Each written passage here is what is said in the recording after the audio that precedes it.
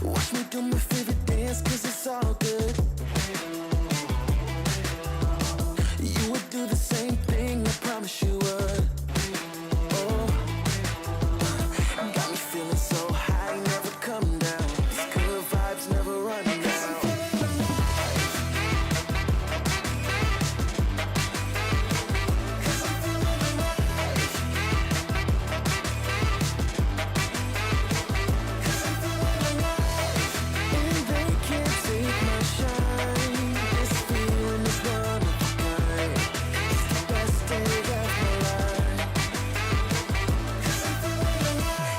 Nothing you can do. I'm feeling brand new, and even when I'm down, I'm still cool. There's no way I can lose. I feel invincible. That's just what I choose. Yeah, feeling good's the choice. Now scream it out with your voice. Yeah, my time has arrived, cause I'm feeling so alive.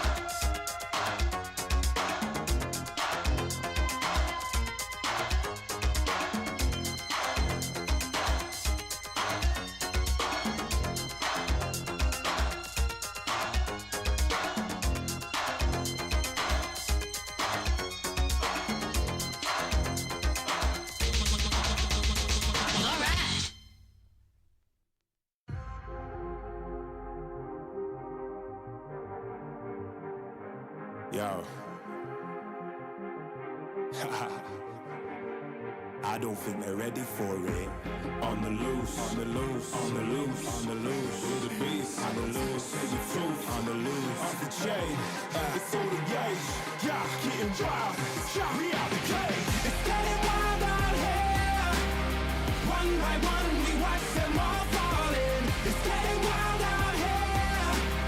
But I'ma be the last one standing. You can't stop what's begun. You can't stop a revolution. Come in, come in. It's getting wild out here. It's getting wild, it's getting wild. Eating them, beast, eating them, feast. Fire the most, tire the least. See them admitting defeat, and they so useless. I'm so ruthless. New phone, who this? Give no reply to excuses. Got no bite, man, a toothless. Living a lie and the truth is, got this power, bringing it. Play my anthem, singing it. Every mountain, ringing it high. I soar, I rise, reborn. Strapped, I'm back like never before. Taking my final form.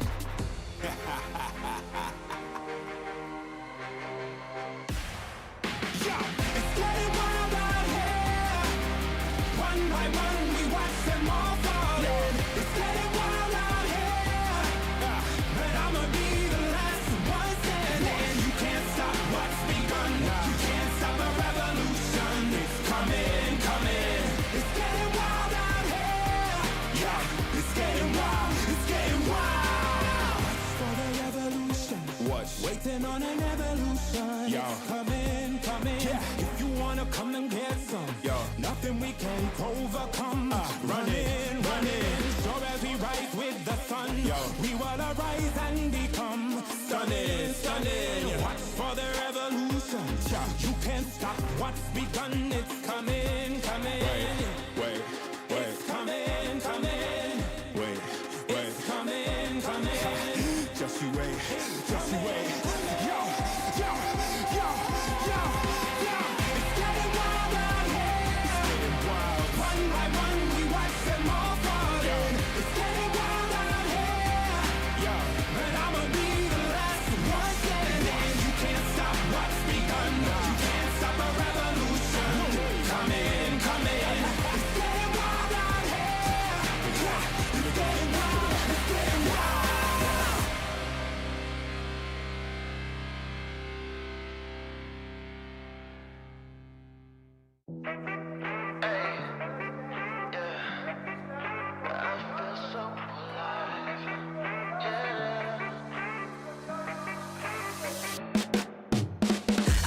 Feeling in my bones, things will work out. Nothing's gonna keep me back or turn me around. Hey. I just know it'll turn around somehow. These good vibes never run out. 'Cause I'm feeling alive. 'Cause I'm feeling alive.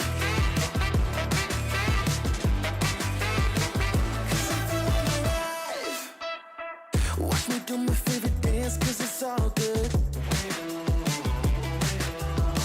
You would do the same thing, I promise you would. Oh, got me feeling so high, never come down. These good vibes never run out. 'Cause I'm feeling alive. 'Cause I'm feeling alive. 'Cause I'm feeling alive. And they can't take my shine. This feeling is one of a kind. It's the best day of my life. 'Cause I'm feeling alive. And there's nothing you can do. I'm feeling brand new. And even when I'm down, I'm still cool. There's no way I can lose. I feel invincible. That's just what I choose. Yeah, feeling good's the choice. Now scream it out with your voice. Yeah, my time is arrived, 'cause I'm feeling so alive.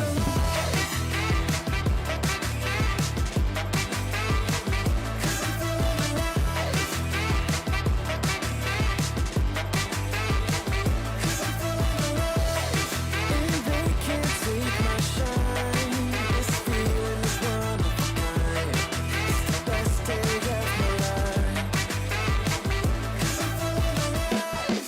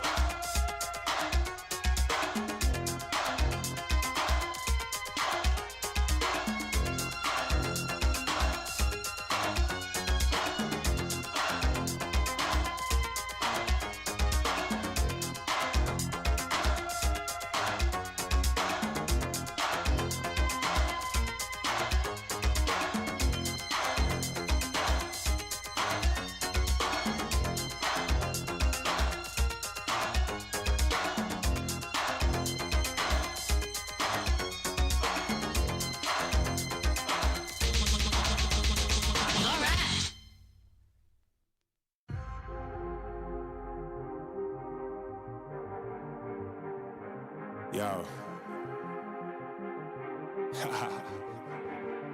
I don't think they're ready for it. On the loose, on the loose, on the loose, on the loose. With the beast, on the loose, say the truth, on the loose. Off the chain, it's all the gauge. Yeah, getting wild, yeah, we out the cage. It's getting wild out here. One by one, we watch them all falling. It's getting wild out here. But I'ma be the last one standing. You can't stop what's begun. You can't stop a revolution. Come in, come in. It's getting wild out here. It's getting wild, it's getting wild. Eating them, beast, eating them, feast. Fire the most, tire the least. See them admitting defeat, and they so useless. I'm so ruthless. New phone, who this? Give no reply to excuses. Got no bite, man, I'm toothless. Living a lie and the truth is, got this power, bringing it. Play my anthem, singing it. Every mountain, ringing it high. I soar, I rise, reborn. Shacked, I'm back like never before. Taking my final form.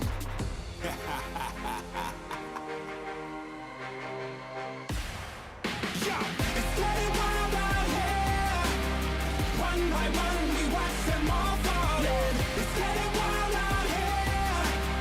But I'ma be the last one standing. You can't stop what's begun. You can't stop a revolution. It's coming, coming. It's getting wild out here. Yeah, it's getting wild. It's getting wild. For the revolution. What? Waiting on an evolution. Yo. Coming, coming. Yeah. If you wanna come and get some. Yo. Nothing we can't overcome. Running, running. Sure as we rise with the sun. Yo. We will arise and become stunning, stunning. Watch for the revolution. You can't stop what's begun. It's coming, coming. Wait. It's coming, coming. Wait. It's coming, coming. Just you wait, just you wait. Yo. It's getting wild out here. It's getting wild. One by one, we watch them all falling. It's getting wild out here. Yo. But I'ma be the last one standing. You can't stop what's begun. You can't stop a revolution. Come in, come in. It's getting wild out here. It's getting wild. It's getting wild.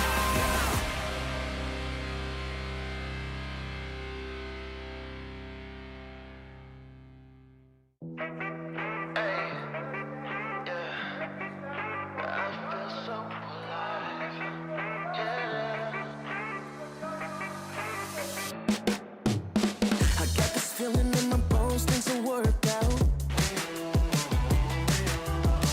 Nothing's gonna keep me back or turn me around. Hey. I just know it'll turn around somehow. These good vibes never run out. 'Cause I'm feeling alive. 'Cause I'm feeling alive.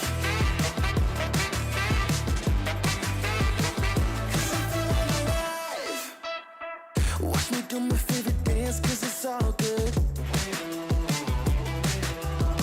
You would do the same thing, I promise you would. Oh, got me feeling so high, never come down. These good vibes never run out. 'Cause I'm feeling alive. 'Cause I'm feeling alive. 'Cause I'm feeling alive.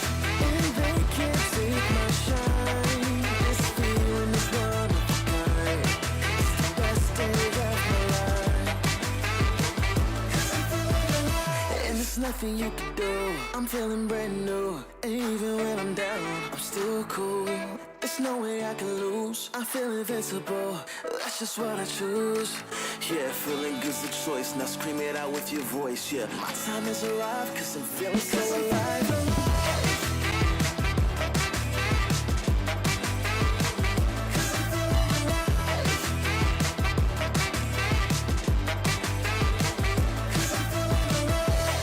And they can't take my shine. This feeling is one of a kind. It's the best day of my life. 'Cause I'm feeling alive.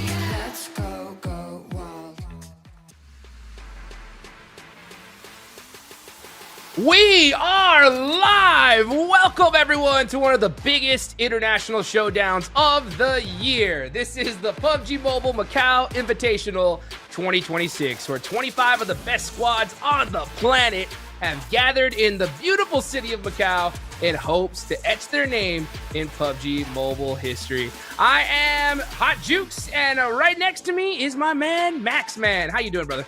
Well, right next to you, the other side of the Atlantic. But you know what? Still That's on right. the same Earth. But yeah, I'm very excited here. Excited to break down all of the action happening in PMMI 2026 with you, Hot Troops. It's going to be very exciting. And we've got an insane lineups of team. And pretty much the way you could put down this tournament in a few words, it's China against the world. Ooh. That is correct, man. Oh my goodness. I can't wait to see all the best teams on the planet going against a heavy studded roster of all these incredible Chinese squads. You can take a look right here at the graphic. This is what we got going on, guys. We got the group stage. This is day number 1, and then we're gonna have those grand finals coming around the corner. But I'm looking at the bottom, Max, man.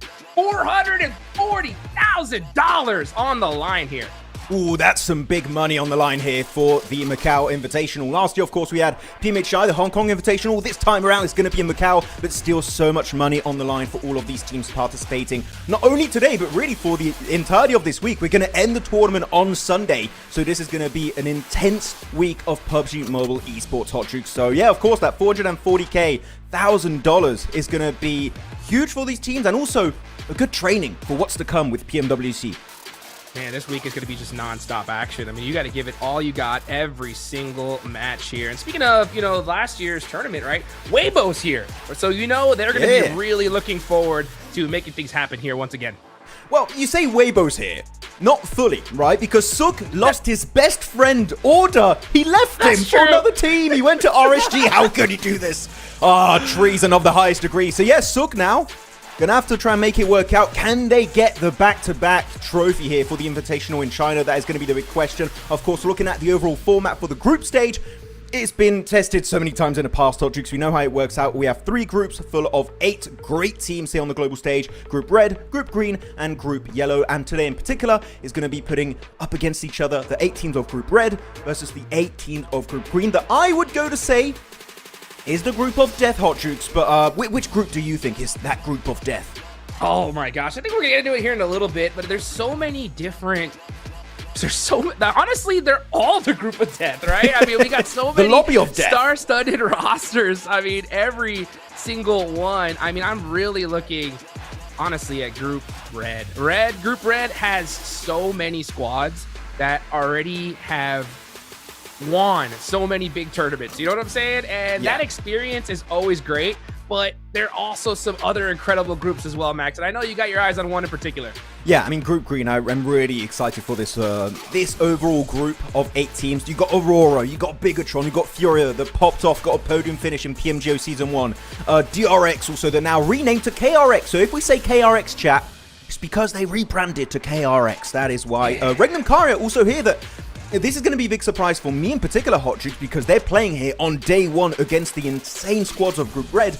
They didn't participate in PMGO Season 1. They're not going to be at PMWC because they failed in their home region of Turkey.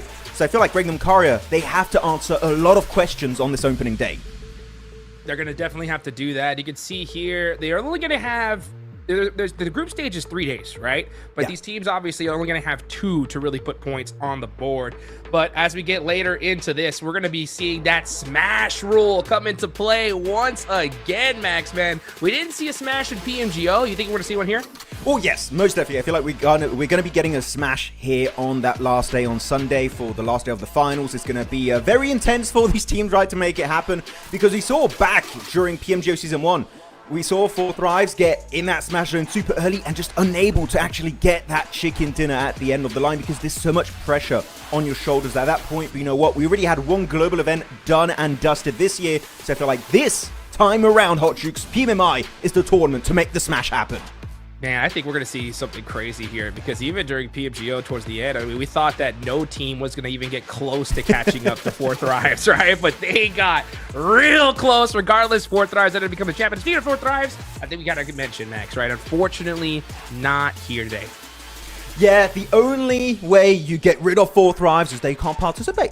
Otherwise, you can't beat them. They're too strong. No, so very unfortunately, 4 Thrives are not here. But we got a great replacement, right, in the side of GOAT Team. That was very impressive going into PMGO Season 1. I feel like this is a lineup coming out from EECA that a lot of people maybe overlooked slightly, right? But this is just a very solid roster. Moxie in particular. I tell you, Hot Jukes, you give Moxie a hovercraft, anything is possible. So I would say GOAT Team, a very deserving replacement as we check out the map rotation. And Rondo is here to kick off PMMI 2026. I cannot wait to see in particular how the Chinese teams are going to perform on that battleground. Yes, I mean, we saw just how incredibly important Rondo was in PMGO. Now, it was especially important in the fact that it was such a shorter format, right? We're going to go into a much longer one here, but still, this is the place where you're going to put some serious points on the board. We could see a team easily drop 30 off the rip here, Max.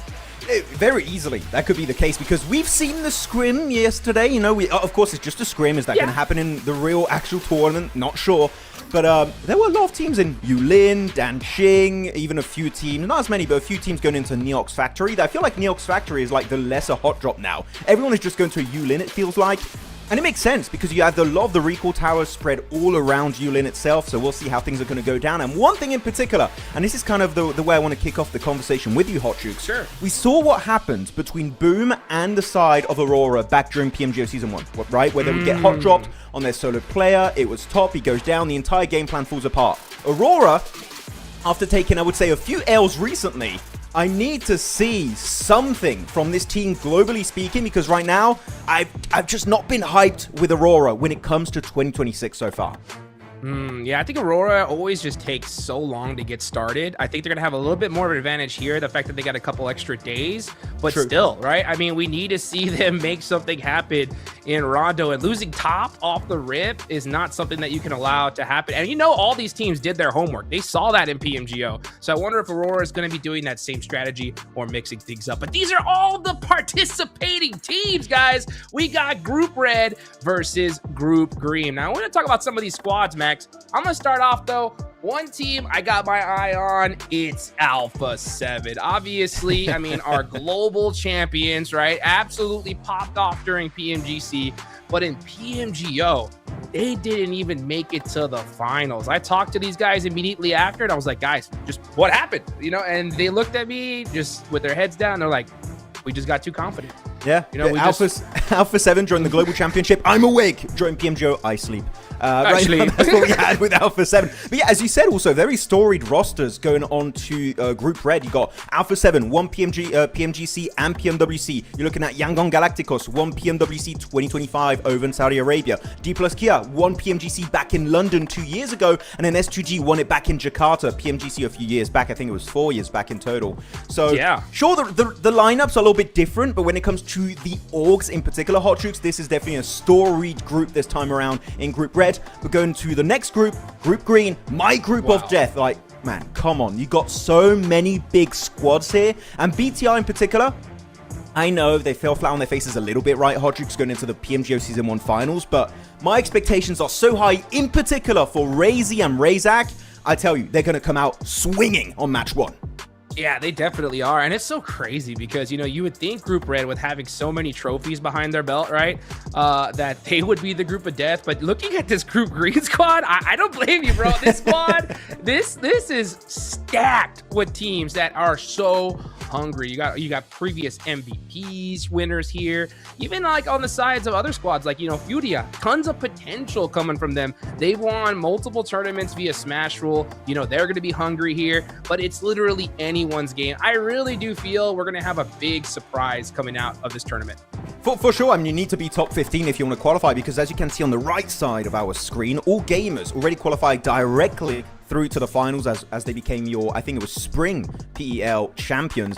And all gamers, I know, like, since Nova Esports, we haven't really had a big Chinese win. Like, sure, you could say Weibo won PMHI last year, but all gamers, oh my goodness. I don't know if anyone has watched some of their gameplay, because it's a bit hard to watch the stream sometimes. But the level of gameplay they put on the table is absolutely ludicrous. So all gamers, Liu, XCZ, Flower H, Maple, and AG Huang, all those guys are a menace, and I would not be surprised, Hot Jukes, if these guys not only do well in this tournament, but also possibly at PMWC over in Paris. This team is looking cracked. Man, I can't wait to see them there in the finals here. But, you know, we're in the group stage, right? So we got Group Yellow, still also filled with some incredible squads, right? We got I'd say, without a doubt, the second best Brazilian team in the world here, Influence Rage. They're all going to be sitting, just watching here and analyzing these different squads. I'm really interested as we go into Rondo, just seeing how teams are going to approach it, right? During the scrims, just to kind of give a little sneak peek, we saw everybody just hot drop, right? Which kind of makes sense. It's a scrim. You're just trying to kind of, you know, make sure everything's working. But at the same time, I'm always wondering, right? Like, why not? You know, you have those revive opportunities. That could be a great place to get some instant eliminations. I want to see which squads are going to really go hungry for it in such a crazy format, or are we going to see teams just kind of head off to their side? I feel like it's very likely a lot of teams are going to want to get involved in that early conversation in the hot drops you just mentioned, because you need to be top 15 out of all these groups. Literally one Rondo over the course of 3 days. Well, technically 2 days, right? Because you have a group rotation, so you have 2 days per group. That could be your one-way ticket straight into the grand final. So Rondo is just so important. I know we keep rehashing how important it is. Of course, you don't want to overlook Erangel or Miramar, because I know we keep referencing PMGO Season 1 a lot, Hot Jukes, but because it's so fresh in our minds, that if you look back at PMGO Season 1 Grand Finals, Day 2 of the finals, Ulf, it was not because of Rondo they came back. It was because of Erangel and Miramar combined. Yep.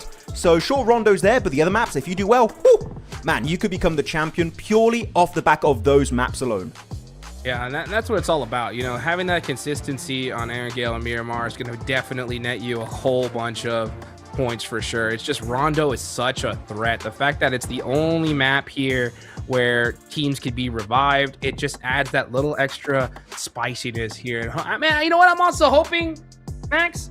We see a double playing path off the rip. You know, just let's get crazy. You caught me as I was finishing my drink, sorry. Aha! Unfortunate timing. But no, double playing, we did have it during the scrims yesterday, actually. So you know what? That could be a way to kick off the tournament in a very, very hype fashion. I always like a double playing because it just throws a bit of madness into the lobby. But yeah, no, I mean, Rondo's going to be important. I'm especially looking at Yulin. And again, I want to rehash the point I made about AURORA. They have shown a big weakness during PMGO with Boom, where they got hot dropped on top as the recall player. I do wonder if teams are going to expand upon that, but not just on AURORA, but on other teams that we know how they split up and where they like to go for their 3-1 splits.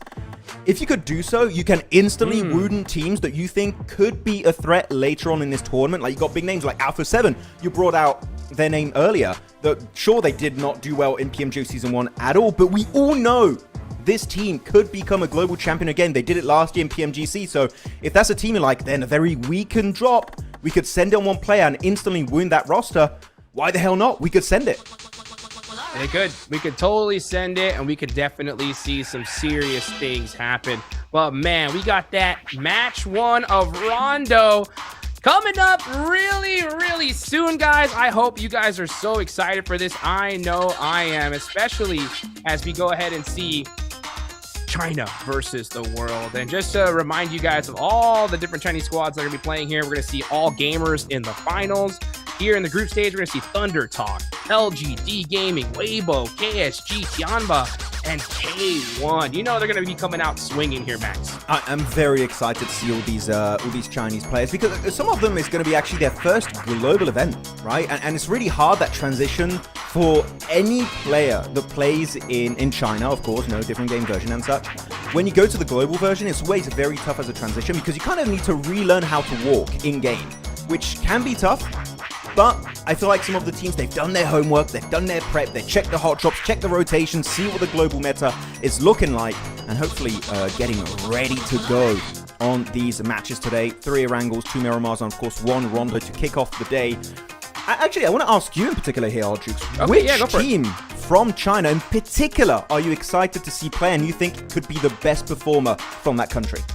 Man, honestly, there's so many different squads. I mean, one team that I just saw and I was so excited to see was Thunder Talk. You know, just such a storied squad, especially when it comes to PEL, right? So I want to see what they do here. I was definitely missing them in some previous tournaments. So Thunder Talk Gaming, I think they're going to come off the rip really strong here. I agree. I mean, AJ's a great player in that home region. I remember the first time I saw Sitting play a global event, I was like, Sitting, that's an interesting name. He's probably not going to do much, right? And he just wrecks the lobby sometimes. He's like, he sat people down. Yeah, he's like, that's why he's called Sitting. He's like, okay. I'm sorry for doubting you, Sitting. He's really good. So now I fully agree with Thunder Talk. I feel like they could definitely bring the heat this time around. But K1, some players that I'm not going to lie, I'm going to be honest here. I don't know how they're going to perform here. So this is kind of a big question mark in this lobby. How they're going to drop, how they're going to rotate. Are they going to play edge? Are they going to play center? Are they going to play adaptable, aggressive, passive? So many questions that we need to answer quickly, because otherwise, a team that you just don't know how they're going to perform could be the dark horse to take it home. Yeah, and I think that honestly, I'm really feeling it here. I've kind of felt the shift in the air, especially after seeing, 4 Thrives with PMGO, that these other teams, the level of competition across the board, Max, has raised exponentially this year. Before, in previous years, we usually see like a good, solid, like half the lobby that was just a cut above the rest, right? Yeah. But I think every team here, they can make it happen. Literally, they just get a good rondo going. They get some solid matches, some solid zones. They can easily win this thing.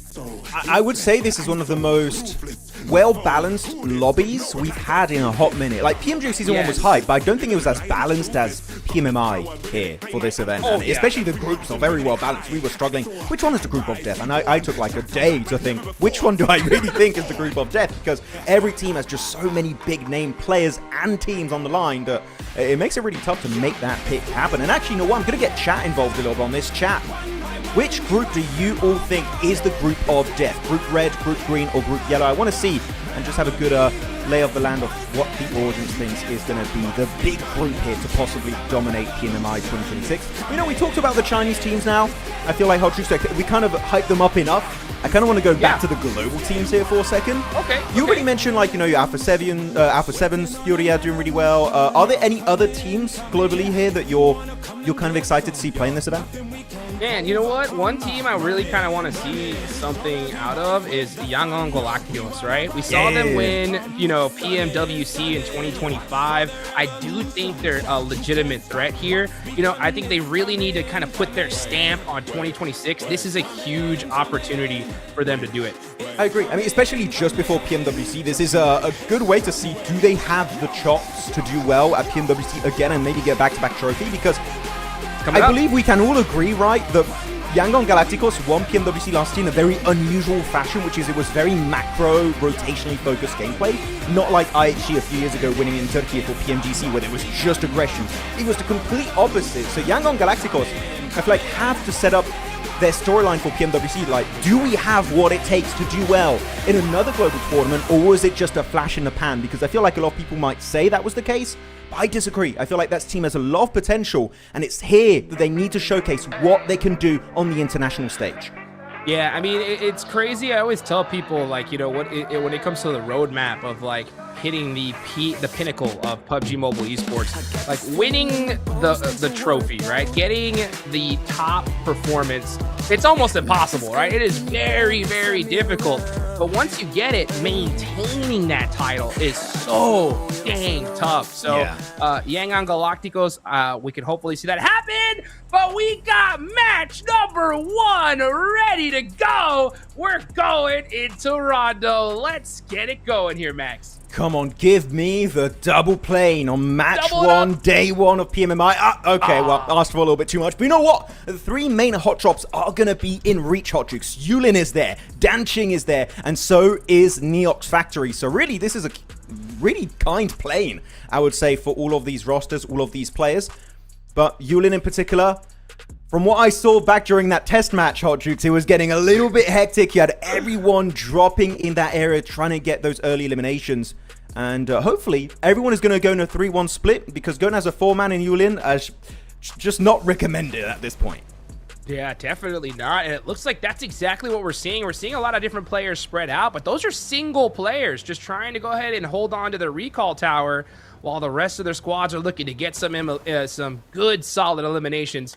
You can see Carrillo dropping, getting looted up and ready to go here. Oh, yeah, these teams are not messing around, Max. They want those points early, and we're going to see KRX get a nice thirst on the Yangon Galacticos. Okay, this fight could last a while because the circle is slap dag right on the middle of Yulin itself, so no one's going to have to go for that quick early rotation. They can just chill out. Well, chill out is a bit of a weird way to put a hot drop. They definitely have a bit more time to work with. You can see some of the players going to... Oh, I saw one player with a DSR and a Kar 98 loadout for Yala, I believe, for Furia. Yeah, so he's... Okay, he does pick up an M4. Lucky, because otherwise that double sniper loadout would not be it in this hot drop. But here we do have this LGD, S2G, Aurora, Furia, KRX. I think there's another team I can't even see because there's too many bloody squads here, hot jukes. There's too many. Way too many squads here. We can see Silence keeping an eye out right now, trying to catch this play from LGD. As we can go ahead and see... Oh, as a matter of fact, there's Top. AK in hand, but getting caught by Kami. Why is Top here?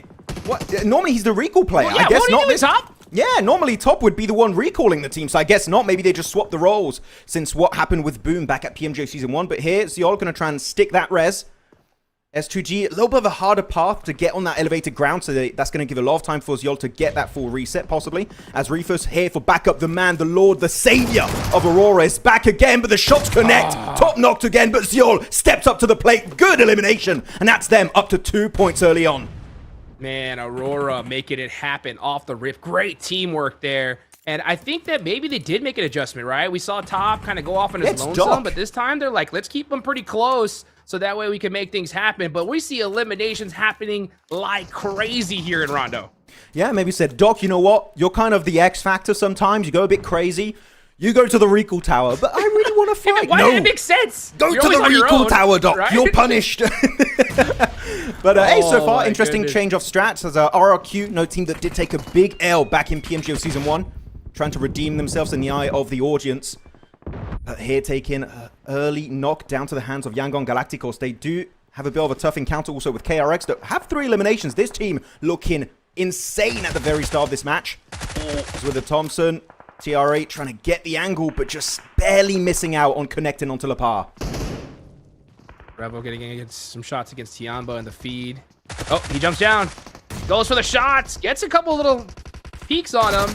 He only got 24 shots left, but gets caught out, and RRQ immediately returning the favor. Actually, no, that's Hoxie, yeah, from KRX.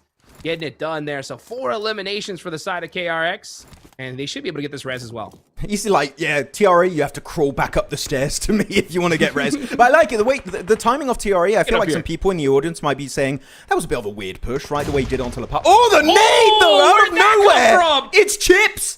On his Korean brethren's taking down his homies.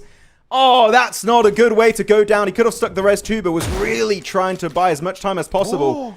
But yeah, definitely really good timing between the 2 players on KRX. But unfortunately, one nade takes it apart instantly. Wow, what a perfect nade. The bank is open there. The bounce nade, hitting it. That is how you do it. Now we see Thunder Talk. AJ holding some angles here, trying to find a peek on Alpha 7. Hopefully he's hoping one of these players slip up, throwing out that building. You know they're hungry, but Thunder Talk so far, no eliminations. But you know they're ready to get some, that's for sure. This is on the side of Danching, right there on the edge of the circle. Obscure getting caught. Not the best way to kick off the game here. Of course, they still should have their recalls. Revo to get one elimination. All they want to do here, if you're Alpha 7, is avoid the bottom two. Just still stings, right, after PMGO S1. But they will stick the res onto Obscure.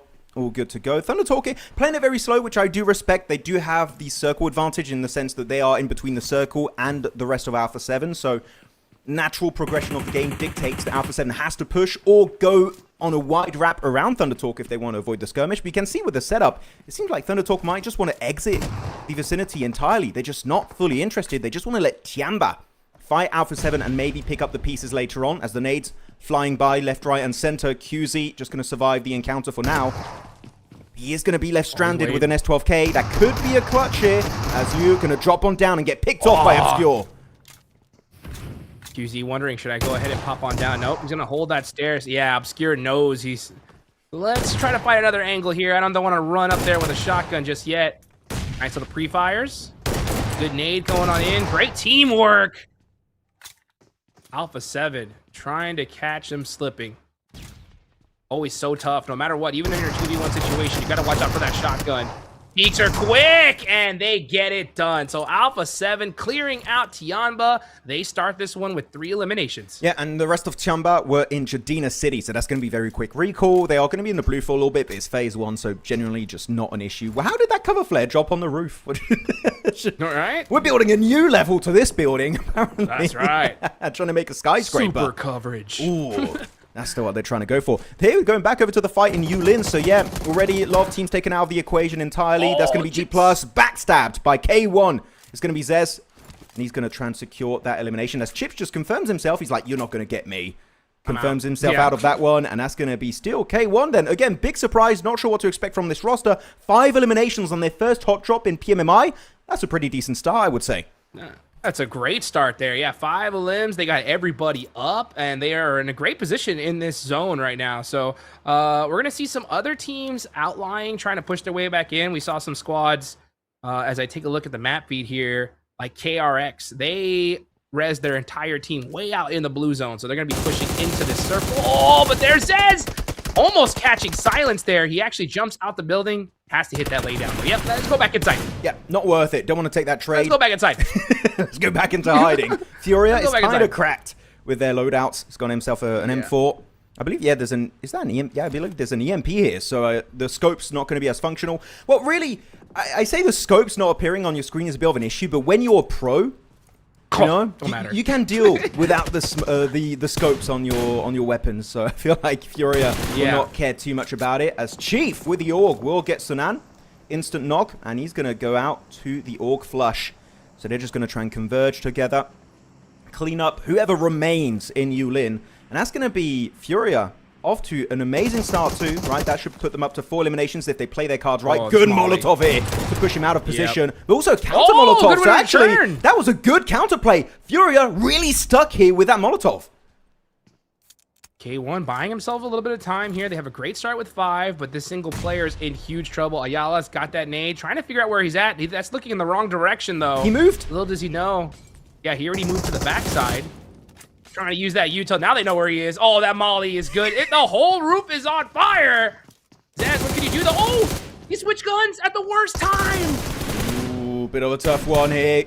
Gonna have to go lay down on his belly, hoping that he doesn't get spotted. Ayala sending it solo here. You got to be careful. That's one knock. Can he pull off the 1v3? It's just not meant to be. Zez will get put down, but it doesn't matter. K1 still have that recall strat available, so we'll see him later on down the line. But Furia, I would say that was a great display, Hot Jukes, of utility usage. The grenades, the Molotovs, the timing to reposition, in particular for Zez, was just a thing of absolute beauty. So, like, tip of the hat to you guys. That was just some great utility usage from start to finish.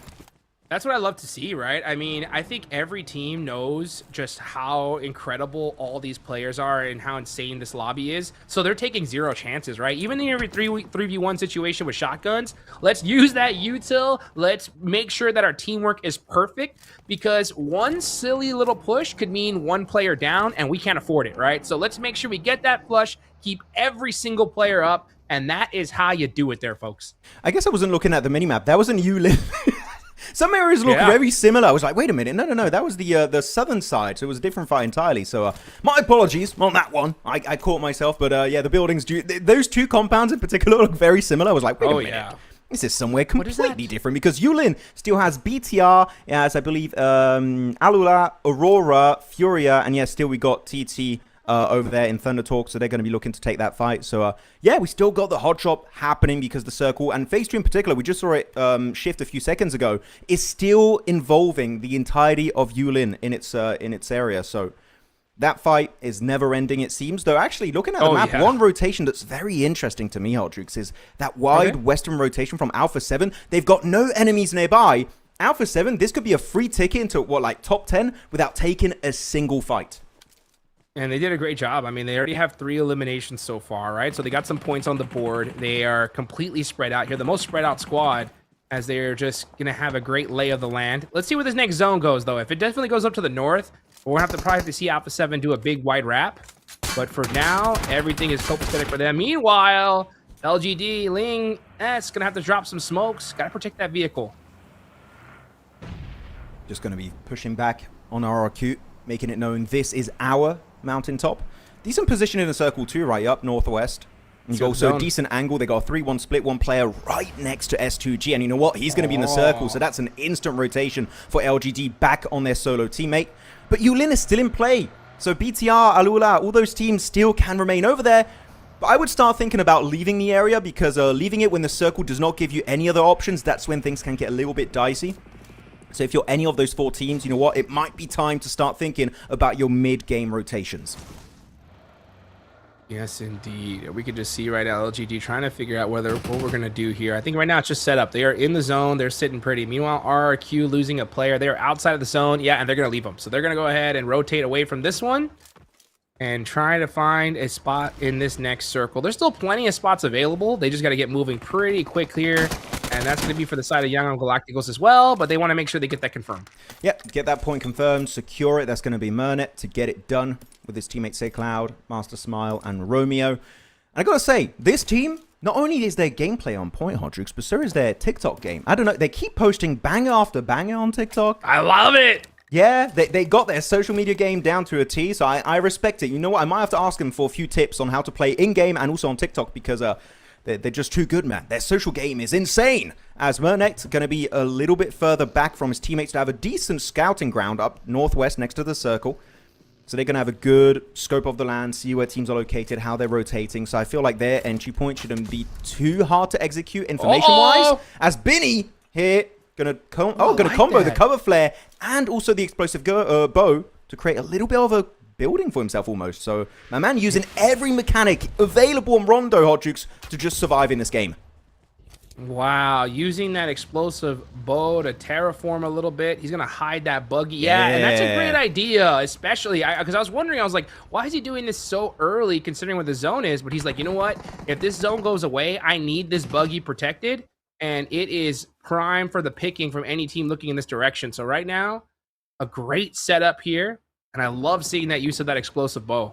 In particular, I feel like it's not just trying to hide the car, which of course is a bonus if you can, but with third-person perspective, it's still very easy to see the buggy. I would say the main reason why he's done that is because he wants to hide the wheels. So you don't get the wheels popped by like a Mini 14 from like maybe top from like 200 meters away. So just to make sure that car remains in a functional condition. So I feel like that is a very good play from Binny. And I feel like as time goes on, we're going to see those mechanics used even more by these global teams.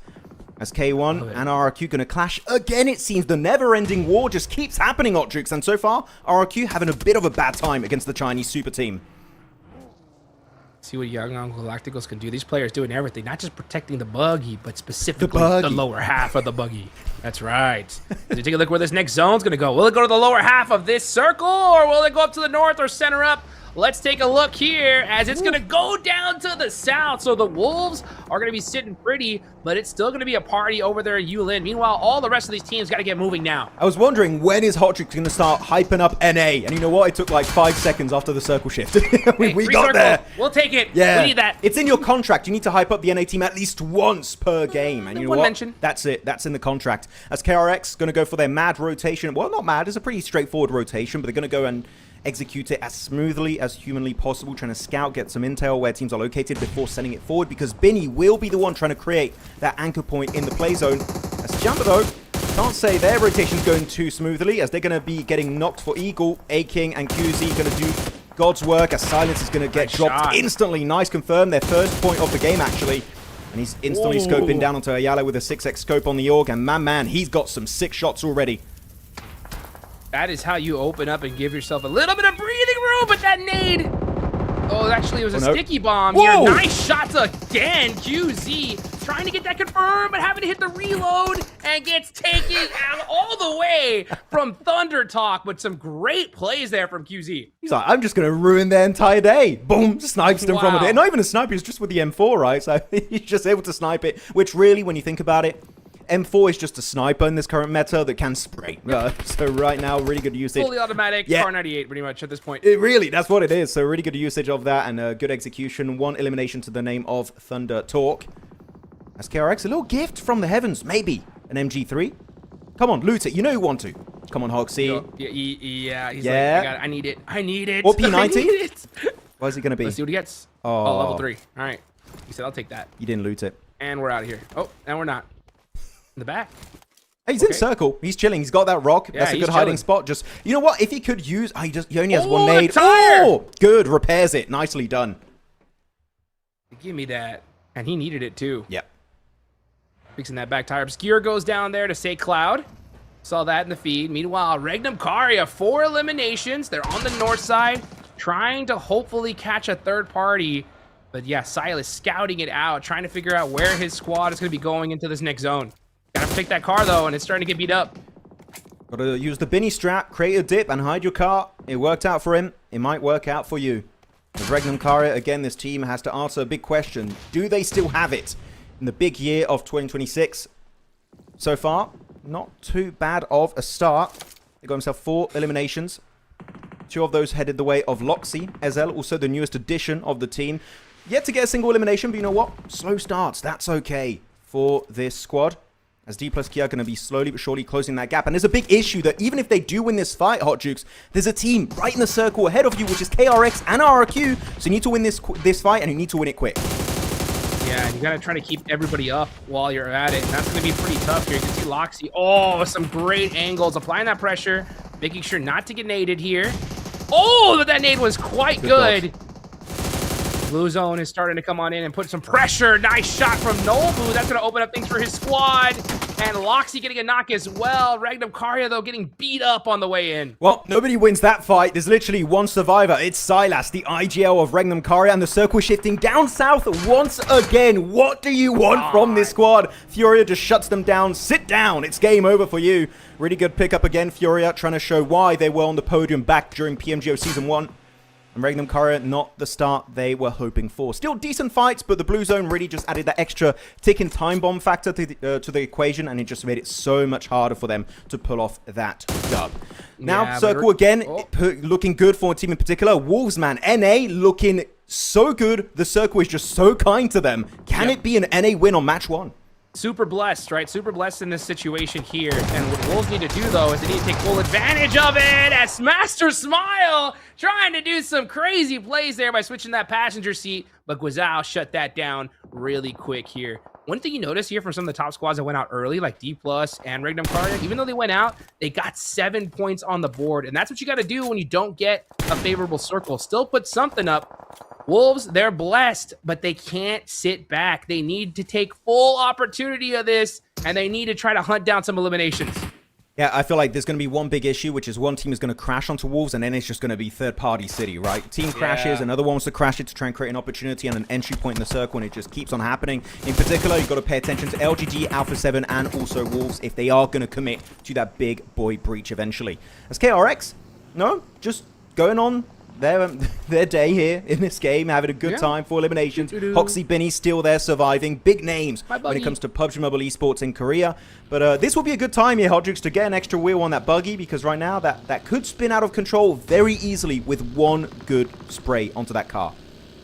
Let's see what Hoxie can do. On the move now. Trying to find a spot in this circle, getting pieced up. Oh, and that tire does go out. So now he's going to try and coast it into a spot. Gonna have to pick this one here. Yeah, explosive. Oh, and that's not here. That's Binny. Oh, yeah, maybe. Yeah, but they do have one explosive bow in one of their loadouts. I was like, maybe they could use it to create a bit of a dip and survive a bit deeper in this game. Maybe get a few cheeky placement points if they can reach top 8. But as of right now, it's not looking good. Sunam with the nade. He has no information on where they exactly are. And he gets the knock onto one of those players. It's looking good. FURIA struggling to survive, though, as RRQ getting absolutely demolished. And KRX also not having the best of times.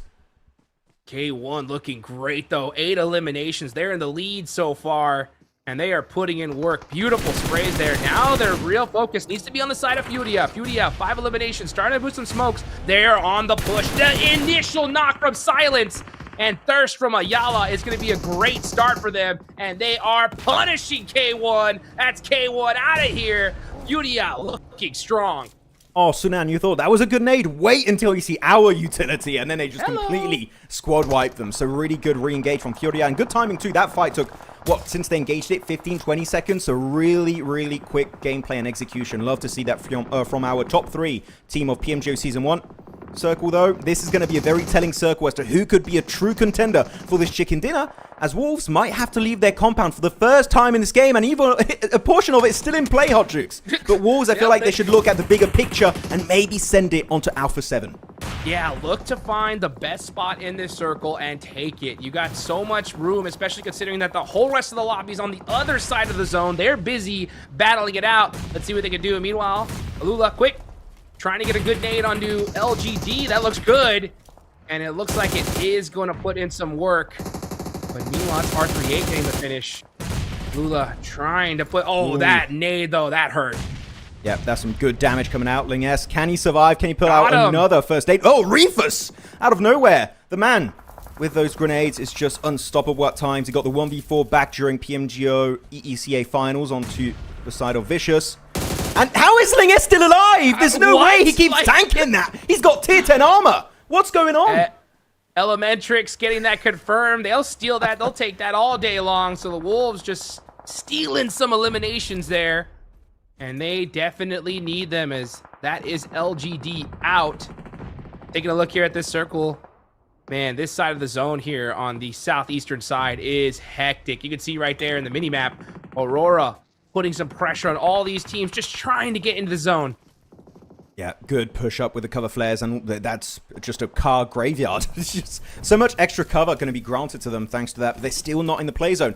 If you're FURIA, you got to come up with a very strong plan right now. You got a minute 40 seconds before your area is going to be fully engulfed in the blue zone. You got to go for the reset onto Silence, maybe refresh those smokes to try and survive a bit deeper. But S2G is your main competition. You cannot dodge it. You need to send the fight very soon, as back into Yulin. The hot drop keeps on giving, and it's going to be Bigatron versus the side of Thundertalk, and only AJ remains against the Indonesian super team. But Razy, Federalis getting in the vehicles, and you know what? Just not worth it. They might just want to leave here, Hot Shoots, or just send it, seems, onto AJ. Yup, they said we want those confirmations, and they got them. So now they're going to be pressing on down into the zone, but they're going to be having to look for a spot. And this is where they're going to park it out. But can they even leave it? That's going to be the question, because all eyes are on them. Alula staring on the side of Bigatron, but Razak, with this little dip here, has a little bit of room to make something happen. Yeah, trying to pop the wheels too, just to make sure he can't get shot from under the vehicle. Car can explode though, got to be a little bit cautious. Maybe move back, and it creates an extra dip. That's going to be a good feature to use. But FURIA finally sending it right onto S2G. This ain't Miramar, so they might struggle with FURIA losing everyone except for Higod. And the car explosion gets it. They're out. S2G survive. And that's going to be our top squads, top 4 out of the picture. And Bigatron still looking good and healthy. The mid-pack looking strong here. Huge opportunity for them to make something happen. Soulk gonna go ahead and get that vehicle there and get the res on to Kami. Meanwhile, we see Carrillo getting a knock there on the Wolves. It's the Wolves versus Alpha 7. Elementrix got the MG3. He is locked and loaded here. but it is Carrillo. You gotta always be careful with this player. Oh, music to my ears. The MG3 in the hands of Elementrix too.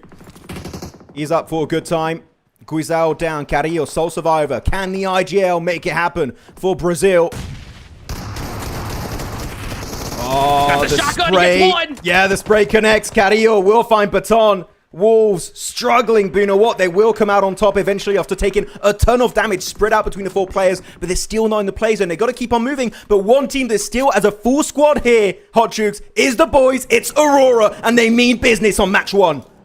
Yes, they do. They're on the south side looking pretty right now. Nobody in their face. They're going to have a great lay of the land here going into the zone. This could be their game. We talked about how Aurora needed to start off strong, not waiting until the end to put up some points, and this could be their opportunity here, Max. I love this. No big ego fights from Aurora. This is the Aurora I wanted to see back in PMGO Season 1.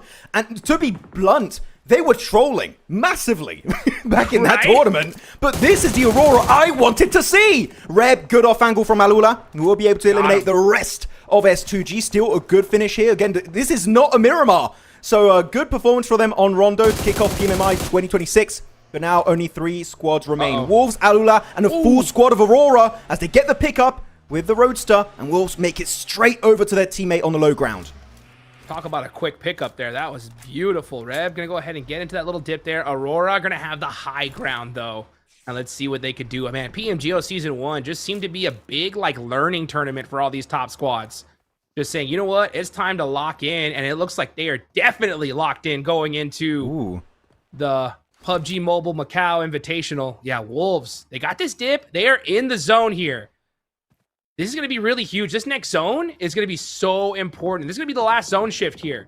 Will it center up? Will it go to the north or south? That's going to be huge for these squads. I really like that Alula left claws on the ridge just to make sure Aurora don't peek over it. Because if Aurora get control of that ridge, Alula are just straight up dead. They can't survive. Really good shot like from Baton with the Org. And now they're going to be on the back foot, having a bit of a tough time. Baton instantly confirming that frag. It's down to Doc, Zyol, and Refus. The 3-man from Mongolia, can they make it happen against North America as Doc trying to send it? Some Hail Mary push onto a duo of Wolves. He's now in nade range, but who is it dangerous for Wolves or maybe for Doc himself? Man, we'll see what happens. I love what Wolves are doing. They got a 2-1-1-1 split doing here, and we could see one of the players from Wolves have a great opportunity to get some shots, but he's peeking back so quickly. Can't afford to get knocked because he knows if he does, he's thirsted. So just hold the angle, apply pressure, don't get knocked is the strategy.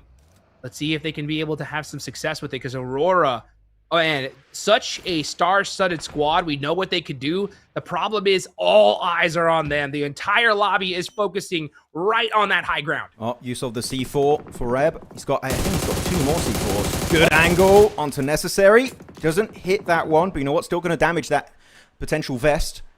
So making sure they're going to be in a weakened state. Extra dip created for Quick. So that's going to allow them to just inch their way forward into the place. And as you said, that was the last circle shift. So here these teams, they need to make their way in. And Wolves and Aurora need to move in. Alula already set up for success.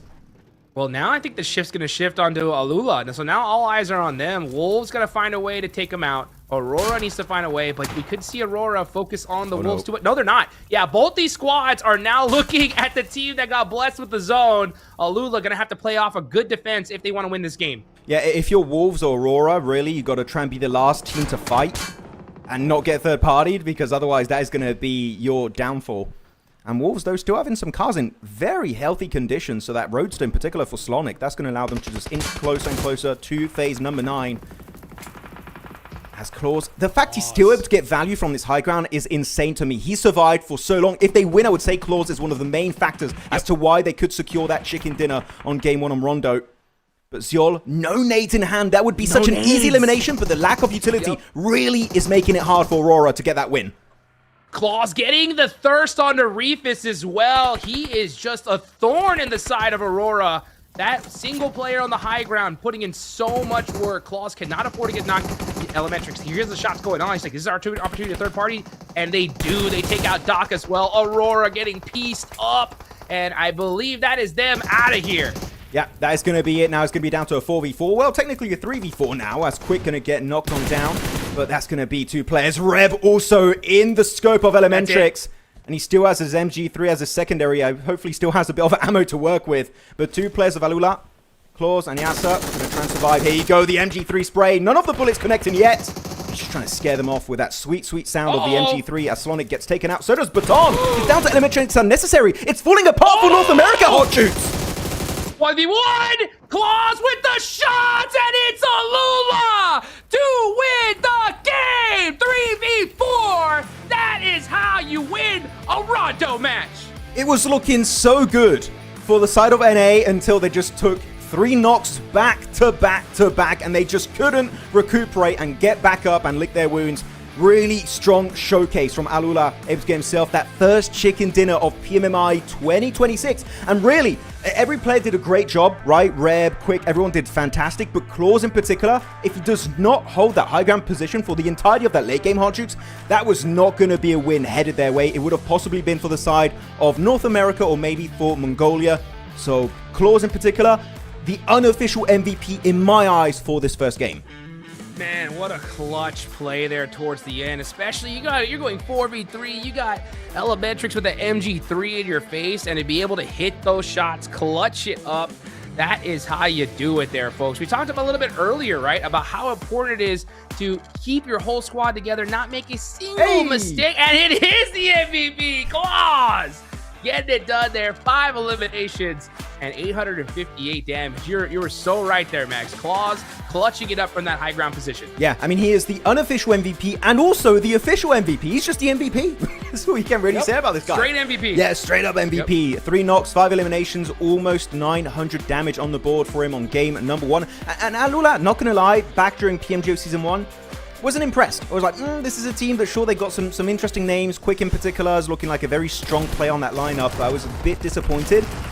But this is good because they had that learning experience just before PMMI 2026. So it seems like they've learned from that bad performance back at PMGO Season 1 in Jakarta, and they come out swinging on Game 1 of PMMI. You love to see that kind of evolution on the global stage. Yes, the squad from the MENA region making it happen here off the rip. As we take a look here at some of the highlights from this one, great usage of utility coverage. I mean, these players, they've got Rondo locked down at this point here, Max. Yep, it seemed like that's exactly what they got, looking at some of the replays of this game. Yeah, that push on BTR, I really thought they were just going to try and avoid that final play of Thunder Talk and prioritize a position in the zone instead. But no, they send it on that final player of Thunder Talk and actually get himself a bunch of extra points. So it was an aggressive play, but I don't hate it. Though what I do hate is not seeing an MG3 chicken dinner. It could have happened. The best weapon in the game could have got the win. But no, it was the full squad of Alula to make it happen. Man, Claws there holding it down all by his lonesome. What a clutch play there for the squad. And that's what's so great too, is like, especially when you go into a tournament, you feel like you didn't perform as well in the last one. Yeah. To win the first match, especially in a 3v4 situation, that is going to do just wonders for their mental game going into the rest of this tournament. It's like, oh, we're pretty good at this PUBG Mobile stuff. We're gaming. Oh, we're kind of gaming right now. But no, definitely a really good way to kick off your overall adventure in the MACAO Invitational, as Alula, there you go, going to be number 1 with their 23 points total. But definitely looking at the elimination spread, Wolves 9 eliminations, S2G 7, FURIA 9, BTR 7. It seems like that Rondo effect definitely was in full effect then this game, and a lot of teams were able to capitalize on that hot drop. In particular, Yulin, there was just a bloodbath from circle 1 until it feels like circle number 7. It was the entire game, and it just kept happening non-stop. Literally, for as long as it was in the zone, it was hectic in Yulin. And that's what I love about watching just pro players adapt to different maps, any situation, right? And when it comes to Rondo, when it first was introduced, I mean, we saw some different types of plays, but it just seems that the consensus is now locked in amongst the entire industry at this point. Like, they know we got a hot drop, we got to get some serious eliminations, and we saw every single team at least put up 1 single point. That this is going to be your overall ranking so far. Alula obviously on top with 23, Wolves getting 15, but even the squads that went out early still put up some great points. It's kind of interesting, actually, when you're looking at these rankings, that for China, K1 is actually the number 1 team from China. I was expecting it to be maybe Thunder Talk, maybe the side of TIANBA too, right?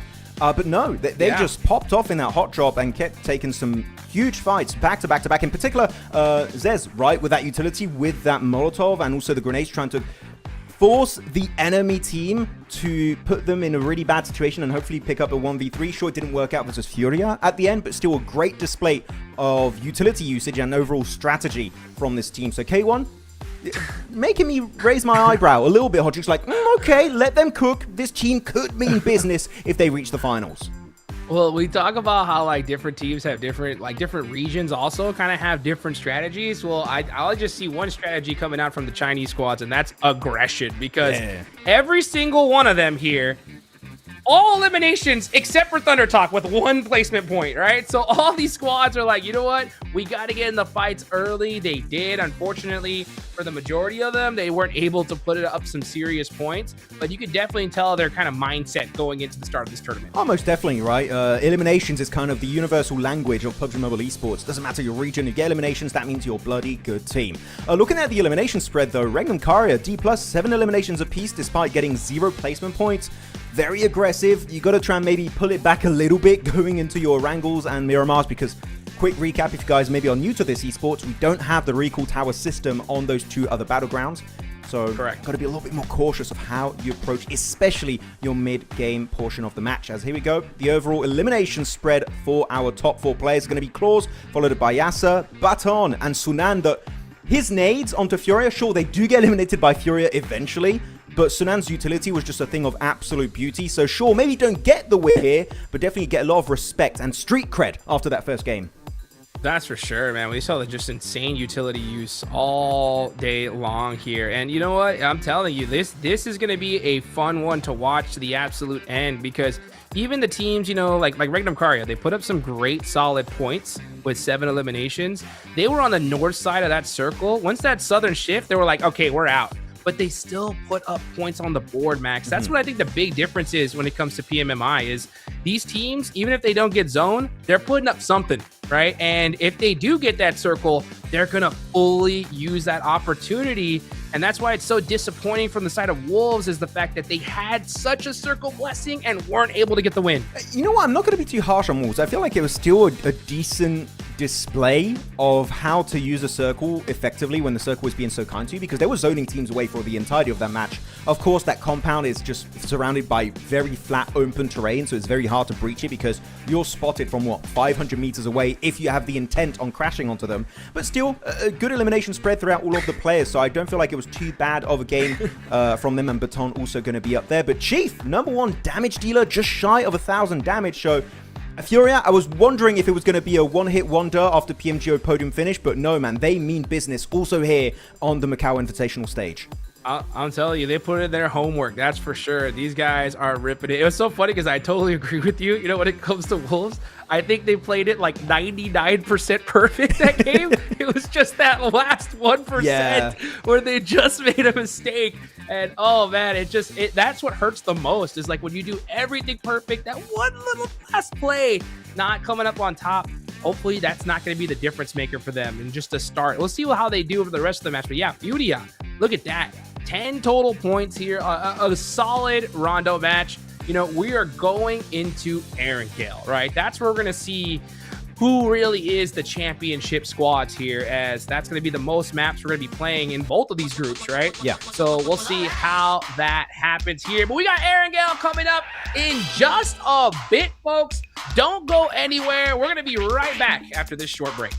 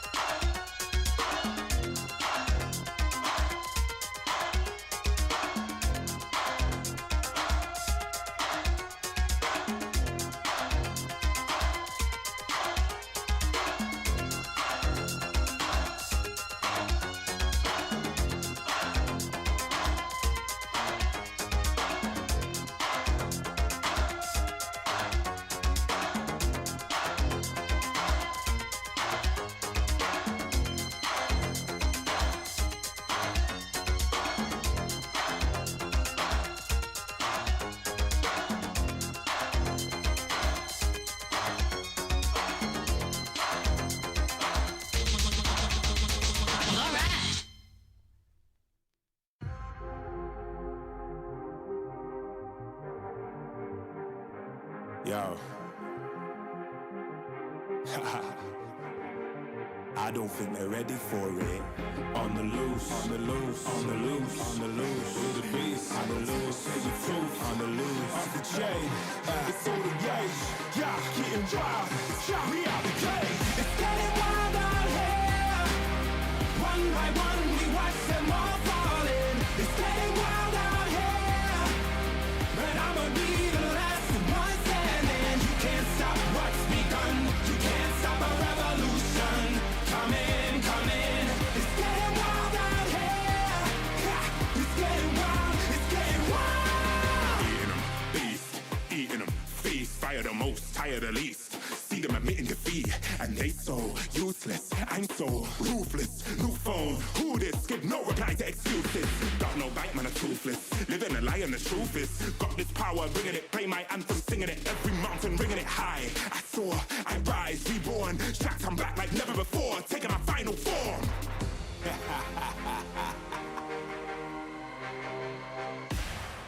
Yeah, it's getting wild out here. One by one, we watch them all falling. It's getting wild out here. But I'ma be the last one standing. You can't stop what's begun. You can't stop a revolution. It's coming, coming. It's getting wild out here. Yeah, it's getting wild. It's getting wild. For the revolution. What? Waiting on an evolution. Yo. It's coming, coming. Yeah. If you wanna come and get some. Yo. Nothing we can't overcome. Running, running. Sure as we rise with the sun. Yo. We will arise and become stunning, stunning. Watch for the revolution. Yeah. You can't stop what's begun.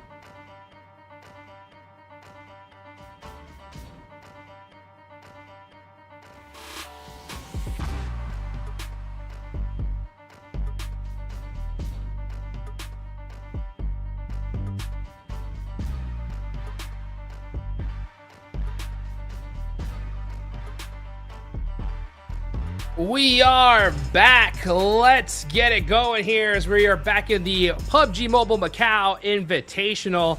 We are getting ready for some Aaron Gale action, and we are on the plane. Let's get match number 2 started.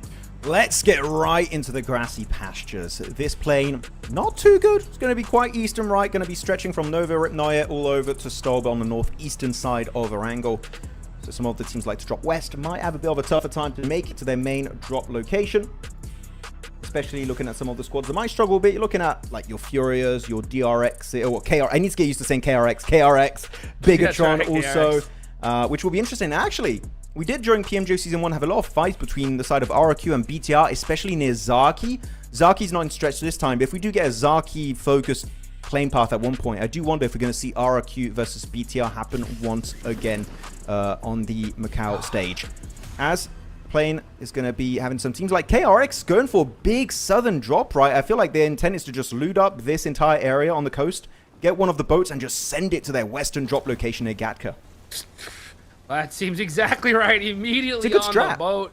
Yup, and it is definitely a great one. Yeah, they found it, and they are on the move there. So, great idea there from KRX. They should be able to get to that side of the map sooner than later. With this circle, though, they're going to have to get moving just, I think, a little faster than they would like. Yeah, this is a bit of a tough one, too, because that rotation by boat is going to take you like a minute to 2 minutes tops. And by that time, the blue zone should be already encroaching on your terrain. So that looting stage of KRX is going to get cut short very heavily. So they need to be very proficient on their looting stage. And you know what? The western side, you got ruins in play, some areas on the eastern side of Gatka still in circle. So if they want, they can loot and quickly pivot to those compounds to get some extra loot just to top off whatever they're missing out on, like meds, vests, or even just ammo in general. So it's not an impossible looting and early rotation stage. It's just you need to be a little bit more efficient if you want to pull it off and not fall behind compared to all of your other teams in this lobby. Though, talking about this lobby, one team that loves this lobby for a particular reason, Hot Jukes, is Aurora. Because there's no fourth rives, meaning the Western Bridge is not going to get camped. So Aurora are loving it. Oh, yeah. Yeah, they're going to be set up here for this one. I got a question for you, though, Max. Yes. What do you think the comms are like right now for KRX on this boatate? They may be like singing a sea shanty right now. Right? Yeah. You know what I'm saying? Like, it's so much time together. They're just like, I mean, they all know the strategy, what to do, right? So at this point, it's just kind of like, you know, like, I don't know. It's just so funny because they got so much time on that boat as they head on over to Primorsk. We'll see how they end up playing it off here, though. You're right, though. Aurora, you know, no fourth thrives here. Going to have a good opportunity going into this next zone. You got RRQ kind of holding that ferry pier location, at least looting it up. But we'll see them, you know, scoot and loot here pretty quickly. Let's scoot and loot. That is the game plan. A loot and scoot. Ooh, yeah. By the way, quick update. Oh, okay. Trying to make it down to the extra loot down below. I'm not going to continue though. He's like, okay, that one shot didn't happen. 2 shots? I give up. No. Oh, there we go. Actually, TIANBA going to get the loot truck. Wonder what they got. The airdrop weapons are kind of rare on the spawn. P90s, right? You can get yourself your FAMAS. In particular, you want to try and get an MG3 if you can. So I do wonder if they could get one of those airdrop weapons. But yes, back to my update. I went on a bit of a tangent there, Hot Jukes. I did see in the hands of a player the JS9, which if you guys know, JS9 until update 4.4 was a Rondo exclusive weapon. One of the best SMG, if not, in my opinion, the best SMG in the game, even beating weapons like the UMP. And it is now in Erangel, meaning we are officially in update 4.4 when it comes to PUBG Mobile Esports. So that means a few things, right, Hodrix? Meaning we do now also have the buff to bolt action and DMRs, and also the nerf to shotguns. So the weapon meta is surely changing significantly in this game. Yeah, it's gone from 100% AUG to like 95%. You know what I'm saying? Yeah, okay, you know, that's kind of fair. So we'll see. Just a little bit less. Hey, a little bit less, right? I'll take it. You know, I've had so many different theories on how to make like bolt actions like actually relevant in esports. And one of the theories I had is imagine if the AWM on headshot instant thirst. Well, like imagine how much that would change. So you're not knocked. You're just walking about. Gone. You're full HP. Headshot with a norm. You're instantly out of the game. Could you imagine? Bro, you're crazy. Dude, that would be so sick. Because imagine like a team, an esport team, that sees the in a drop, right? They're like, you know what? Let's take it. We're outside a zone. And they are trying to find a way in this circle. And if the other team that's holding them out just hears that AWM, they're like, we can't peek. If we peek and one of us gets shot, we're done. Right? That'd be crazy. We peek, Wheeler dead. Yeah. You know what? This is actually such an interesting way for you to make the ORM meta. I kind of want to get chat involved. Chat, if you agree with Hot Jukes on making the ORM a one-shot insta-elimination in the head, put 1. If you disagree, put 2. I just want to know because I want to know if I'm alone in thinking that is crazy OP if you do that for the ORM. But after, it is a rare weapon, right? You might not even get in a single game if the loot ratio is just really not working your way. So, I don't know. We'll see what the chat thinks as S2G is sending it right onto Museum, trying to get those cars and actually just going to ditch it because Alpha 7 is just a bit of a menace here on that position. Yes, they are. Come on, chat. Make my dreams come true. Make my dreams come true. Is Alpha 7... Their dreams already came true when it comes to PMGC. They were the champs, but, you know, we're trying to see if they can continue to hold on to that title as they are looting up, all 4 players up. There's such a difference in pace when it comes from Rondo to Aaron Gale, right? Teams now just say, let's slow things down, let's get looted, because there is no revive towers here. Yeah, you just get eliminated and there's just nothingness. Well, the lobby, I guess, is not nothingness, but you just go back to the lobby and then just spectate your teammates. Yeah, this would be good. Alpha 7, get rid of that hovercraft. Deny their mobility. Yes. This is such a good play from Revo. I see so many times in any caliber tournament, Hotchicks, where they see a hovercraft, they're like, no, we're going to be nice. You know what? You keep your hovercraft and we can fight later on in the game. No, you see a hovercraft? The number one rule is you destroy that bloody hovercraft. Get rid of it because it's such a menace, especially in these flat, open-ended areas. So really good play from Alpha 7 just to try and deny that early to mid-game mobility from S2G. Love to see it. Me too. I mean, especially considering Even the Furia. level there. Yeah, Furia. I mean, just pop in vehicles. You have to protect that vehicle 100% or these players are going to punish you. And you can see the difference, right, from Silence versus Revel. Silence having to use those single shots because he has no extra loot, but Revel, he has all the shelter to loot, so he had no problem just dumping all kinds of mags into that hovercraft and getting it out of there. Oh, HamCG trying to go for the godly dip here, west of their compound. Wouldn't recommend going there. It's kind of tough when you have some teams up north of you. That's kind of like the weak point from that spot. So HamCG got to be careful, though. Potato Hill. Ooh, okay. Gonna get a little bit active here. TIANBA looking to reposition. Really good response. Aurora pushes up on your 2-2 split on Potato. You just give up the western side. Let Aurora take it up for free. And now you can coexist on Potato Hill. You can share it for the time being because it's dead center on this circle. Love the respectful approach from both teams of Aurora. Not chasing it down. And TIANBA just giving it up because it's just not worth it on Circle 1 to take that fight. Yeah, I mean, so many teams are just like, you know what, we get into an engagement here, we're getting third-partied for sure. So, I mean, even though there's not too, I mean, there's quite a few squads actually pretty near Potato Hill. Aurora showing their respect, just putting out some little pop shots. Hey, you know what, we're here. You guys stay over there. Let's see where the next zone goes. Yeah, especially if you hear Mini 14 and hands off top, you run. You don't peek. It feels like he's got the one-shot orm in his hands. You know, that's how good he is with a Mini 14. So you've got to be a bit cautious. As the circle did shift, Pachinki Field still in play, Potato Hill dead center, so much more value added to Potato Hill because of that phase 2 shift. Aurora, TIANBA looking good. But you said right, Hodgix, there's a few teams already spread out all around the side of Potato Hill. Is anyone going to be willing to go for phase 2 crash? I wouldn't recommend it. There's a lot of still really valid options to commit to. But yeah, I don't know. Some teams might be like, you know what, YOLO, let's send it. We just need to be top 15. We can afford to take a bit of a risk on day 1. Yeah, I mean, especially for the first Erangel, right? You could definitely afford to take a little bit of risk. The side of Pachinki is completely open, so somebody can wrap and try to hold that side here. But most of these teams are all trying to set her up as much as they physically can. You can see S2G. This is where you're going to park it up right here towards shelter. This is a great position because regardless of where the zone goes, they're going to have a great opportunity to rotate. But where that UAS was parked, they're not going to be able to get it, but at least they protected one of their vehicles. I do wonder how SGG is going to try and make their way out of there without their hovercraft. Oh, Carrillo! Spotted out by Solke. That's the IGL picking up. The IGL warfare. The 1v1 is happening. Solke beats out Carrillo. But still, if there's anyone that's okay to lose, right, First Blood, you even get a graphic when... Oh, I like that. I like that. That's really cool. If you lose an IGL, I'm of the opinion that it doesn't matter that much, right? Just because you can steal IGL from the grave. You can look at your players' POVs, and you can still tell them where to go, what to do. So... Carrillo Shaw is out, but in spirit, he's still very much present in this game. Don't worry. Yeah, and if you're Soul K and you want to take out Carrillo in a 1v1, it's better to do it when he's in a vehicle driving away. Yeah. That is when you're going to do it right there. So Carrillo getting busted on rotation. Meanwhile, we see S2G trying to hold the entire side of shelter. But this zone, right, they're going to have to start moving away from it. They're just keeping an eye out, trying to figure out the safe path out of here. As a matter of fact, I wonder why he's... Yeah, okay. They spotted Alpha 7. Now he's going to go ahead and rotate back to his squad. Yeah. I don't know if you saw, by the way, all these player pictures, some of them have this pendant in their hand.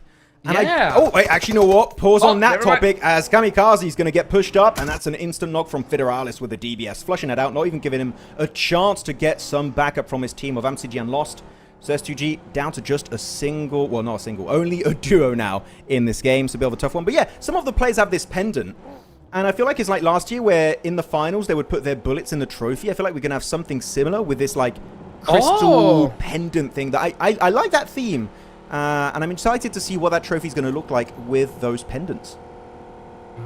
We'll see indeed. I'm looking forward to seeing that come finals time. Well, you have to get there though. That's the first part. Here as this next zone goes on up. It is going to be a school central circle. That's going to be so great for so many of these squads. Aurora looking good. KRX going to be in great central position. The entirety of school is wide open. The thing about school, though, is if you take that spot, there's like practically no leaving it. So if you go there, man, you're set up. But you got to hope that zone locks onto school. Yeah, that's going to be the hope for these guys. LGD going to be sending it. Actually, I'm surprised LGD are committing so early to school when Rozok and Rozok Hill in particular still in play. Right. You could even go for a 3-1 split or even a 2-2 split if you want to. I feel like it's good to have a good scope of the land, of what's happening around school, and then you just kind of send your players to solidify the fortress of school itself. And actually, if you want, there's a cool trick I saw a few days ago. You can actually go on the rooftop of the swimming pool with a bike. If you build up enough momentum, you can go up there, and it's impossible to get eliminated. So I wonder if anyone's going to try and use that strat as Doc instantly getting taken out of the equation. The Thunder Talk, are they going to commit to it, or are they going to try and leave the premises? Ooh, wow. As Doc not flushed out, so that should be Aurora back as a full team. But yeah, Thunder Talk making it known that they do mean business here on Erangel. Yeah, I think this is one of those most dangerous times to try to get into a big engagement because the third party will definitely happen. So hey, if you get the knock, try to go for the thirst. If you can't get it, it makes sense to kind of just hold off for a little bit longer and wait to see where this next zone is going to go. I do agree, though, what you were talking about earlier with LGD. You know, committing to school is, I think, a bit of a gamble for them, right? I mean, if the zone locks on it, great decision. If it goes away down south, it's going to be pretty difficult. But meanwhile, K1, right? They saw Rozhok Hill and that entire area wide open there. They'll say, hey, I'll take that. Yeah, I mean, they're just going to give up that position on the mountaintop. K1 going to be able to use it to its full extent. As Thunder Talk on a very healthy position. I would even go to say a very unhealthy position because guess what? It's a nade range of Aurora. Top, that's an insane nade if it connects. There's no way. Yeah, I was going to say that would be one of the most insane nades to connect. As Top is playing with the M1 Garand. And we all know the Mini 14 is still the best DMR. But the M1 Garand, if you can hit your shots, the DPS of that weapon is through the bloody roof. So Top, with that weapon, especially with an 8-time scope, if he gets those headshots, man, he could get some big damage done this game. Yes, he can. Plus, he's got that little bayonet there at the end. Oh, man, imagine we saw a bayonet finish here. That would be I've never absolutely seen insane. one. I've never seen one either. I don't even know the damage. Is the damage good? I've never seen it in esports, so I have no idea. Because everyone just tends to swap to the pan. Yeah, I've tried using it in classics, but man, I wasn't able to get an elimination with it. It's tough. Yeah, I did it with a bayonet on the M1 Garand, and the guy against me had an S12K. Well, you know, you pretty much know how that went down. Not in my favor. Yeah, I think S12K has a little slight advantage over that. But we'll see who's going to have the advantage in this next zone as Obscure gets knocked from Young Galacticos, and the circle going a little bit south of school. I want to see what LGD does in this situation because, I mean, man, yeah, once you take school, it's really difficult to leave it. I think they're just going to have to commit there. Meanwhile, RRQ are going to have to go ahead and push up from the south. So many teams on that eastern side. Yeah, Alpha 7 getting a knock here or getting a player knocked is going to be so tough because it's just going to slow down their rotation so much. Look at BTR, though. They're kind of looking to take the high ground position to just get rid of Alpha 7. This is a good, aggressive play. Not even in the play zone. They went out of their way to eliminate all of Alpha 7. The drive-by gets the point. It's onto Guizao. Wow. And that's it. The Brazilian team is fully eliminated. Bigatron took, what, 5 seconds to get the squad wipe? BTR were insane on that aggression, and they didn't even need the full team to get the win. What the hell just happened? Beautiful, beautiful decision there for Bigatron. Not messing around. I mean, taking these early fights are so risky, but Bigatron realized, hey, let's go outside a circle. They are wide out in the open. We can clean this up super quick, put some points on the board as this rotation is going to be difficult. So a smart play from Bigatron, and it pays off. Seems like we're going to have a bit of a clash here happening. Onto Mini Pachinki here. It's going to be Alula, KRX, and also the side of K1 that went for Big Send from Rozok over to this area. And one crash is also happening in the meantime, Hot Jukes. In school, it's Regnum Karya crashing onto the compound of Thunder Talk. And so far, Thunder Talk, do you have the man advantage? Going to be turning it, but BTR just so hungry this game for eliminations. They smell blood in the water. They know they have an opportunity to third party and get a huge position in this circle. BTR looking so aggressive, and I'm loving it. And now Regnum Karya getting taken out by LGD. When did they get there? Now you see Wild holding that position. LGD committing to this school spot early. Wild got that shotgun, though. He's all by his lonesome. Does he have the angles? Playing it very, very quietly. LGD not messing around. They're playing very close together here. They do not want to make a mistake. This is good. This is the very typical Chinese gameplay, which is the synergy and timing is beautiful. Every single team just does so well. They're really trying to give as little a gap as possible to the enemy teams to get an advantage and a drop on you. So far, loving what we're seeing from them. But I love the third party from BTR. They didn't go straight into school. They went actually for the swimming pool area, the gymnasium.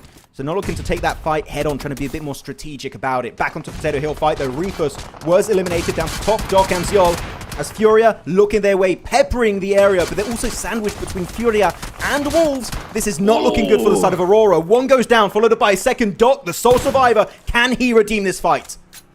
Let's see what Top can do. Or I'm sorry, Doc, as we're going to look on over to Elementrix holding on this top end side of this plateau. Doc on the move, trying to find a spot in his zone. He's going to be leaving his team and trying to put some points on the board all by himself. And it looks like this rock is going to be the safest place for him for now. But it's not that safe, to be honest. I'm surprised they let Wolves just take that position for very little, right? Expanded utility and overall resources. It was so quick. And Aurora just fumbled under that pressure. Wolves pincering them between themselves and Furia. And it seemed like Aurora just could not do anything at that moment in time. Though next circle shift is about to pop up and it's going straight up north. School still in play. And wait, I just blinked and I missed it. But Bigatron left School, went right next to TIANBA, southeast of the circle. BTR, I don't know what they're doing, but it's working clearly. Hey, they're moving. That's what they're doing, right? They're not messing around. They're moving from POI to POI. I love the fact that they did take that gymnasium area, right? They were like, you know what? We'll hold this spot. They end up stealing that player on the Regnum Cario, so they get the point. But they also put themselves in a position to where if the zone shifted, they were able to easily rotate away. They moved down south, but they're saying, you know what? I don't think that was the best decision. Now they're moving right back to the gymnasium. But let's see if they're going to be able to hold it. You know what? Maybe Gymnasium was a little bit better here. So, no, I think that's a very good response from Bigatron. They instantly see the circle. They know there's a lot of teams. I mean, look at this. Furia, Thundertalk, Aurora, Doc from Aurora, and also the entirety of Wolves just tumbling down the mountainside. So you want to try and avoid that like the plague, and that's exactly what Bigatron did. So I'm loving it as Furia Chief picked off instantly.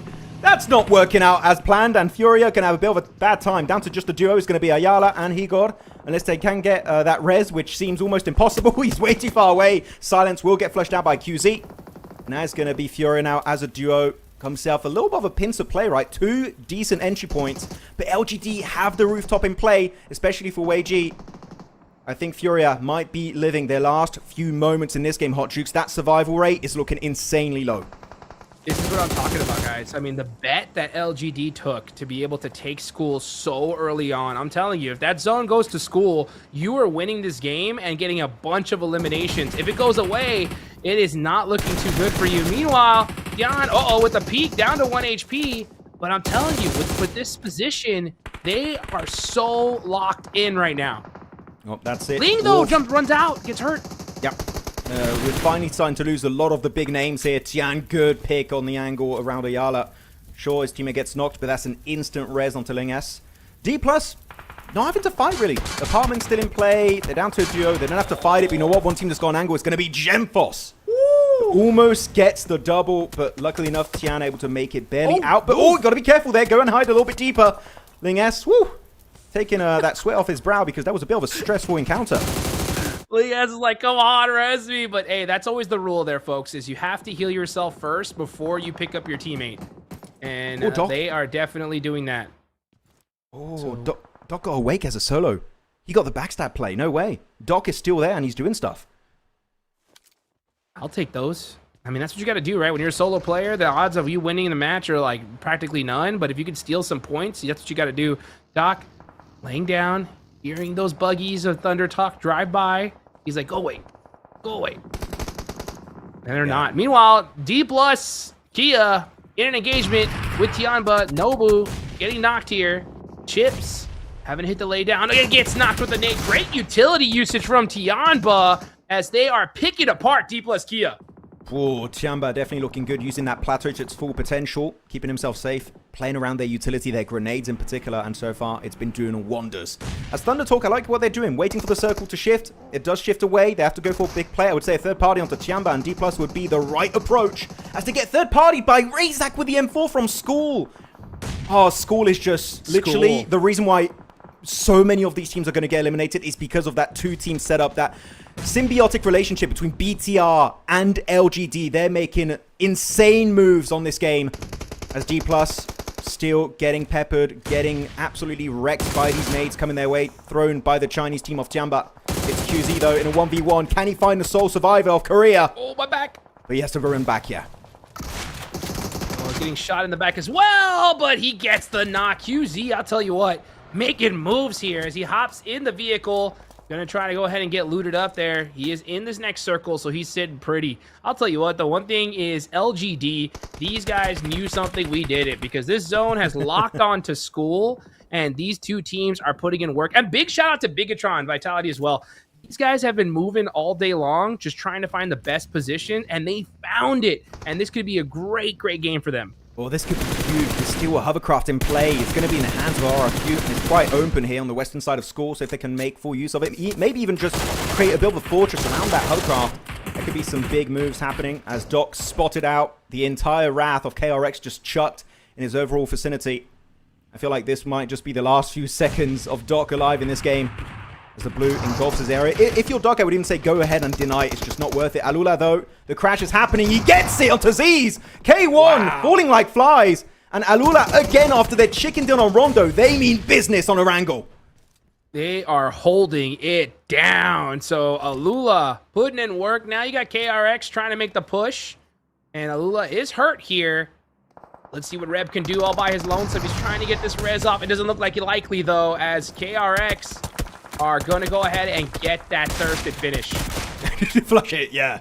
There you go. All the points. Confirm them if you can. Down to just one. It's going to be quick. They did some good plays last game on Rondo with that chicken dinner. Claws, though, cannot say the same here. He was taken out relatively early in that crash by RRQ with a hovercraft. 4 vehicles crashing straight onto School. And MACAO from LGD just saying, this is not worth it. I'm going to reposition with my squad. Get closer to the center of the circle. I like this response from MACAO as Gen Fosto flushed out instantly.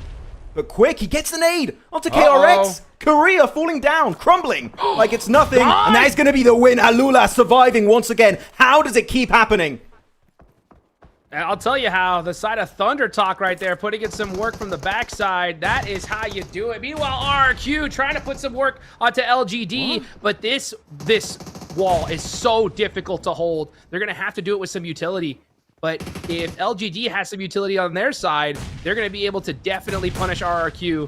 Let's see what they can do. I'm surprised that we saw 2 players there, MACAO and Ling S, try and actually push out in the open when you have this roof still in play. Like, sure, you've got to be a little bit cautious of the teams down south. We've got some cover, so you can play it just fine. MACAO gets confirmed. That is a very unnecessary elimination to suffer. And now they're going to go out, dip down into the blue zone. RRQ trying to make something happen here with these smokes. Trying to keep themselves hidden from the incoming sprays of LGD. Will it be Indonesia or will it be China to secure the win in School? As you have actually 2 Indonesian teams, right? You have BTR and RRQ. But LGD, I would say, a bit of a throw there. Losing a player for literally no good reason whatsoever.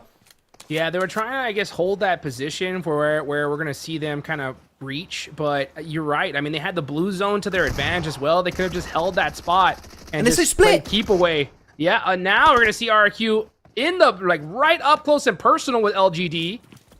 And we see the S12Ks coming on out. Let's see what RRQ could do here.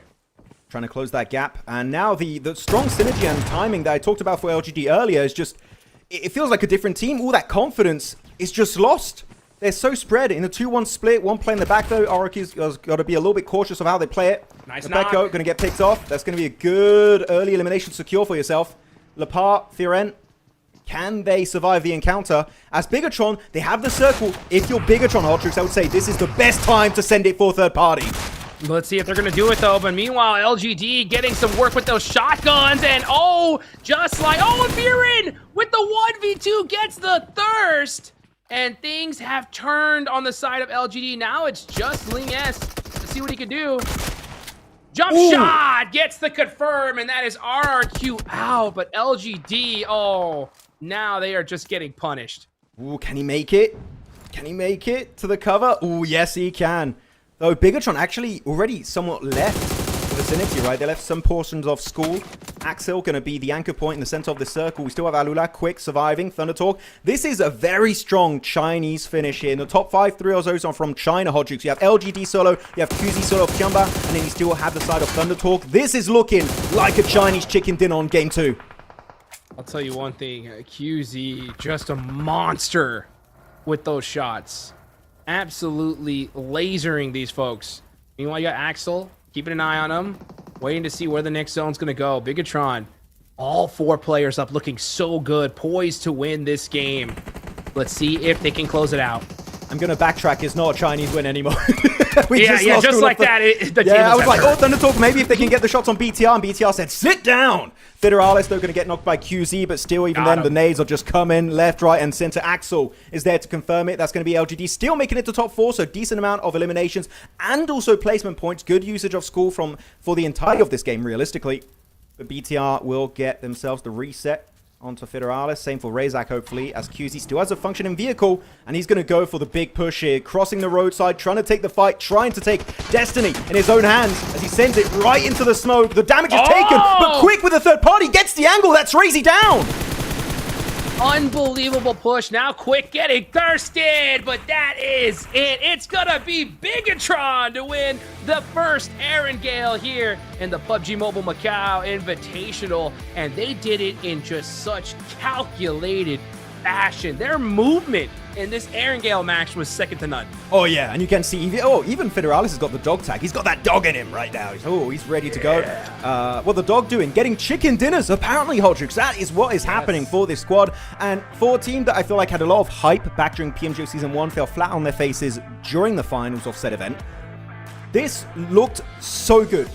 Especially their fight onto Alpha 7 Hodjux. That fight took 5-10 seconds tops from the initiation of the fight on the first knock into the actual full squad wipeout. And then the way they were playing and maneuvering between different locations, between Potato Hill, apartment, and back into school. I'm loving it. This is the Bigatron I wanted to see in PMGO. It took a while to get there, but man, BTR looking so good on game 2. It's so difficult, guys, to make those kind of moves at a stage like this, right? You have to play perfectly. You have to have the confidence to go outside a circle to just get up a few points rather than prioritizing position. And it worked out as we take a look at our MVP. It's Federalis. And you see he's got that little jewel. Wait. Oh, no, it's a bullet. Oh, yeah, just like last year then. It's a bullet. Yeah, I wasn't sure if it was a crystal or gem or something, but no, it's actually a bullet. And I believe they're going to slot it into the trophy and like, that trophy's mine. And so far, it's looking quite likely with this kind of gameplay we witnessed from good old Bigatron by Vitality. And you know what, actually, one thing that's interesting is because Vitality acquired Bigatron, Bigatron's points at PMWC are going to count towards Vitality from what I saw. So Vitality pulled the pickup of the year if this is the gameplay we get from BTR over at PMWC. Hey, that'd be fun to watch for sure. Making the right decisions, and they definitely did this entire game here. Alula putting in some points on the board as well again. This school finish, though, this priority from LGD, a great decision for them to take school, but then just some little slip-ups at the end ended up punishing them.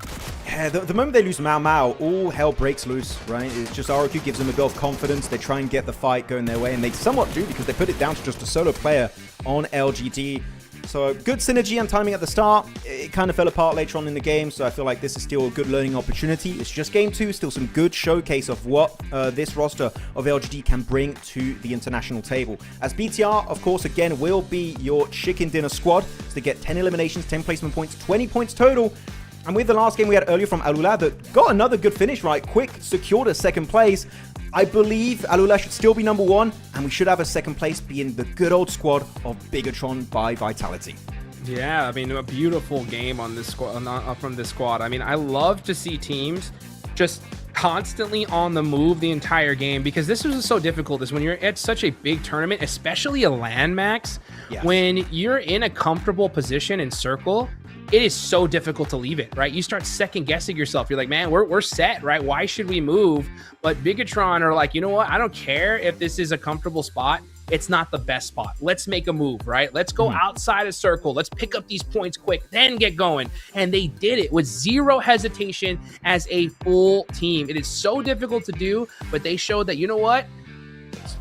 whatever happened in the PMGO finals, right? That's over. We're now in a different tournament and we came to play.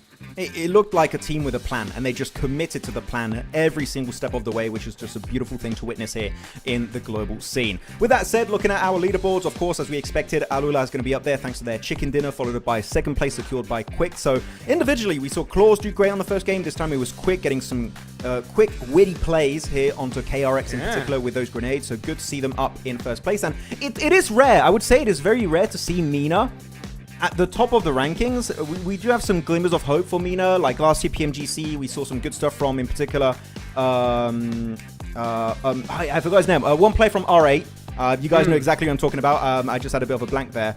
And then back last year during PMGO in Uzbekistan, we also had a really strong finish from Nigma Galaxy. So every once in a while, you have MENA that just pops off out of nowhere and then they go back into hiding. This could be the event, and it could be AURORA doing so well. It was Amori. There you go. I got the name back. But this could be MENA doing well on the global scene once again at PMMI.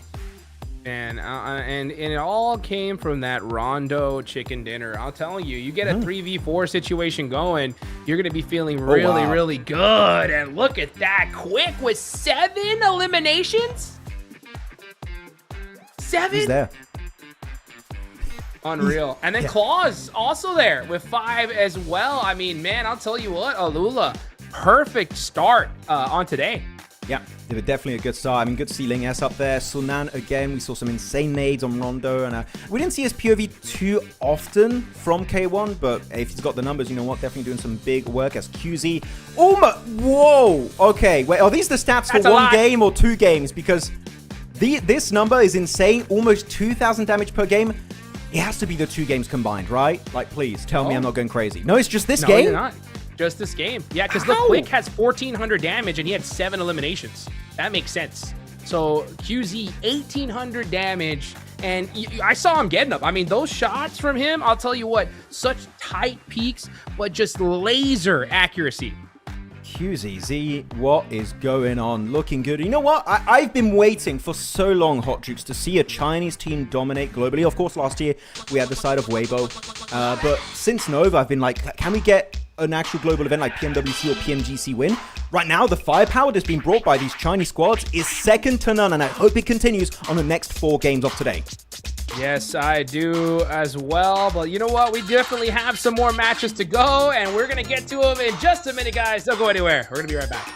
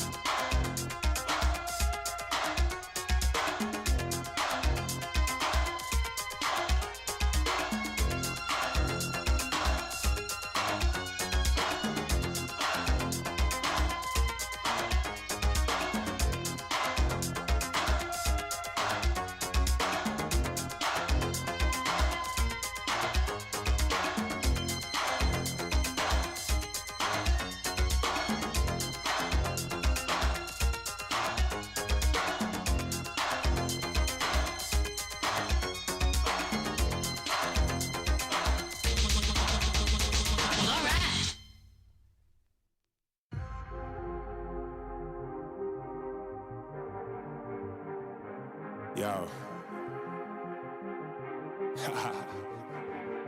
I don't think they're ready for it.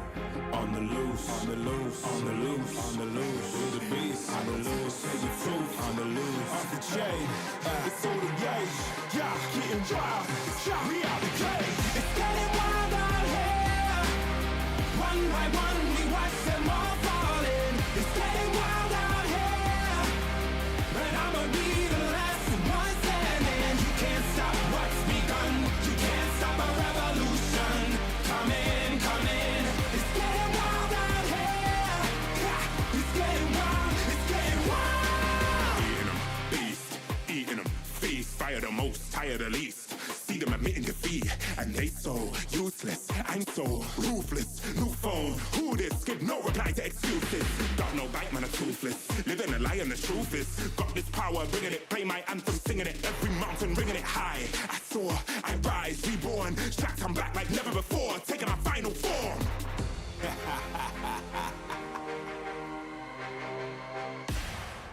Yeah, it's getting wild out here. One by one, we watch them all falling. It's getting wild out here. But I'ma be the last one standing. You can't stop what's begun. You can't stop a revolution. It's coming, coming. It's getting wild out here. Yeah, it's getting wild. It's getting wild. For the revolution. What? Waiting on an evolution. Yo. It's coming, coming. Yeah. If you wanna come and get some. Yo. Nothing we can't overcome.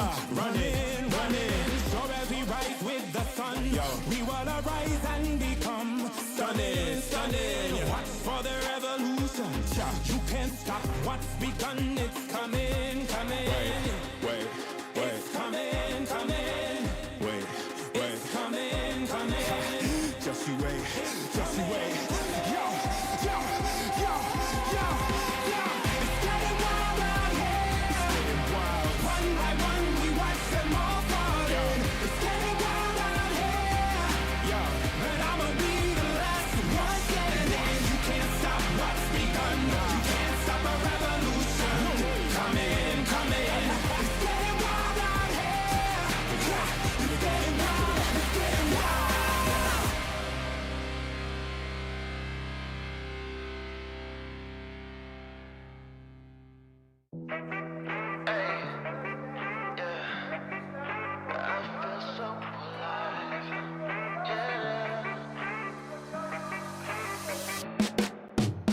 I got this feeling in my bones, things will work out. Nothing's gonna keep me back or turn me around. Hey. I just know it'll turn around somehow. These good vibes never run out. 'Cause I'm feeling alive. 'Cause I'm feeling alive. Welcome back, everybody, to the PUBG Mobile Macau Invitational, and we are getting ready for match number 3. First Erangel is done. Lula up on top so far with 35 points. Bigatron closing in on them with 29, though. A great performance from them. Who's going to be the next one to get a chicken dinner, Max? What do you think? The boys on screen. It's Yangon Galacticos o'clock. Yeah. It's going to happen. Bringing it bang from Myanmar. We'll see what they can do this time around. Why giggling? Why giggling? Bringing it down from last place. I thought that's what you were going to say, because right now Well, no, technically it could when you add the teams of Group Yellow. So Yeah. it could get below 16th. But no, I feel like Yangon Galacticos, they're going to pick it back up again. I want to see more aggression from this team. That's the one thing that I feel like has been lacking so far from this roster. But rotationally speaking, they are a gem, a diamond in the rough. And they've won PMWC in the past. You know what? Another global event is definitely in the cards for this Myanmar-based lineup. Alula, though, no, a lot of momentum. Looking so confident, especially after PMGO Season 1 that were a little bit disappointing. But here, putting the glasses on, locked in on the game. So excited to see if they can maintain that #1 position where literally the entire lobby Hotchix is just chasing them down. Dude, absolutely. I mean, it's so crazy as I look at the bottom of the leaderboards, right? Yangon Galacticos, I would love to see a chicken dinner from them and just really just show how powerful this lobby is. Because you look at the bottom, you got Yangon Galacticos in last, right? But right above them, Magnum Caria, RRQ, KRX, Alpha 7, D plus Kia. Like, I mean, it's just this lobby is absolutely wild here. Anybody could definitely have a huge comeback. And let's see if one of those teams is going to be able to do it as we get ready for match number 3. The plane is flying. Let's get into some more Air and Gale action. Bit of a kinder plane compared to our first game. It was very Eastern focused. This time it's going to be sending it from Zaki all over to Milta Power on the eastern coast. So a lot of teams going to be able to make it to their drop location if you have to go for a bit of a stretch. On Erangel, what's quite a good strat is you send it to the west of Hospital on that highway. Just stretch right down to Primorsk. And if you want to go for a cross over the bridge after, like maybe for the side of Aurora, they could go on the bridges, or they can go for a secondary drop opportunity, which is going to be Severny, which I've said this for, it feels like years now, Hot Jukes, where I was like, Aurora, now previously as APG, even when they were known as 4MV, they were just so adamant on always sending it to military base, and I hated it. I hated it so much. But now they're actually going for a secondary drop location, which is Severny, which is the complete opposite side of the map. I like this from Aurora, so thank you. It took like 3 years to get there, but we got there in the end, so thank you. I appreciate it. Hey, started from the bottom. Now they're there, dude. They're all the way at the top. It's Severny. So, interesting strategy, right? I wonder what that was like when the coach was talking to them. Oh, Ooh. and it plays out. They get a northern circle as well. They're like, where should we go next on the map? Perhaps the complete opposite direction? You know, it's a good way to do it. Like, if you have a plane that's very unkind to your main drop location, you want to have a secondary option on the other side of the map, which literally is Severny. Like, maybe further away would be what, Zaki, but who goes to Zaki except for RRQ? It's a stinky place. I don't like it. I don't like Zaki. Nobody likes it. It's too far to the left. You know what I'm saying? Just like, I can imagine the coach is telling Aurora, look, just imagine Severny is military, just upside down. Okay? Just the same rotations, just in the other direction. Yeah. So Aurora, I mean, it works out for them, especially considering what this circle is like. Stalber is still wide open. It's the new Stalber as well. So I wonder if we're going to see a team take it early and get looted up. I do see Bigatron on the move to the north side early. So that'd be interesting to watch. But yeah, all these teams getting looted up here, getting ready for the match. Actually, you know what? As we're waiting for the teams to go for their looting stage, early rotations, yada, yada, yada, you know, typical PUBG Mobile esports start where it's very passive early on. I want to go back on the topic we had last game of Update 4.4 that we know as a fact, right, is in here. And I mentioned how the DMRs, bolt action have been buffed, right?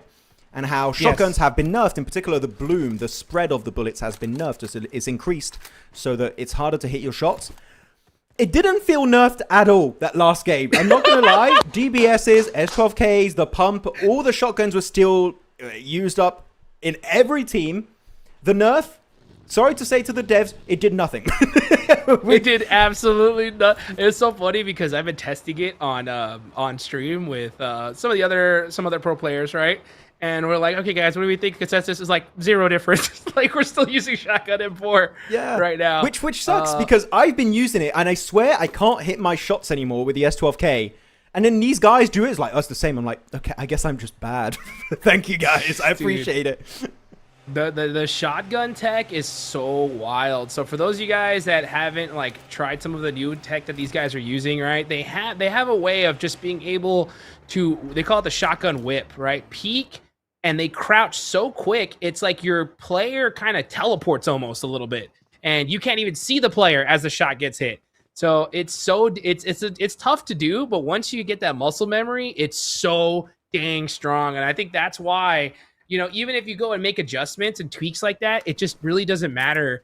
Because in CQC, if it's one shot knock, it's still going to be the meta. Yeah, I could do the shotgun whip. It's my internet. I can't. It won't let me. But I could do it otherwise. Don't worry. Trust.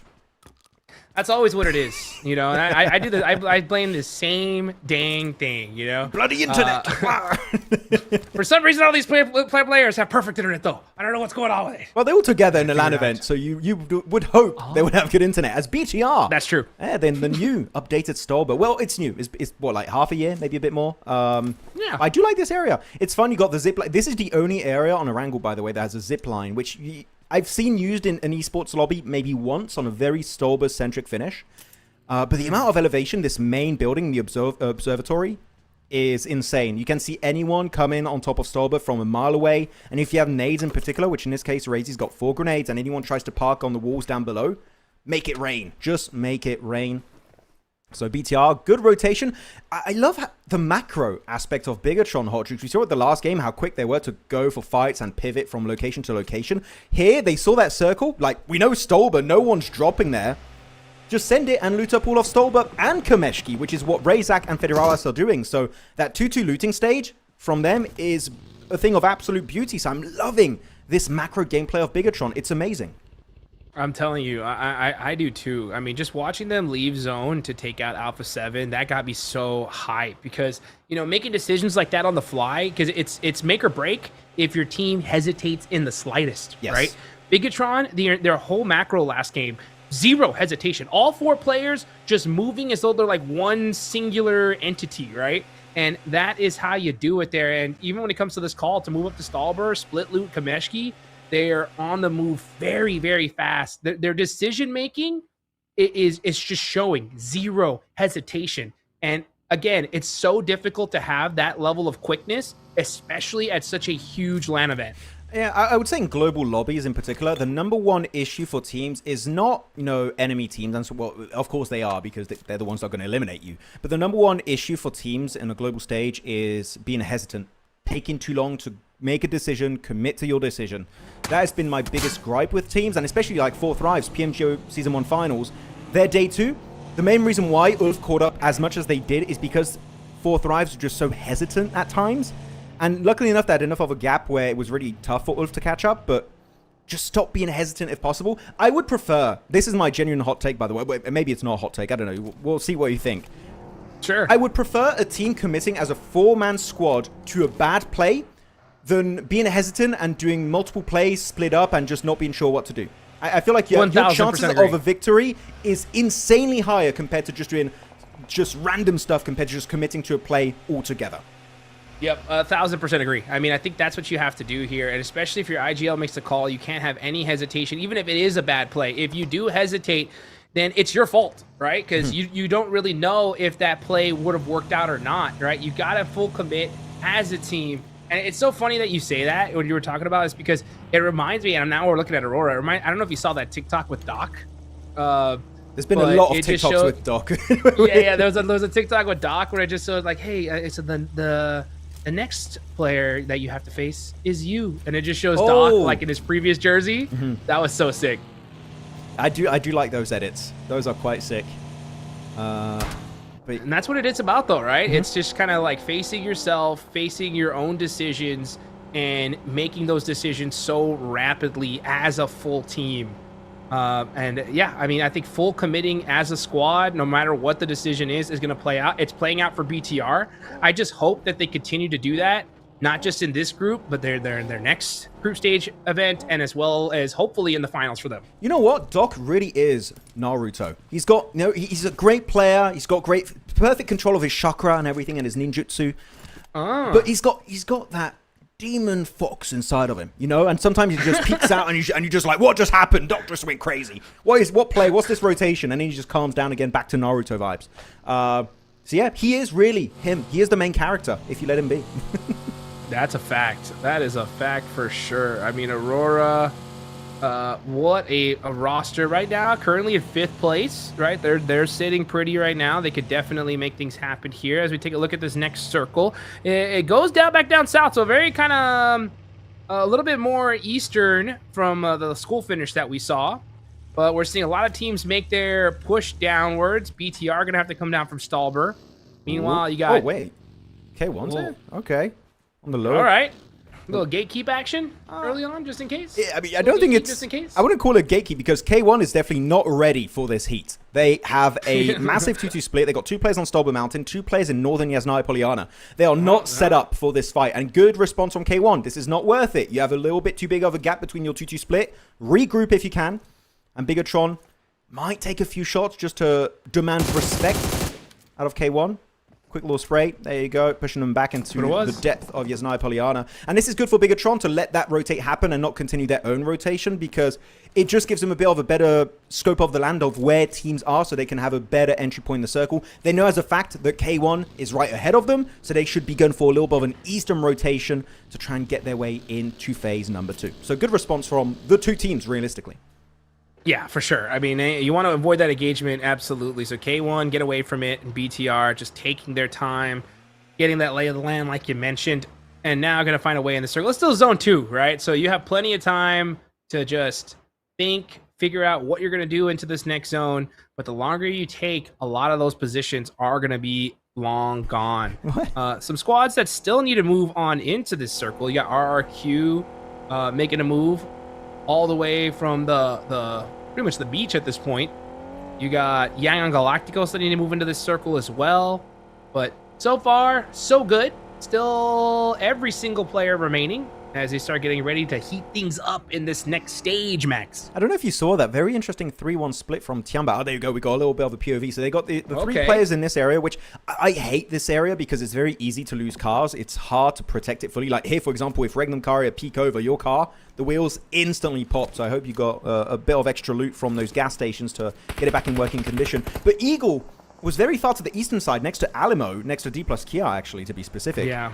I feel like it was kind of, they were trying to fish. They put like the hook out with the bait. The bait was Eagle. Come on over. If a team crashes it, they got that 3-player angle and they just spray down the location. There's no protection whatsoever. That might be the play. I don't like the split personally, so I do like to see Eagle back in the vehicle trying to rotate. But they were trying to do something for sure. I would love to talk to them to know why. Why is this 3-1 split happening? Because it's quite rare to see it go down the way they were doing it this game. Well, you know what? The zone shifts, so that's got to go out the window. Now it's time to get moving here. Let's see how they push in. They have Loxy pre-firing just in case, not taking any chances as the zone is closing here. The Yasnaya Field north side, we're going to see some teams start making that move. D plus Kia finding a nice central position. TIANBA dead central in this one. And Aurora coming in from the south side, going to find a nice spot. You can always tell a lobby is insanely stacked when you have yet to get a single elimination on stage 3, right? No shenanigans on the early game, no weird hot drops, early game rotates. Like, no, we are taking it as slow as humanly possible. So I'm enjoying it. This lobby definitely putting some S++ tier action on your screens. It's KRX. A little bit of a tough hiding spot. I always hate it when you have to try and hide in one of these garages. One off angle and your team gets fully eliminated. Wolves do pick up Elementrix and we'll get back into hiding. But KRX here, got to be careful and definitely hide those cars well. And they do hide it right behind that wall. So that's some good tech here to park those cars. Holding it down. Got to make sure you have some just in case that zone shifts away from you.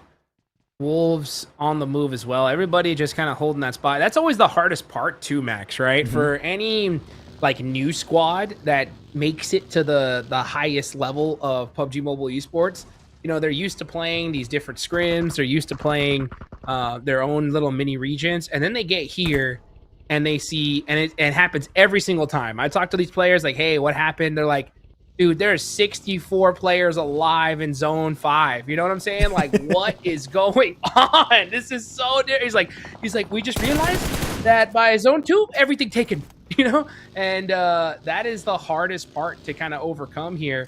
And it just goes to show, right? Like the top squads, Max, they realize that, you know what? When we don't have that most favorable position, we got to get those eliminations because it's going to be tough to win this one. And those squads that do get those favorable spots, hey, we got to win this one and we got to win it big. Yeah, you got to leverage those strong positions to maybe just get a top 5, top 3, even a chicken dinner in the best kind of situation. So that's going to be the main goal for all of these guys as Thunder Talk, Sitting, Jing, Awake, AJ, all going for their quick southern rotation away from Potato Hill. Got to be careful though. Aurora is in the shadows, the lingering, waiting for their time to strike. They are currently in a bit of a split. They got actually not a bit of a split. This is a massive 2-2 split. Aurora got 2 players northeast of apartment, and they're getting surrounded by Thunder Talk. Yes, Aurora, thank you. No ego fighting, no useless engages. Top job. This is not worth it. Let's get right back onto Doc and Reefers. Where was this Aurora back during PMGO, Hot Jukes? Where were they? Oh, man, so smart. And I got to agree that the zone goes away from them, though. They're already in the vehicles. I wonder if they're going to just kind of hit a little bit of a U-turn. Yep, they're going to go ahead and try to find a spot in this next circle. Alpha 7 has the hill, though. Yeah, once they saw that, they're going to like, you know what? We got to park it out and think this one out just a little bit more. Got to be careful there. Yeah, Alpha 7 trying to snatch away the high ground of Regnum Carrier, which they've done so successfully without really spilling too much blood. So Regnum Carrier going to have to give that spot up for free. As K1 and KRX, that's going to be China versus Korea. fully unfolding on the battlegrounds, as Alpha 7 also picked up by Wild of Regnum. So now we reached that breaking point where there's just not enough space, Hotchicks, for 64 players in this battlegrounds.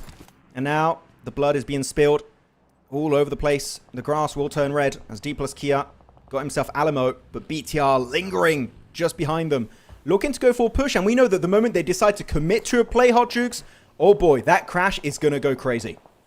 Yes, it is. First elimination happening 15 minutes into the game. So here, late. folks. So, I mean, that is what I'm talking about. These teams playing it very calculated. AURORA just kind of teasing Alpha 7 at this point. Just saying, oh, here I am. We're out of here. And Alpha 7 gonna move up? Okay, they're gonna try to find a circle. What is going on here? What's AURORA doing? Reefus is on the back end. Doc is over solo to the west. You got two players kind of, as you said, teasing Alpha 7, just going up and down the mountaintop with their vehicle. What is AURORA doing? What are they cooking? We just don't know. We have no idea. As Wolves RRQ... They are cooking. Yeah, they are cooking something. Is it going to be a good meal or is it going to be terrible? I don't know. Hopefully they'll be able to become Sanji from One Piece, because you know that it's going to be a 5-star meal. As Wolves pushed up by RRQ, got to be careful though. Furia's got a backside angle onto them. As Lepar, the nade, and the Orc Spray will get rid of Lepar. That's going to be the end of the line for him, it seems. Over the bike grenade in particular, yeah. Oh, wait, actually, able to tank it a little bit. Can he get to his teammates and get rezzed? That nade might have a bit of a different plan in mind for him. Goes in the building, does piece up a little bit of RRQ here. Baton waiting for the rest of his team to get up. Elementrix is now rezzed. Push it. Here they go on the push, little by little. Yep, they got to get this first hit very, very quickly here. I believe they're all in the closet. Let's see what Baton can do with this nade. Oh, he's got it. This should be a good one. He knows exactly where they're at, and he gets them. 2 knocks, 1 left. Wolves picking up some serious eliminations here. I still feel like getting shot from the back though. Yeah, this took a little bit too long to take, but you know what? It's still happening in the end. Don't push it one by one. That's a mistake. You can't afford to pull out. One's down. Necessary Elementrix looking for the 1v2. Can they get it? They will eventually, but suffering an unnecessary casualty. North America will still come out on top, get the 4 eliminations, but Furia are like, we are getting involved in this discussion. They still have 4 players. If they don't get the res in time, it's going to be a 4v2. That fight took way too long, Hot Troops, and Furia are there to capitalize on it. And even though it was only 1 minute, you're absolutely right. It was way too long. You cannot hesitate. That slight little slowdown punish the Wolves, and that one mistake of kind of going in 1 by 1 into that closet. Wolves now down to 2 players. Furia gonna be a thorn in their side now. Now we'll see. Watch this happen. Next zone's gonna pop. Furia are gonna have to make this push instantly. Ooh, maybe that's the play. Oh, yeah, they have Hold to. his own. Okay, you have to send it. The god dip of TT, I was going to say TT Project. Their team tag confuses me. Thunder Talk is still going to be in play for the Chinese squad, so they're going to be pretty happy about that circle transition. But yeah, as you said, Furia, they need to do something here. They have to push it. The natural progression of the game dictates they have to get involved onto Wolves. Even if they just want to leave the compound, you can't let your backs exposed to the North American team. Ooh. So definitely got to transcend it. But the thing is, look at the setups on the west of this compound. You got D+ looking your way. You got Thunder Talk also wanting to get involved if they can. So you got to be very quick about it, as that nade is massive from Ayala. The ex-Team Kesso player gets it done. Necessary in a 1v4. Not looking too good here for the side of NA. Nope, Necessary does get a knock though. No way. EBS jump shot. Now looking to get one more. He gets a Yala, but sits him down. Great play there from Necessary, but sitting. Oh man, said, you know what? Time to calm down there, fella. I actually really like the Furia pushed it as early as they did, because otherwise they wouldn't have time to go for the full reset. So they have 2 minutes to work with. But oh my goodness, Necessary, that was so necessary really at that moment for him to get that clutch. But yeah, a really good angle, and I was expecting it was all going to be Thunder Talk or D+ that was going to get involved from a range on that skirmish. So good engage with third party from that distance. Go over to a POV of a team that's been a little bit silent this game. It's been Alpha 7. They did secure that dip that earlier on in this game was secured by TIANBA. But now they're looking at these teams. S2G crashing onto Razak of Bigatron. They get the angle, they get the shots. They're going to get prone in the distance to avoid that spray from Alpha 7. The constant barrage of bullets is never ending. But Guizao is already there. The anchor point of the team with Revo trying to nade the location of TIANBA. It's a good play, and it gets some work done. QZZ is out for the count, trying to get res. This could be the push opportunity Alpha 7 needs. see if they're gonna pull the trigger here. Nice smokes there from TIANBA, kind of making Alpha 7 second guess this. They're trying to do some drive-by throwing nades here. Let's see if Guazao can get it. Okay, now he's cooking one.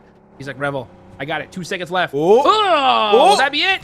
Looks good. Oh, the bounce! What is that bounce? How you can go that high? I've never seen a nade bounce so hard. That was a 90-degree bounce on that utility. Okay, well, good try. And they've just said, okay, we've given up. Let's just regroup and take the fight. El Clasico right now. But yeah, that nade, it could have been a double knock onto TIANBA.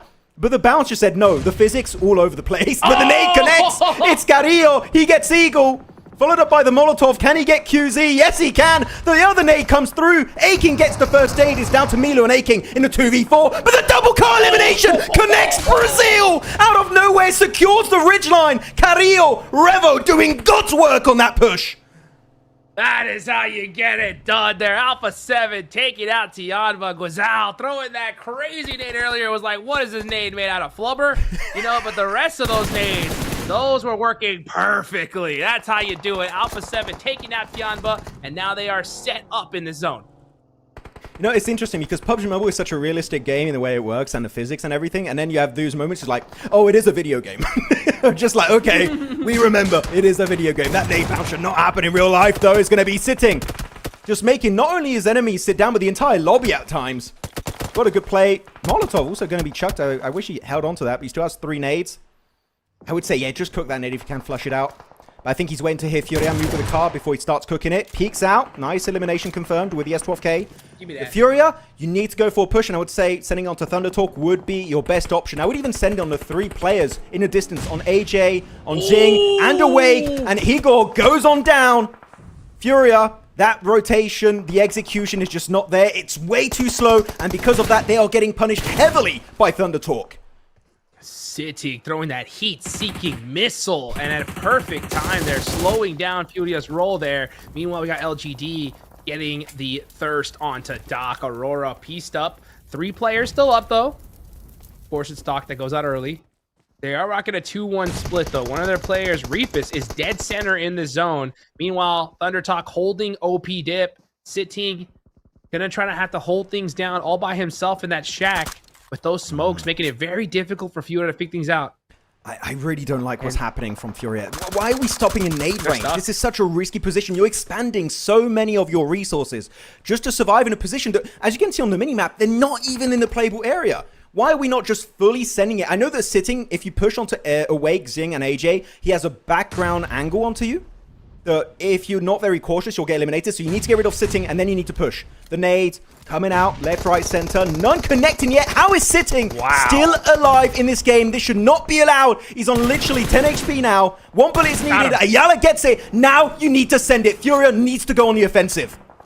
Yep, and you see them trying to hop in those vehicles here. The problem is D+ now applying more pressure to Thunder Talk. That's advantageous for Furia, but they got to figure out, like, we have no choice. The zone is closing. We got to move. Chief deciding to go to the shack. Why? What? You have 2 teams looking your way. You need to pick your fights and commit to it. I don't care if you push on D+ or Thunder Talk. Just pick a fight and commit to it. Furia lost 2 players for no reason. Now it's a duo, Igor, Ayala, and they're doing it again. No, please don't go to the shed once more. Oh, they're doing it. They're going for the open area. Furia, one of the biggest throws, just not committing to a play and getting decimated by this lobby. Completely sandwiched. They go right into the center of the crossfire. And now D+ trying to finish out Thunder Talk here, but I am not sure what Furia was thinking on that one. Same. Really tough play. By the way, we have Reefus as a solo. He's just chilling on that shed in the middle. Yeah, he just ditched his squad. I don't need a team. I'm Reefus. I can do it on my own. And you know what? He kind of can do it. He did it in PMGO EECA. He got 1v4 with a nade. So it might happen. But Furia... And again, sorry, I know I'm harping on about Furia not doing the right play, but if the issue is they didn't want to push onto Thunder Talk because of the background angle of D+ Kia, just do a smoke as you rotate to block out the vision and then you just commit to the fight. It's secluded in that dip. That would have been such a good option, but unfortunately it is a bit, you know what, it's not a bit. It is a massive fumble, in my opinion. Though, over to the POV of players that we haven't talked about too much this game. S2G, the silent killers of this game, Hotchuk's got 6 eliminations. 2 for Kamikaze and 4 for the side of HamCG. And they got a good entry point up north, sending it right onto that garage that it is in a playable area. So this could be looking like a Turkish chicken dinner on game 3. Meanwhile, okay, now let's look at LGD. Okay, yeah, I take it back. Wow, the curse. All right, now we're going to see LGD push onto S2G here. Nice nades, though, from S2G, slowing them down on this push. And with those knocks, yeah, they should be able to get a little bit more active here. Will S2G risk it and push outside the zone? I don't think so. Yeah, they're going to just hold that position for as long as they possibly can. But Tian, with those beautiful Molotovs, is going to definitely put some pressure on S2G. Well, flashbang going to be used by TIANBA. Oh, it does connect onto HamCG. The nade does also do some decent damage, but the Molotov's got to be a bit cautious. I love these smokes coming out from LGD, just denying vision away from S2G, but lost those cooking. That nade, the bounce is good. It gets Tian. Woo! LGD, the push is just not happening as planned. MACAO, Ling S, and OAG still can redeem it. But the smokes are going to dissipate in about 30 seconds. Unless you've got a second round of smokes waiting to happen, you need to go because you literally have 45 seconds to work with here, Hotchuk's. They need to send it, or otherwise the blue zone will do it for them. They're out of nades. They have no more nades, nothing left to their name. So LGD out of utility. They're going to have to do it with those weapons. The shotguns are starting to come on out. Let's see who's going to be able to hit those shots here in the CQC. And BM trying to find a way around the corner. This next knock is going to be so critical. Meanwhile, they have a fair fight here. Try and drive some vehicles around. Some shenanigans happening. Meanwhile, Ling's got shotgun. Hamsu ready with the DBS. The tension's in the air. Max, who's going to get that first shot? It's Hamsu, but immediately coming on back. Now LGD look to have the big advantage. And that's S2G out of there. Yep, good engage. It took a while to get there, but you know what? They got the reset on their fallen comrade, and then they just sent it for round number 2. And round number 2 is the win for them up against S2G. So LGD, another strong finish back-to-back on Erangel, it seems. Representing China in the best of their capabilities. As now, the Eastern fight. D plus Kia, team that's been lingering, waiting for their time to strike. Very opportunistic gameplay, especially on that third party earlier we saw onto Furia and the side of Wolves. And even on the fight with Thundertalk. But now they're looking to take it the entire way. Put Korea back up on the map here for 2026. As Chip's a player that last year just dominated. So many strong individual performances from this guy. And Nolbul, one of the best movement tech players in the world. These guys have what it takes player-wise to get that chicken dinner. But Reefus could be the X factor that could ruin it. But he's got no nades, only a Molotov. And the nade comes in and Reefus tanks it. All D Plus has to do is pretend that this is the final match of the day in PMGC, and they will win every single game. D Plus, undefeated when it comes to PMGC last matches. Is he just flashing it? Yeah, it looks like that's what he's doing. Meanwhile, yeah, you can see Thundertalk. Okay. Now, oh yeah, that flash didn't work that far out. Nice headshot there, though, on a Reefus. AJ getting up close and personal now with a shotgun. Gets the confirmation. Yeah, I feel like he should have been eliminated way earlier because of the nades, and a lot of them just missed completely. 2 nades that should have been an instant hit. Just did not work out whatsoever. But good, they get the control here. They're going to get, hopefully, the res onto Jing. I do wonder, D Plus has been very silent this game. Do they have grenades? If they do, the grenades on the garage of LGD, and especially on that shed of Thundertalk, should be very easy to pull off.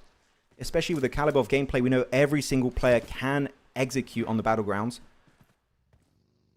But utility is very lackluster. LGD use almost all of their utility to crash onto S2G.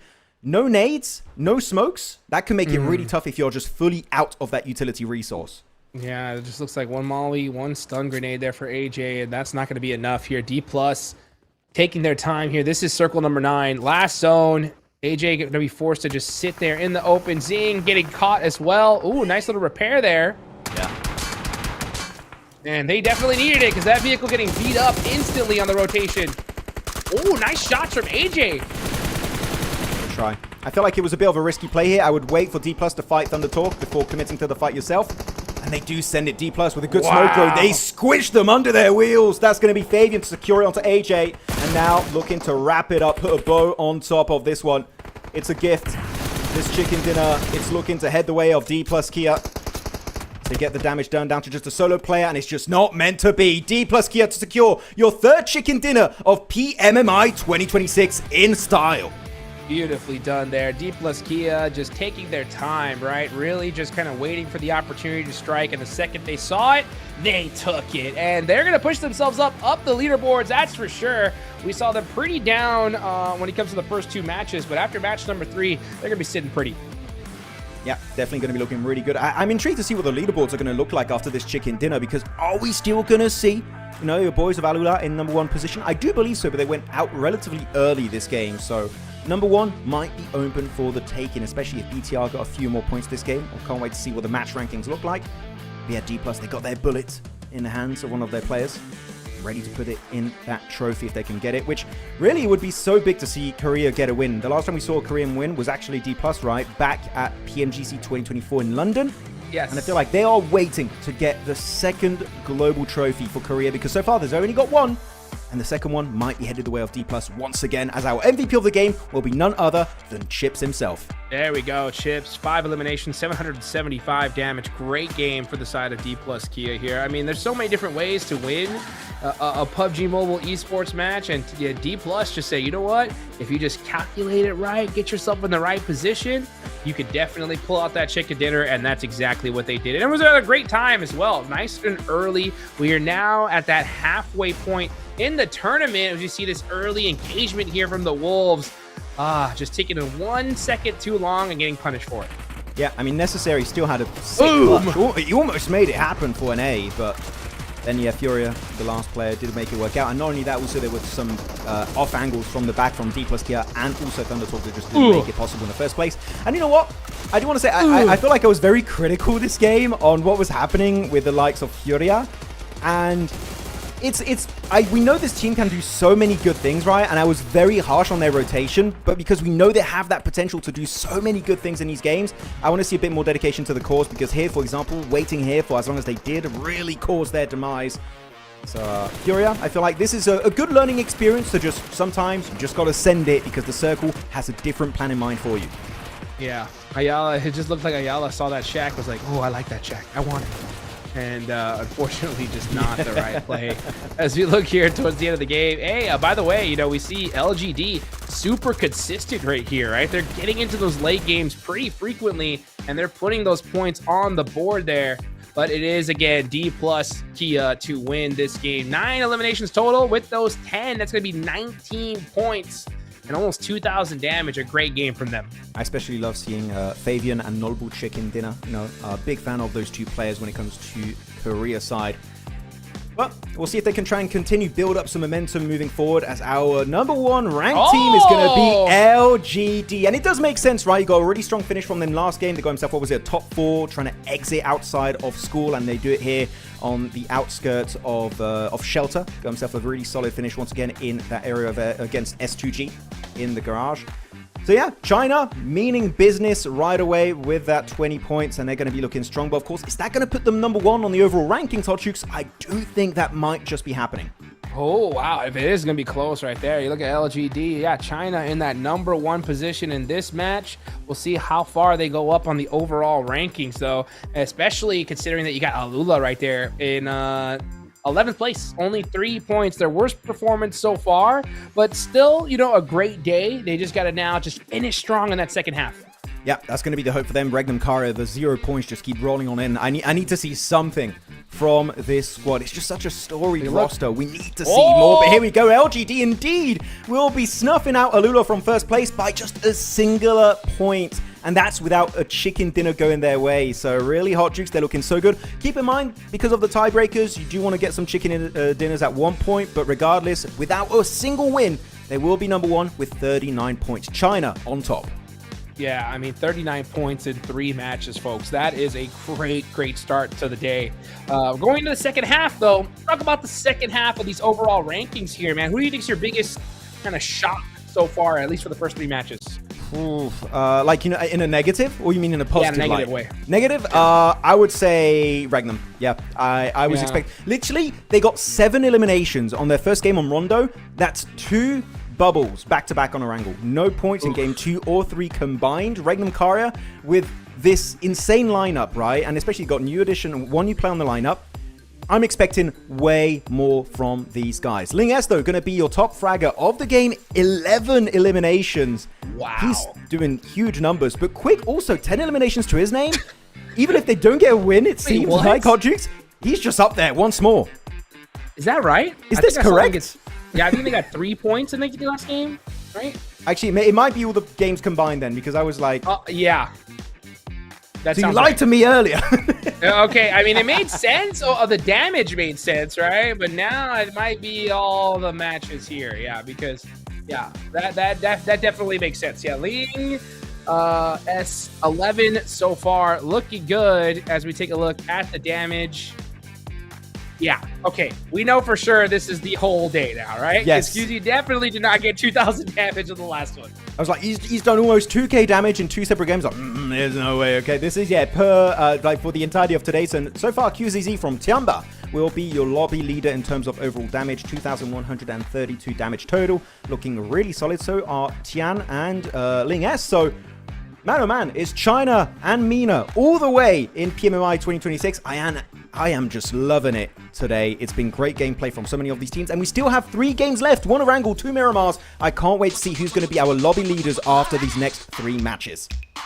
Me as well, guys. That is it for the first half of day number 1 of the PUBG Mobile Macau Invitational. Getting ready for the second half here shortly, guys. Go get your drinks, get your popcorn ready. We'll be back with some more PUBG Mobile action right after this break.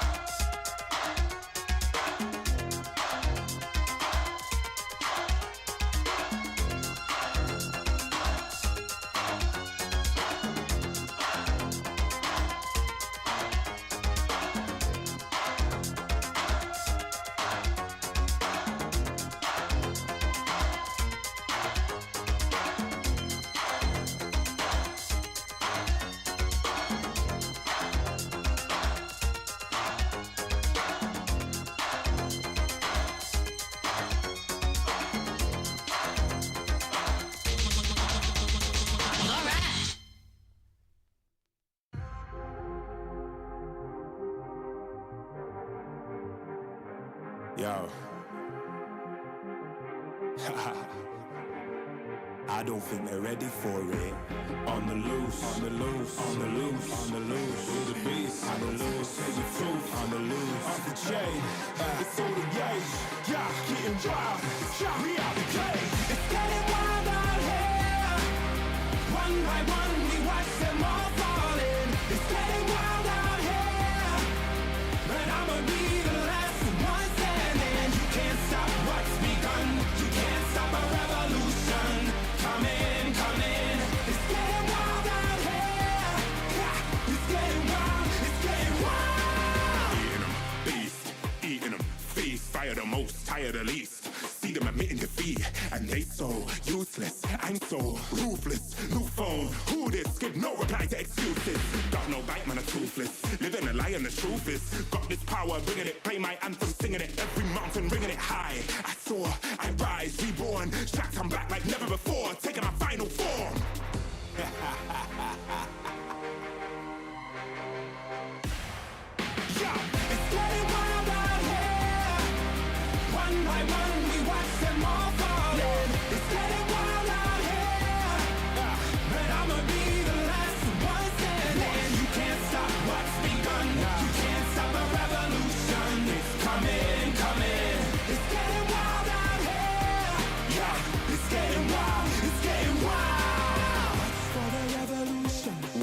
embarking on an evolution. Yo. Come in, come in. Yeah. If you wanna come and get some, yo. Nothing we can't overcome.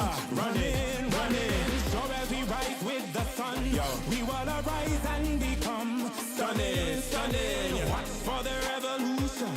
You can't stop what's begun. It's coming, coming. Wait. It's coming, coming. Wait. It's coming, coming. Just you wait, just you wait. Yo. It's getting wild out here. It's getting wild. One by one, we watch them all falling. It's getting wild out here. Yo. And I'ma be the last one standing. You can't stop what's begun. You can't stop a revolution. Come in, come in. It's getting wild out here. It's getting wild. It's getting wild.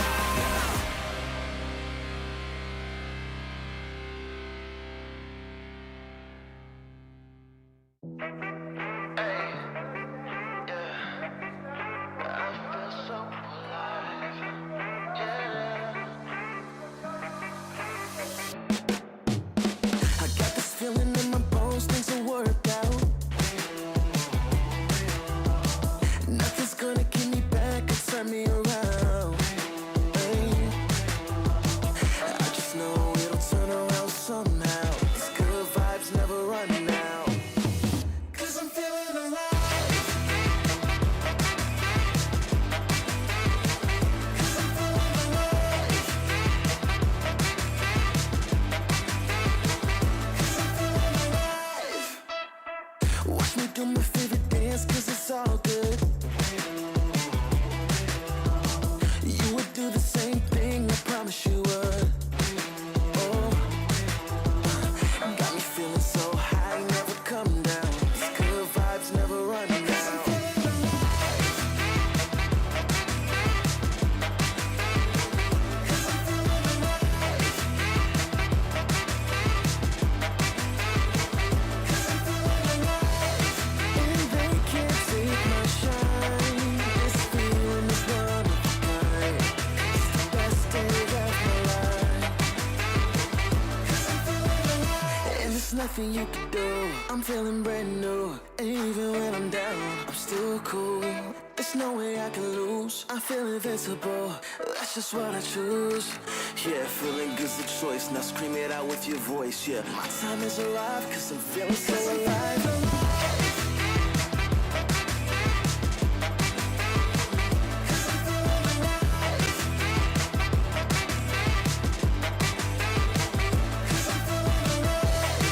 And they can't take my shine. This feeling is one of a kind. It's the best day of my life. 'Cause I'm feeling alive.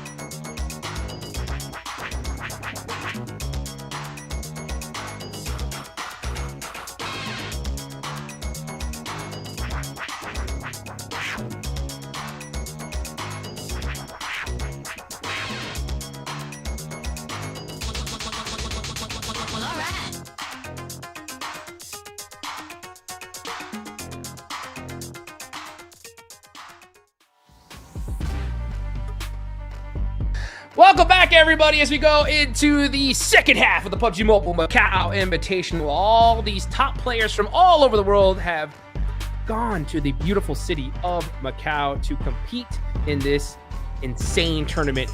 And we'll see who is going to end up on top here for these two groups, as we are now facing, just a quick reminder, this is Group Red versus Group Green. And as we look at these different team names and looking at the top of the leaderboards, are you still feeling that Group Green is the group of deathmatch? What do you think? Yes, I still believe they are the group of death. I mean, do you think it's another team after how things have gone so far? I mean, it's honestly, it's pretty dang close, right? I mean, we got Bigatron in third place. You got Furia, Alula in second. Yeah. I mean, Thunder so Talk? definitely, yeah. So we got a lot of the top squads from Group Green there. You know, just so happens first place is from Group Red. That's LGD with a great game in this last one. But honestly, I think we're going to see some definite changes in leaderboards going into the second half. I mean, this lobby is so stacked, Max. It just looks like whoever gets that great position, they're going to win the game, and they're going to win the game big. Yeah, most definitely. I feel like these games are definitely going to try and build a lot of momentum for these players, for all these teams. But yeah, Group Green is just looking insane. Bigatron's looking so decisive with their plays. Furia, sure. You know what? Again, I was very critical in the last play when they didn't send on to Thunder Talk. But overall, if you look at the entirety of today, condensed into one sentence, it's pretty damn good. So very happy for them and the side of Brazil. And then Alula, just blowing out teams from the water in game 1, game 2 also a really strong finish thanks to Quick in particular. So I wonder if they can keep it high on the rankings for the entirety of MENA. And I'm seeing Silas yawning on screen, which not a good sign because they're also sleeping in game right now. I've seen Hot Chicks, yeah. Yeah, they definitely are. I mean, they're in last place right now. I think he needs to diet back. You know what I'm saying? Mix things up here. Fortunately, not going to be able to do that here in the second half of today. I think they could definitely push themselves up without a doubt. We know that all these squads definitely can. It's just you got to do it here sooner than later. I mean, this is the last Erangel we are going to be competing in today, and then we're going to be going into Miramar, Max. They got to do something. I am waiting for it. Look at that. Putting their glasses on too. Locked in. No blue light for our eyes. No. No. Oh no. Actually, looking at their position now, they're going to be dropping. They're going to go back to normally Rozok, right? That's their drop location every single day of the week. They love to go Rozok. It is their drop location for the past few years now. And it's dead center. Actually, this is going to be quite interesting to see in the future if we see maybe Orangutan re-qualify for global event. But Regnum Car is playing because they dropped Rozok too. We saw last year they didn't clash, so I am just curious how that would happen because I'm always excited to see hot drops and how teams maneuver their way around it. So yeah, Orangutan versus the side of Regnum could be a thing. Maybe not, well, not at PMWC because Regnum's not there, so that's going to be easily going the way of Orangutan, but maybe at PMGC if they both qualify, that could be exciting, Hot Jukes.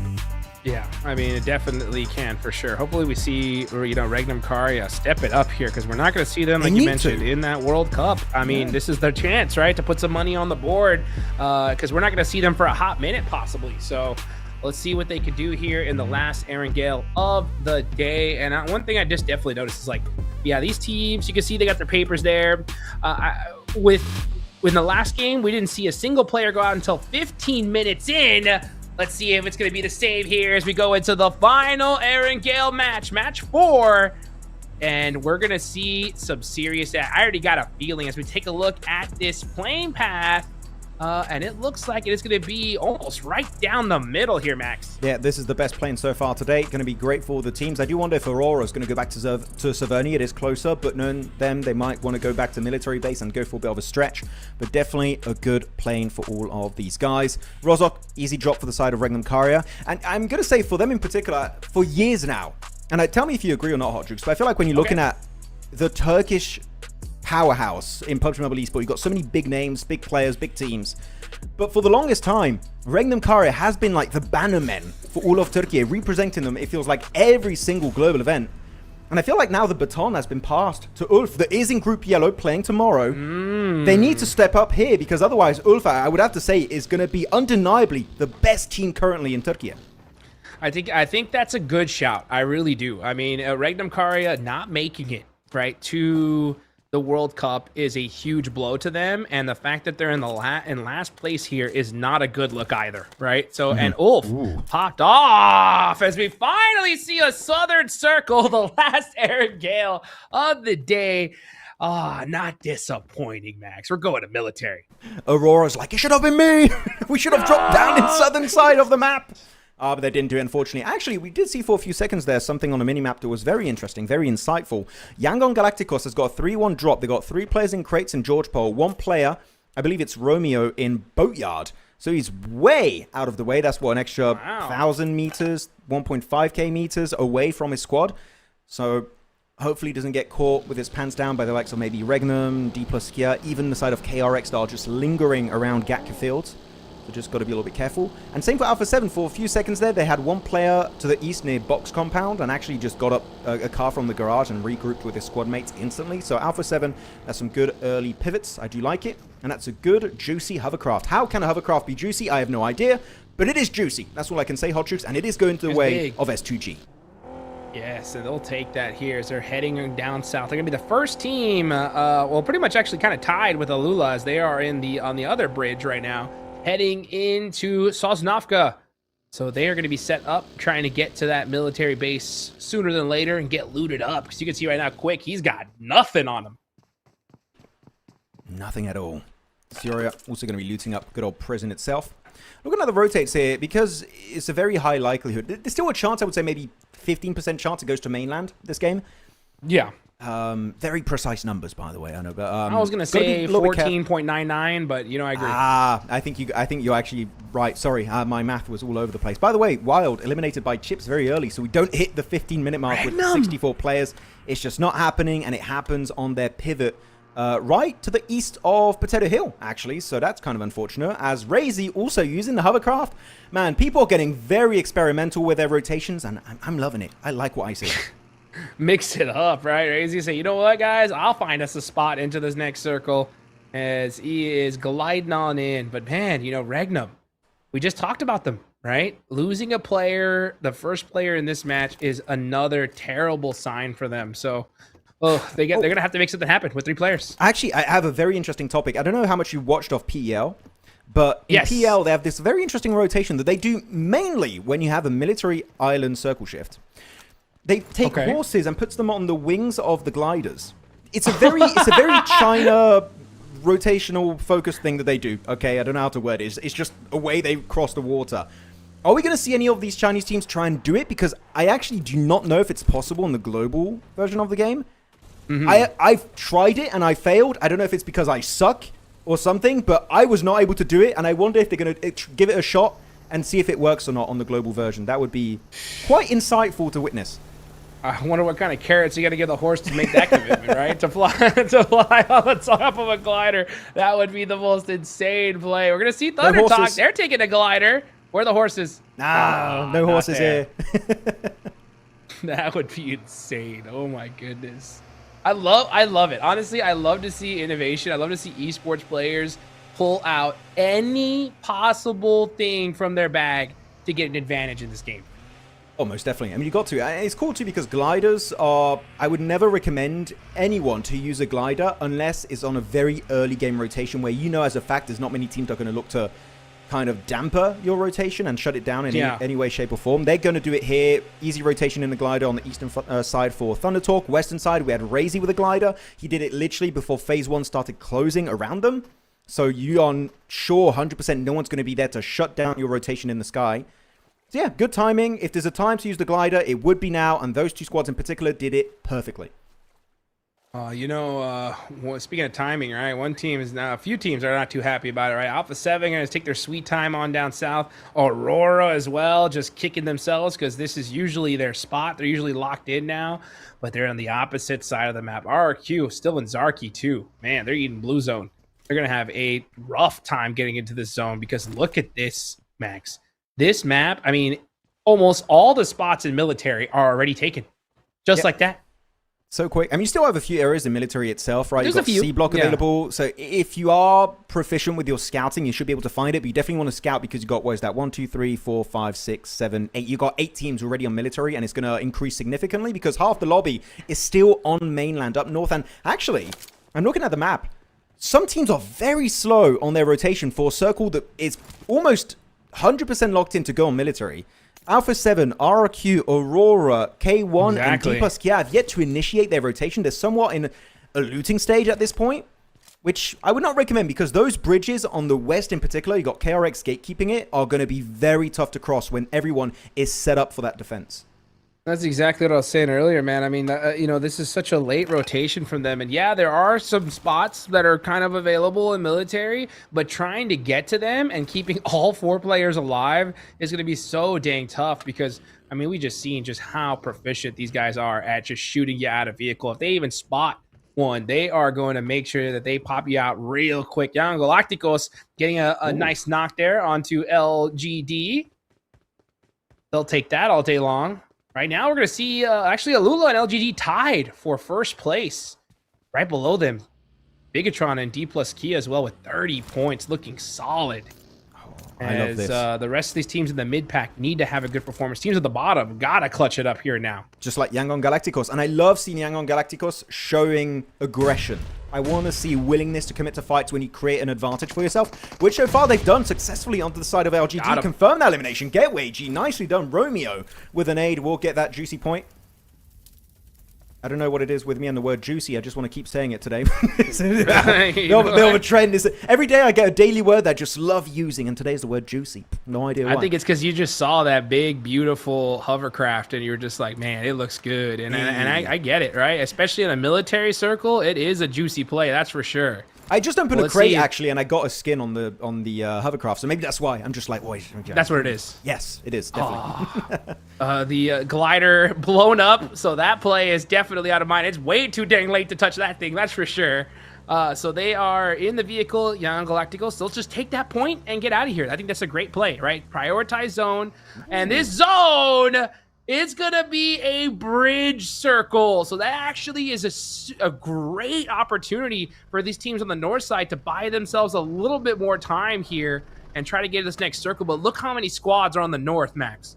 You got so many teams. You got 5 teams up on the northern side of the circle. We still got a few squads on the western side on the bridge. Yangon Galacticos, LGD. LGD already initiated their cross over the river. Tian and also Mau Mau already made the cross. They just got to get regrouped on by Ling S. But that's going to be a clash happening as Furia, once again, he got knocked out. Silence instantly eliminated in this game. It was them versus North America versus the Wolves. So it just keeps on happening. It's a bit of a rivalry in PMMI, it seems, Hot Chicks, that Wolves and Furia have to fight every single game. And Wolves so far suffering the brunt side of it.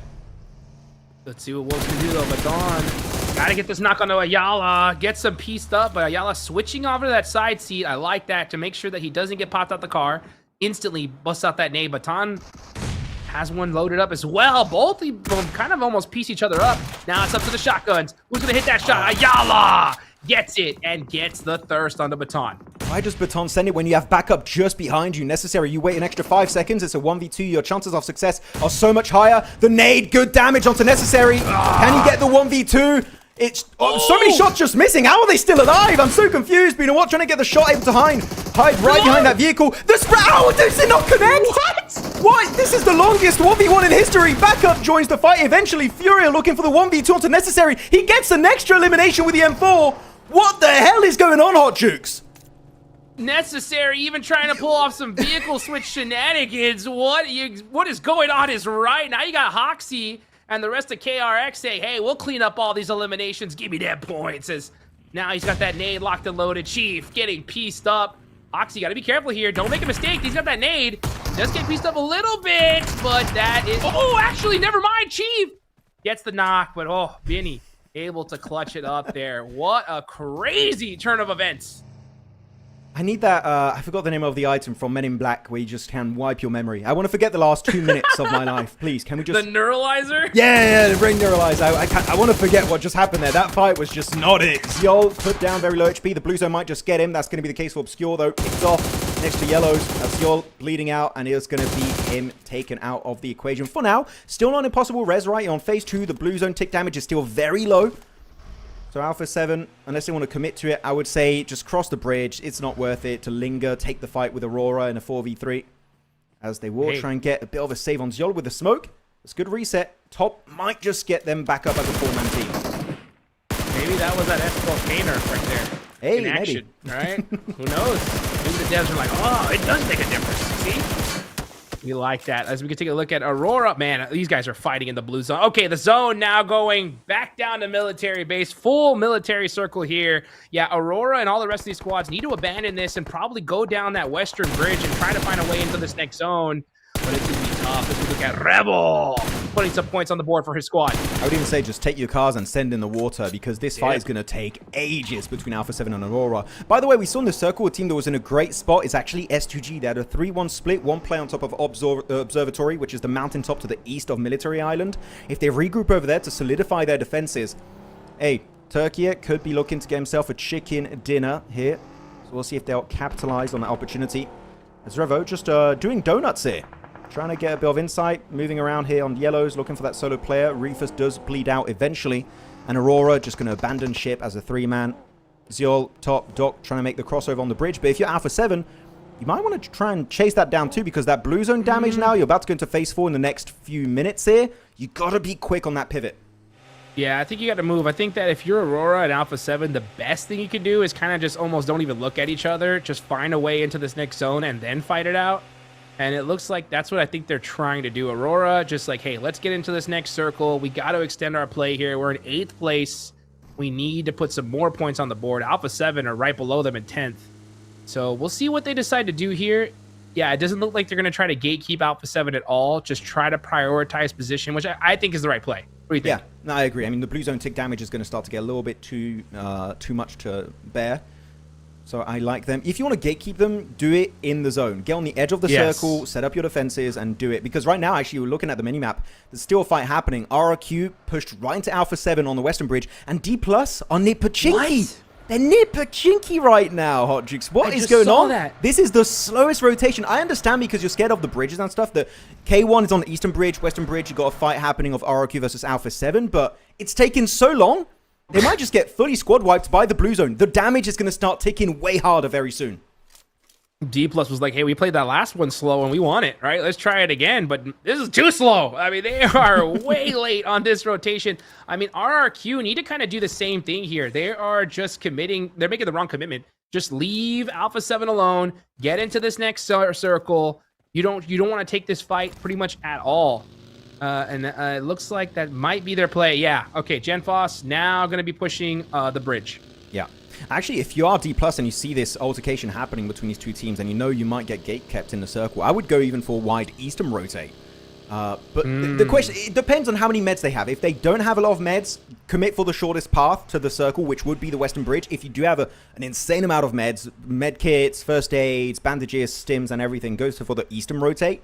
Because now we're entering Circle 4, and as we know, Circle 4 is when really that damage starts to be too much to deal with. And the circle is going to be right on top of Alula and S2G, and also Regmancaria. And the Observatory of S2G is also in play. So teams in the center looking great. But the fact we still have a fight on the bridge happening at this moment in time, Hot Jukes, is crazy to me. Yeah, it's a terrible play, but honestly, I think that both these squads realize that, like, you know, it's a zone 4. We don't have the util. We're not making it. Like, at this point, we just try to get some points on the board because it's all over. Yeah, this would be a good time to pull the double horse on a glider. Yeah. If you can even fight it. You need a jet at this point to try to get into this next circle, though. Yeah. But look at the HP bars, man. It was just, they're ticking so hard at that point. Tian actually going to be nading Mau, so his teammate got knocked on down. Silas with the JS9 going to try and defend that dip for himself. Very nadeable position, got to be cautious, but they do have the hovercraft this time around. As Loxy, they're trying to set it up, so Loxy has a bit of a better cover. Heal up inside first. You're going to be safe from incoming grenades. And I do wonder if they were able to loot up a repair kit, right? The welding gun? Yeah, it would be great to keep the hovercraft in a very healthy condition. Absolutely. Right now, let's look at LGD holding this little spot here, putting some nice shots on the Jing. Trying to pop him out the vehicle, not going to be able to do so. Oh, this is all by himself too. Yeah, so LGD not going to have the best game here in the final Erangel, but you know, we can see what Ling S is going to be able to do. He can put something on the board for his squad. That's all he's got to do. Meanwhile, D+ did get away from Alpha 7, so they're going to try to make it on in here. Yeah, as we can take a look at them, But this zone, it stings. And the second, in a minute and 40, once it starts closing, it's going to hurt way too much. But let's see if they get lucky on this rotation. I cannot believe they moved ahead of like RRQ even, or like Alpha 7 players, right? There's still some lingering on the mainland. What? That Western Bridge, I kind of want to forget about the last 10 minutes of my life now, if possible. Get the Neuralizer back on board as top. Going to encroach on the terrain of Regnum Karya. Really good. Silas here, peeking with a third-person perspective inside of the hovercraft. Ooh. Big nade damage. Almost able to get the double knock, but Loxy's going to find top. Regnum, I would say now is the time to push. 2 players in the hovercraft. They're sending it forward, looking for the Mongolian team. But it's stuck. It's stuck on the ridge. I think he can't move. Or is it? I think he's stuck. Back it up. Back it up. Oh, no, he's stuck. Hit the gas. Okay. Yeah, Hit there you the go. gas. Turn. He's fine. Ooh, that was a bit scary. They tried so hard for the push, but it just wasn't enough. Yeah, he's like, get rid of this hovercraft. Let's get some real vehicles and get moving. But now it's a little bit too late. Oh, unfortunate attempt there from Regnum Karya. The hover crash, just too juicy, too heavy. It was. It's just a bit too slippery. But you know what? They will actually get back into hiding in that dip. So they've been able to redeem it somewhat. S2G still 0 eliminations. I would like to see them try and get involved in the elimination feed a bit. But they also, one thing that's very annoying when you're in this position is you know where every team is located, right? Like here, for example, they know where Aurora are. But you can't get access to the death crates. If you eliminate teams, the loot you have on that mountaintop is the loot you might have for the entirety of that game until you have to leave the premises. So S2G, yep. I like how they're being very cautious and not spraying unless they know they can get some value out of that spray. So they're trying to be very methodical and they're still in play zone. So you just got to wait it out and the placement points should just start rolling in easily for S2G.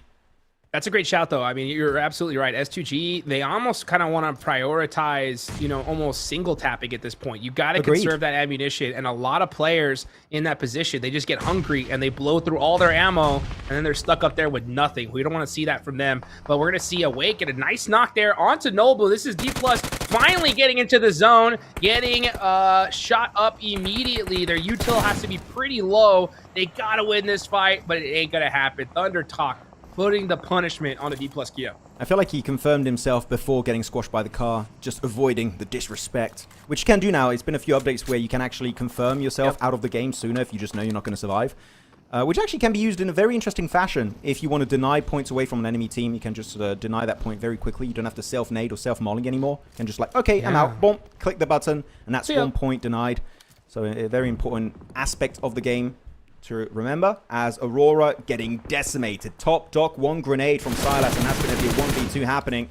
As Silas, though, a bit on an aggressive position, and the backstab of sitting is huge. Regnum, though, sending out to Silas when he just got knocked in that position. It's a bit risky, but at least they are in the play zone. Sitting very tight peaks regardless, not trying to get knocked. They know they're on the south side of this circle. Meanwhile, Lost. Yeah, this is what I was talking about, right? Those single taps. That's what you got to do. Is put those poke shots, but you got to conserve that ammunition. Yeah, he's actually going to bring out the Bison as well, because he's like, I need all that AUG ammo for a little bit later. We'll see what happens, though. Was that, am I hearing some shotgun shots from up top? They're trying. I mean, hey, you know what? After the nerf, that is definitely not going to connect. I would not recommend it. That bloom is making it a bit hard. As Ezel, again, newest addition to Regnum Karya, after Z-Wolf left the team. That was a big surprise, by the way, when Z-Wolf decided to leave. Yeah. Ezel has got some big shoes to fill. As Axel from Bigatron picked up by HamCG of S2G. So it seems like they are going to slowly but surely get involved in that elimination feed. But Jing's got a great nade. And again, this dip is great if you can keep teams at bay. Here, you are surrounded. Aurora got the 2-man reset onto top and dock. They are in nade range, and so are Thunder Talk. Regnum, I feel like it's just a matter of time before they get fully eliminated. Those nades are just too damn impactful. Like Silas almost headbutted that nade. It was so dang close. Is he done? Woo. Oh, Doc. Yeah. Just like that. And now we're going to see Doc put some shots there. Still not wanting to over-peak, not wanting to over-commit. That nade does look good, though. Does it hit? Oh, it doesn't. Yeah, I mean, without that hovercraft, all the damage you're taking, you can't avoid it. You can't go into hiding anymore. But you can use it as hard cover. So if you do move around properly, it might work out. But unfortunately, Ezel will not have that luxury. Silas might be the next to fall. The nades are beautiful. China looking so good with the utility. It's just Loxy now, separating the side of Thunder Talk and this dip that they most definitely want to secure for themselves. Spraying it down with the S12K. That's a dub heading their way. Nicely done. 6 eliminations in the cards. Now the next step should be to fight Aurora The circle's about to shift. We're going to slow it down and see where the play zone is going to go to.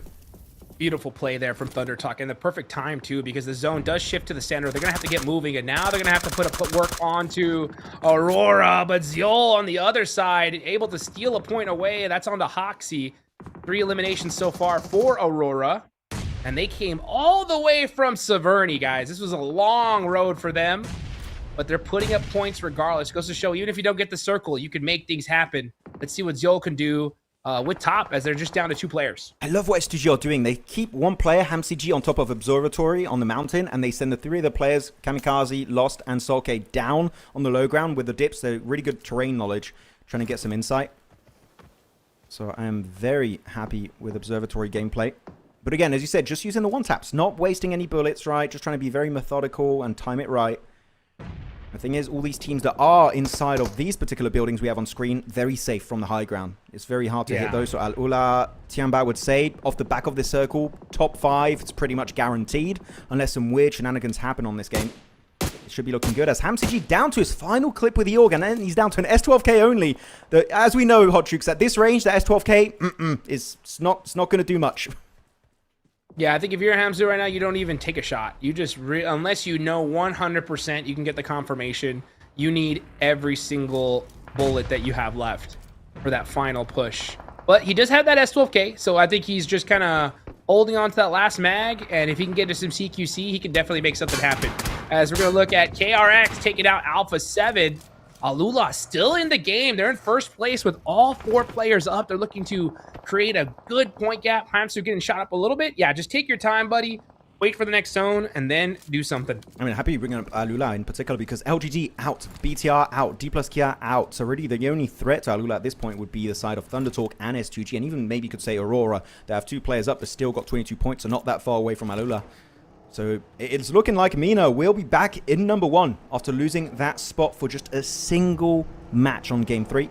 As okay, big jump here, trying to pick up his teammate of HamCG, and they, as you said earlier, they have to get in CQC, or he just gives the ammo to his teammate. HamCG back up to where he's at, 3 clips on the AUG. He can go back to 1 tapping everyone around him. He needed them, that's for sure. And right now we're gonna see, these 2 guys right now. AURORA, wow, quick with the angles. Tight peaks, trying to get the knock, but still, he knows if I get knocked here, I'm out. So let me just hold this position and play it safer than sorry. I would say play around your utility. I think he had 2 grenades in his arsenal right now. Just wait for them to close the gap. And when you know they're hiding, maybe even trying to go for a revive on a knocked teammate, that is when you strike, when they are at their weakest. Got one. So don't waste it. As quick, we'll be able to find himself sitting. Good headshot. I see Reb, actually, from AURORA, also playing with a Kar 98. That will be interesting to see if it's going to be impactful at this kind of range. Maybe having a bit of an issue with ammo. But Thunder Talk doesn't seem like it's going to work out as planned. They are getting peppered by S2G from the high ground. Okay, saying, you know what? Forget this ammo. I got some shots here. Starting to put some sprays, getting some eliminations and some confirmations on the Thunder Talk. They are getting shot from every single angle. They still got the circle. S2G, you come on. S2G, you're being gifted an insane finish. I wouldn't say it's 100% sure they're going to get the chicken dinner, because if they do get on Circle 8 forced off of the mountaintop of Observatory, everyone is going to look your direction. And unless you have the most insane save play, I don't think it's happening. One good rotation would be to go actually on Kami up here. You go on that northern eastern rotate onto Kami. You got a few little ridges to work with. If Circle 8 doesn't favor you, you do need to send it onto Kami. That will be your saving grace. As K1 taking the fight versus Korea, it's going to be KRX. 1-4 is going to be Benny, TRE, sole survivor here in a 1v3 versus K1. And the FAMAS doing God's work onto Benny, looking to flush out that point. Trying to get it done, and that's the thing, is that there's so much action that needs to happen here on this side of the map. I think this is a lock for S2G. I think they take this with all these other teams trying to fight. Yeah, it's okay. Get on down there. Let's go ahead and put the pressure. Let the blue zone do the work and secure this chicken dinner. Hamsu, gotta be careful though. He needs every single bullet he can get, but he is applying that pressure. He sees passion. He's waiting. Yep, that's what you gotta do right there. Make sure you can get that confirmation. And he is putting in the work on K1. Still has 2 more clips in the AUG. The moment he runs out, he has to get in CQC. He needs to join up on the squad, but you know what? It's not even needed. The nades are huge. That is it. End of the line. K1 fully eliminated, making it to this game. Now it's top 4. AURORA, S2G, Thunder Talk, and TIANBA. two Chinese teams again reaching this finish, but can they actually convert in a chicken dinner? It's not sure, because S2G so far are in full control of this game. Yeah, this is an S2G win all day long. They have this just in the bag. They got all the sight lines in the world. The only team that could really, I think, put a thorn in their side at this point is TIANBA, since they have those buildings. But we'll see how that works out between ThunderTalk and them. Yeah, look at this. Lost with the B-Zone. Putting on some shots, but it's the Blaze Zone that's going to get that finish. Is he going to start throwing pans from the mountain? It might be happening. Oh, I think that was a headshot. Yeah, oh, damn. Okay, Quick was definitely quick on that whip. But And the gone. Blue Zone gets it. Yeah, just denied. There's no way you're going to survive that rotation away from the radio tower. TIANBA. No, the off angle is huge. I love this 2-2 split play from S2G. And now they got all the loot from K1. They are looking locked and loaded for this chicken dinner. It is looking almost impossible for them to not secure this win. As now, TIANBA sending it with the car. They've just given an easy double. It's Kami stepping up with the M4. That's a 1. That's a 2. 1 play remaining. And this will be an S2G chicken dinner. They have this one on lock. It's in the bag, and that is it. S2G with the high ground, showing the rest of the lobby who's boss. When you get that opportunity, you gotta take it, and that's exactly what S2G did. Look at HamCG with his bullet pendant. That was literally the last bullet he had available after spraying as long as he did on top of the mountain. He had 1 bullet to spare, and he's flexing it here on the chicken dinner screen. But well done, S2G. Getting a chicken dinner, by the way. We do have to say it, Hot Jukes, on a map that is not Miramar. No way! It can happen! What? It's possible. It is possible, at perfect timing too, because that's gonna rocket launch them up the leaderboards as they go into Miramar. So 2 Miramars left to go. S2G looking good, and I mean, that's what it's all about. You get gifted a circle, you take that high ground, you get that high position, you got to capitalize, and that's exactly what they did. Beautifully done from S2G. Yeah, most definitely. Really happy with the performance of every single player on this squad, and the way they were juggling their resources too. I love that you were talking about them having to go for the 1 taps to try and kind of maintain their resources as long as they possibly could, stretch it for the entirety of that game, which they did, and then the 2-2 split. Third partying KRX versus K1 to actually get control of that ridgeline, and also getting the loot from K1 in the process was just so many great steps back to back to back. Sure, was the circle favorable to them? Oh, hell yeah, Hodrix. That was like a gift from the heavens, but they made use of every single aspect of the game to make sure that chicken dinner does not slip in between their fingers. I love this game from S2G, and I'm hoping we're going to see way more of this type of games in the future. Yeah, me too as well. I mean, and I think we're definitely going to see something happen as we're going into Miramar. Take a look at the MVP. No surprise there. It is M2G with 4 eliminations, almost 1,000 damage. He was peppering some folks with those single taps. Yeah, I mean, having a great time here this time around with the 1 taps. I mean, his damage, you know what? I actually expected his damage to be around 1.5k because of how many 1 taps he was going for, but I guess it was just spread out throughout the entire squad, so their average damage must be through the bloody roof. As we have, here you go, our replays, our highlights of this game. Don't show me this 1v1. This Exactly. Don't show me this is a terrible 1v1. I want to forget about it. I want to forget about almost the first half of this entire match, man. I mean, we had so many players just taking so dang long to get into the circle. We had crazy 1v1s. Look at this. Here, FURIA as well. And then, oh man, Alpha 7 just not able to get into the zone at all. I mean, this was just... Sorry, guys. I'm going back to harsh Maxman here, but... Terrible. Why are we seeing these ego fights happening? You got Aurora, Alpha 7, RQ. You even have D+ involved in that skirmish. When there are just other options, a wider rotate, maybe look for a hovercraft if there's any remaining. I believe most of them were already looted, like maybe even Regnum Karo, for example, that had a hovercraft very deep into this game. But yeah, sometimes it's just fine to give up on a fight. Even if you lose a play or two, just like, it's not worth it. Let's just leave and try and get some placement points, maybe a few extra eliminations here and there. It's way better than a 0-point game, which is what Alpha 7 kind of got this match this time around. As we go over the match rankings here, of course, S2G up there with those 12 eliminations. I mean, from Observatory, we expected them to get a win, and you know what? They got it in style. That's right. 12 double-digit points and a nice 10 placement points, going to net them 22 total. A great game from S2G. I mean, that's what I'm saying is, like, if you get gifted, you got to take that gift as best as you possibly can, and they definitely did there. So putting up the numbers. A beautiful game from them. They're going into Miramar here. They are set up pretty. As we take a look down, yeah, wow, what a point gap too. So they got 22, second place team on down, 10 points. Alula, though, putting some more points on the board. They got to be pretty stoked about that. Oh yeah, definitely. They're going to be loving it, taking it all the way to the bank after a game like that. And Onarango able to capitalize, getting himself double digits once again. Sure, the circle was very favorable to them. So I'm not going to go like it was an insane performance, but I do like how experimental they were, right? Sending one player on top of the radio tower to try and get a little bit of a sneaky angle, and also getting himself in the perfect position on the radio tower so that S2G can't really get the shots onto you. Just really good overall map knowledge, and also knowing where the teams are located so you can use it to its full potential, especially on the likes of Thunder Talk. So loving to see that happen for that team. A second page, Regnum Kara's not here for once, which, no, that's a positive. I wonder how high they're going to get on the leaderboards, but still not the biggest game that you would be hoping to see from a team like Regnum Kara. Well, you know, we're going to see a big game from S2G. That's going to push them all the way up to second place. And Alula are going to get back in that first place position. They're going to hold that down there. LGD down in third with 39. One thing we haven't talked about, Max. Yes. And I want to talk about it now because we got 2 matches left to go, right? Right now, we got Group Red versus Group Green. Tomorrow, we got Group Red versus Group Yellow. And that's going to be Group Red's last day of playing in the group stage. So for Group Red, they need to put up so many points that on the last day that they're sitting pretty and relaxing, not having to worry about any team catching up to them, right? Yeah. So for these last 2 games in particular, I think it is extra important for Group Red to put some points on the board so they can feel comfortable going into that last day of the group stage. Oh, okay, this is early.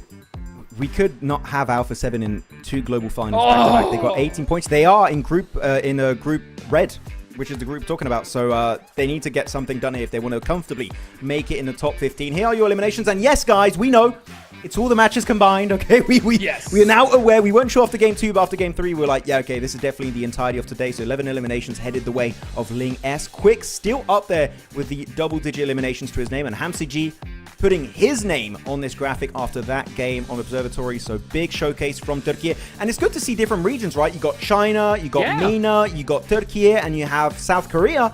Man, again, highlighting how much of a global esports PUBG Mobile actually is in PMMI. I love it. I mean, his PUBG Mobile just breaking records, literally, right? PMGO, we saw them break a Guinness World Record as well. So I love to see just how global this game is and how equally divided the skill is amongst regions, right? Before in the past, we've had some very like stronger regions than others, but now it's just so dang balanced. As we look at Quick with the most damage so far here from Alula, 2,447. Look at this, man. I mean, MENA putting in work here. Yeah, I feel like that means he's got an extra 500-600 damage that last game, which makes sense with the angle he had. So he was just trying to pepper down a few enemies here and there from that radio tower. So really good showcase from him. And the fact he's been able to remain up there despite only getting 1 chicken din on Rondo earlier today is very, very impressive. So Quick, insanely consistent throughout these 4 matches. QZZ though of TIANBA still up there, just shy, right? Just about 200-300 points away from the likes of Quick. So he's trying to play catch up. Ling S and Ham CG. So very similar lineup to our top fraggers overall for today's 4 games. But I do wonder, are we going to see any players try and make a comeback on this graphic in the next 2 games of Miramar? Because we've seen these names a bit too often today. I want to see someone else step up to the plate and be up here on the top 4. It's kind of cool that we see like usually 1 player out of the 4 have that bullet in their hands. As we look at the most damage, 3 of them have it. Oh, yeah. You know what I'm saying? Who doesn't have it? Ling S, right? Yeah. Yeah, except Ling S. So that just goes to show you, right? Like, hey, they're holding that bullet for a reason. They're throwing them down, and they're making it happen. Man, QZ, I love watching this guy play. I am so excited to see what he does into Miramar. And the rest of these squads, we got 2 matches left to go here, guys. But don't go anywhere. We're going to be right back very shortly.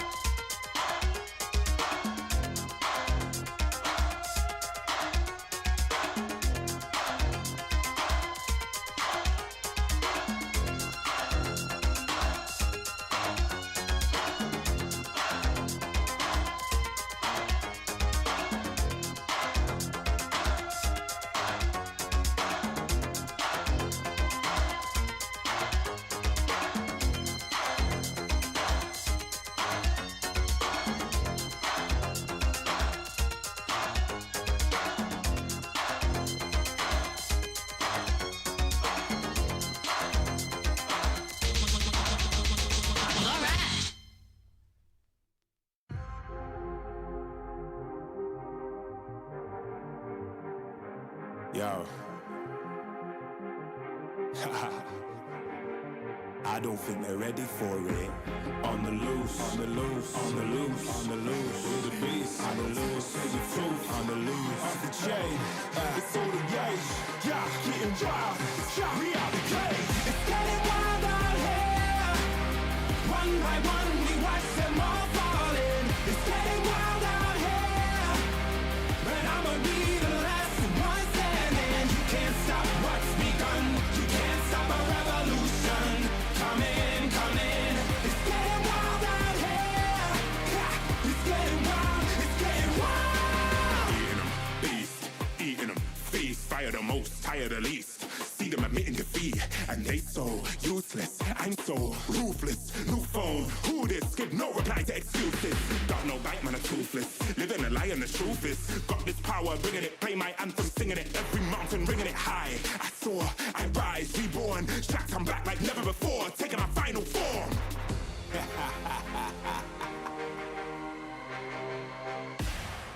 Yo, it's getting wild out here. One by one, we watch them all falling. It's getting wild out here.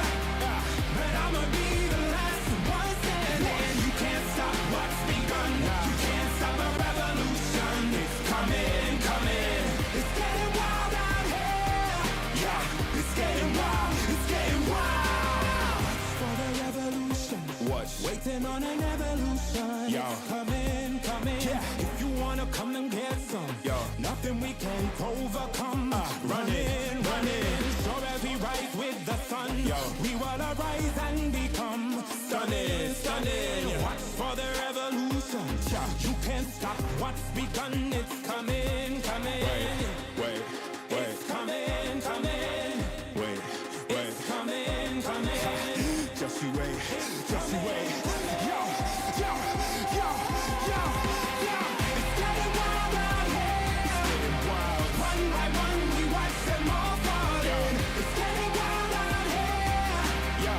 But I'ma be the last one standing. You can't stop what's begun. You can't stop a revolution. Coming, coming.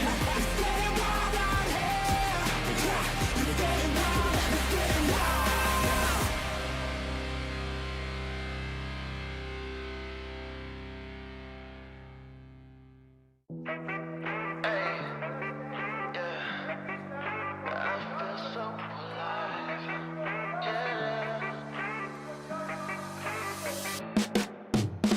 I got this feeling in my bones, things will work out. Nothing's gonna keep me back or turn me around. Hey. I just know it'll turn around somehow. These good vibes never run out. 'Cause I'm feeling alive. 'Cause I'm feeling alive. 'Cause I'm feeling alive. Watch me do my favorite dance, 'cause it's all good. You would do the same thing, I promise you would. Oh, got me feeling so high, never come down. These good vibes never run out. 'Cause I'm feeling alive. 'Cause I'm feeling alive. 'Cause I'm feeling alive. And they can't take my shine. This feeling is one of a kind. It's the best day of my life. 'Cause I'm feeling alive. And there's nothing you can do. I'm feeling brand new. And even when I'm down, I'm still cool. There's no way I can lose. I feel invincible. That's just what I choose. Yeah, feeling good's the choice. Now scream it out with your voice. Yeah, my time has arrived, 'cause I'm feeling so alive.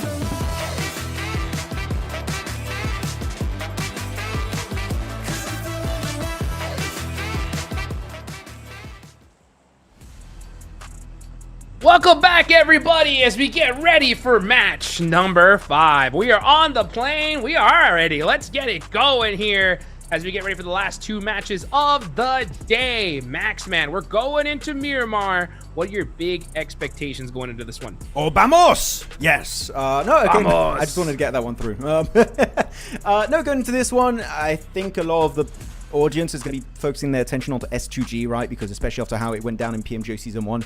But actually, I feel like the reason why they won those Miramars is because the circle was very kind to them, just like this last game. So it's good to see that S2G, if they gifted a circle, right, they're going to get some strong results in terms of eliminations, placement points, maybe even a chicken dinner. They did it the last game. They did it in PMGO Season 1.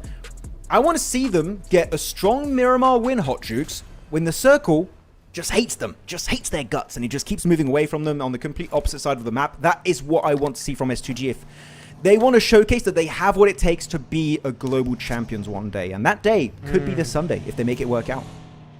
You're right. I mean, it definitely could be this Sunday. And let's see if they're going to be able to do it. Rebel got that SKS, trying to catch him out the vehicle. They want that point early on.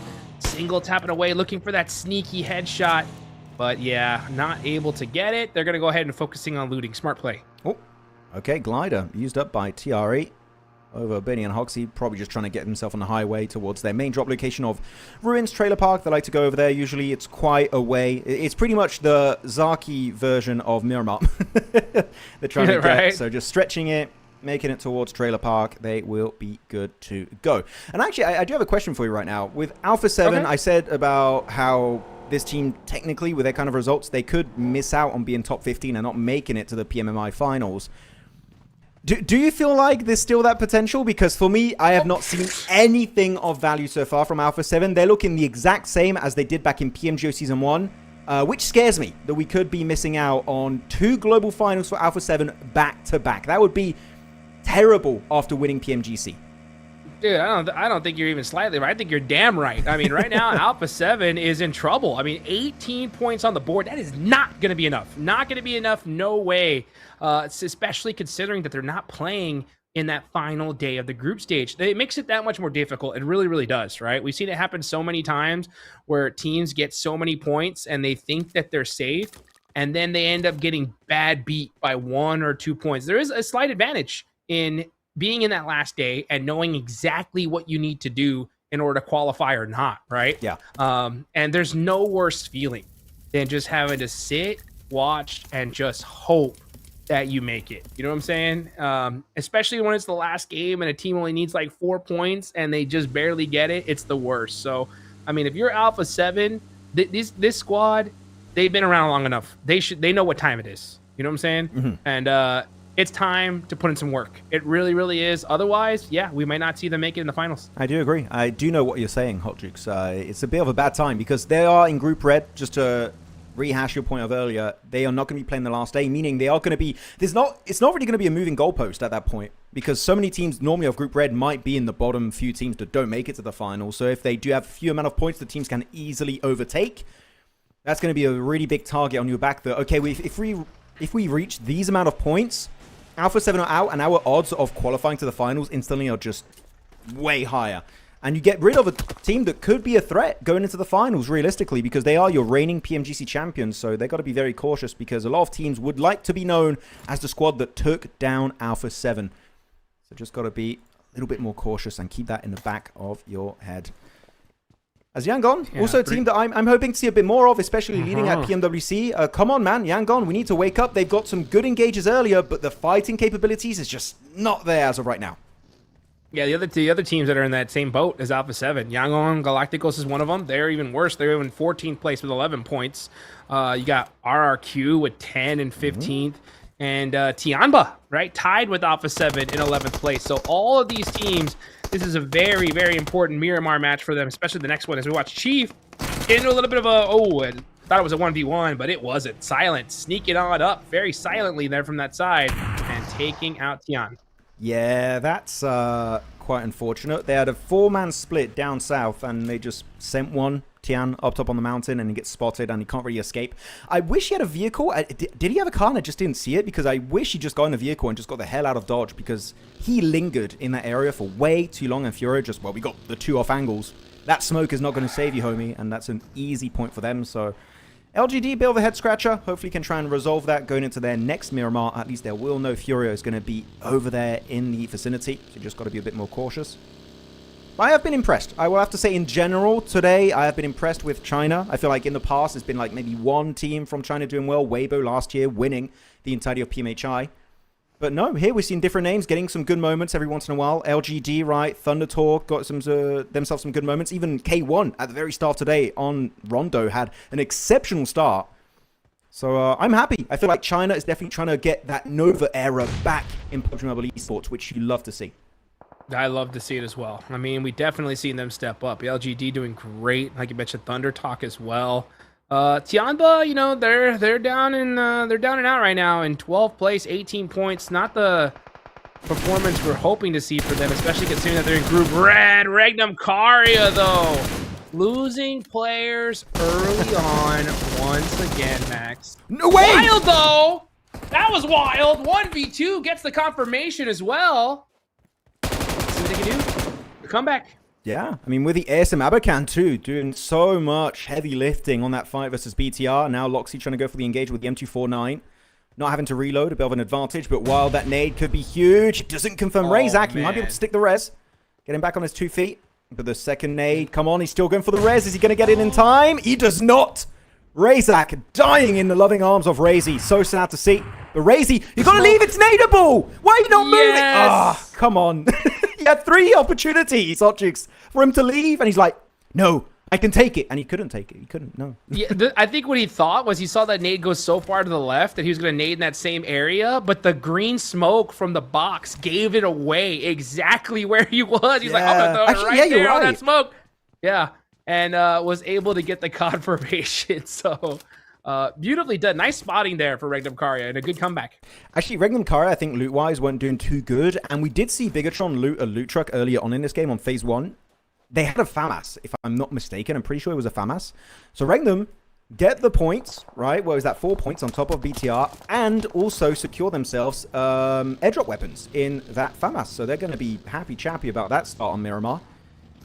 But yeah, Bigatron. Yes, they are. Yeah, bit of a head scratcher for me. Sorry, Hodrix, to be completely honest. Yep. The fact that you get naded and you're like, I could take 2 more grenades. I don't understand. it's the old dinosaur strat, right? If I can't move, they won't see me. Unfortunately, did not work. It did not. It did not. And now they're out early, and that's tough because I mean they've had. I mean, in Herringale, man, these guys went crazy. They really did. We're looking so great, and then just a little bit of a misstep here. 1 more game left to go. I mean, they're still in a great position on the leaderboards, but, you know, it's just tough to see them go out so early. Next zone, though, about to pop up. We're going to get a central circle here, or we're going to see some zone shenanigans. Let's find out. Yeah, I like this 2-2 split from AURORA, right? 2 players on the east next to Graveyard, 2 players down south, west of La Bandita, and no, it's going to be a big western shift. Most of the teams in this lobby are not in the play zone, so they're going to have to go for a big rotation. You want to see these wide northern or southern rotates, trying to avoid that big clump of teams on the eastern edge of that zone. So teams like KRX, TIANBA, Alpha 7, Thunder Talk, even AURORA and AURORA need to be very quick on that pivot to not get caught on that rotation. Because those western compounds, there's like literally maybe 10 compounds available for free, maybe more. So if you do not make this rotation work out, I just think you were not trying hard enough. That's true. Yeah, that is true. You got to get moving quickly here. K1, though, when they saw that circle shift, they were just like, yay, we are set up. Yeah. Perfect hardship for them. But the rest of these teams, like you mentioned, most of the lobby, got to get moving. LGD trying to make that rotation. FURIA, so punishing them. Yeah, when you get an opportunity to get a point like that, you got to take it. Yeah, like instant headshot with the red dot from Silence. You know what? I have a lot of favorite players when it comes to Brazil, right? In particular, I used to love back in the day our boy Rato Boy, but he's still not. Rato Boy. But man, Silence during PMGO, he made me think, oh, okay, this guy, he's doing really well. Maybe a new big name in Brazil that you just need to fear. And he's been having some great moments also here in PMMI. So I'm telling you, Silence is just an absolute menace when the stars align. So just got to be very careful. Steer clear if you see Silence in the elimination feed, because he will make you sit down if he is in that range to get you. As AURORA, also on their own pivot, they did go for a bit of a southern rotate, but actually centering up very quickly on the ridgeline next to Power Grid. Which is great. You know your terrain. You just stay there. You're trying to make sure no team gets a nade range, which actually Zyol kind of is a nade range of Silas. If I were him, if you're spotted, get in a buggy, reposition, because this is just not worth lingering here for too long. Definitely not. You want to put yourself in a good position in this next zone, especially with Miramar being such a massive map. You should be able to prioritize position kind of over these early engagements. Silas, though, just kind of popping some shots off. Ziol, though, is lingering. We talked about lingerers earlier, right? Ziol and Aurora kind of looking like they wanted engagement. They're pushing? Why are we pushing? Okay. Ziol, oh, he's got a P90. Maybe that's why. Gotta be careful, though. Ooh, that headshot. Maybe not. Yeah, they didn't know about RQ's position too. That's a good nade onto Wild. A little bit undercooked, but still a good idea, as Aurora going to keep on peppering down the competition. Wow. Got to be a bit cautious. Go for the reset, as Reefus also did get knocked, but it's still in a relatively resable area, so it shouldn't be too bad. But look in the back end. Wolf also got a sneaky angle as Top setting it solo on top of the mountainside. Everything seems like it's somewhat falling apart for Regnum Kara, though. I feel like they were just not expecting a fight this early on, and I understand why would a team commit on phase 2 for a fight in this area in particular. It just makes no sense, and Wild will get the angle to punish Top. That's a knock, instantly converted into a flush. Up to 5 eliminations. Wild left as a solo. And I'm going to say, Aurora taking a very unnecessary fight. Losing a player at this stage, the odds of that chicken dinner is going down significantly. But the nade is perfect, and Ziol eliminates all of Regnum Karia. That is 3 points headed the way of the Mongolian super team. And Regnum Karia out. 14th place. Not going to cut it. I mean, this is dead center of the zone, and I think that they just wanted to hold it no matter what and just kind of keep them away. But man, exactly, right? Still, it is such a risky fight. Easily could have been third party. Lucky for them, it didn't happen. But Aurora end up losing one and take out Regnum Karia. Yeah, maybe they were just scared because of the circle shift that teams are going to push from the southern edge, which actually, I'm looking at the minimap right now. FURIA did push up behind what would have been Aurora's previous location, so I feel like maybe they were just trying to avoid getting caught sandwiched between the likes of Regnum Karia and FURIA, and maybe even the likes of RRQ and Wolves. But even then, the way they approached it, for me, not too certain. So this will be because we're just theorizing at this point, right? This was the moment where we'd love to have interviews just to be like, okay, what was the reasoning behind that play? Why did you guys commit so early? And maybe they'll say something that was like, oh, okay, no, that makes a ton of sense. If you knew that team was there, you wanted to send it, fair enough. But without that information, I'm left wondering why. And that's it. End of sentence. Yeah, just why? It definitely wasn't clean, right? That's for sure. I think that's why it brings up so many questions. I mean, they were dead center of zone, and I think they're like, this is the best position. We want it. But, I mean, they could have easily shared it as well. But who knows, right? Aurora getting the better of them. Another devastating loss for Regnum Karia. They're looking just so rough here in day one.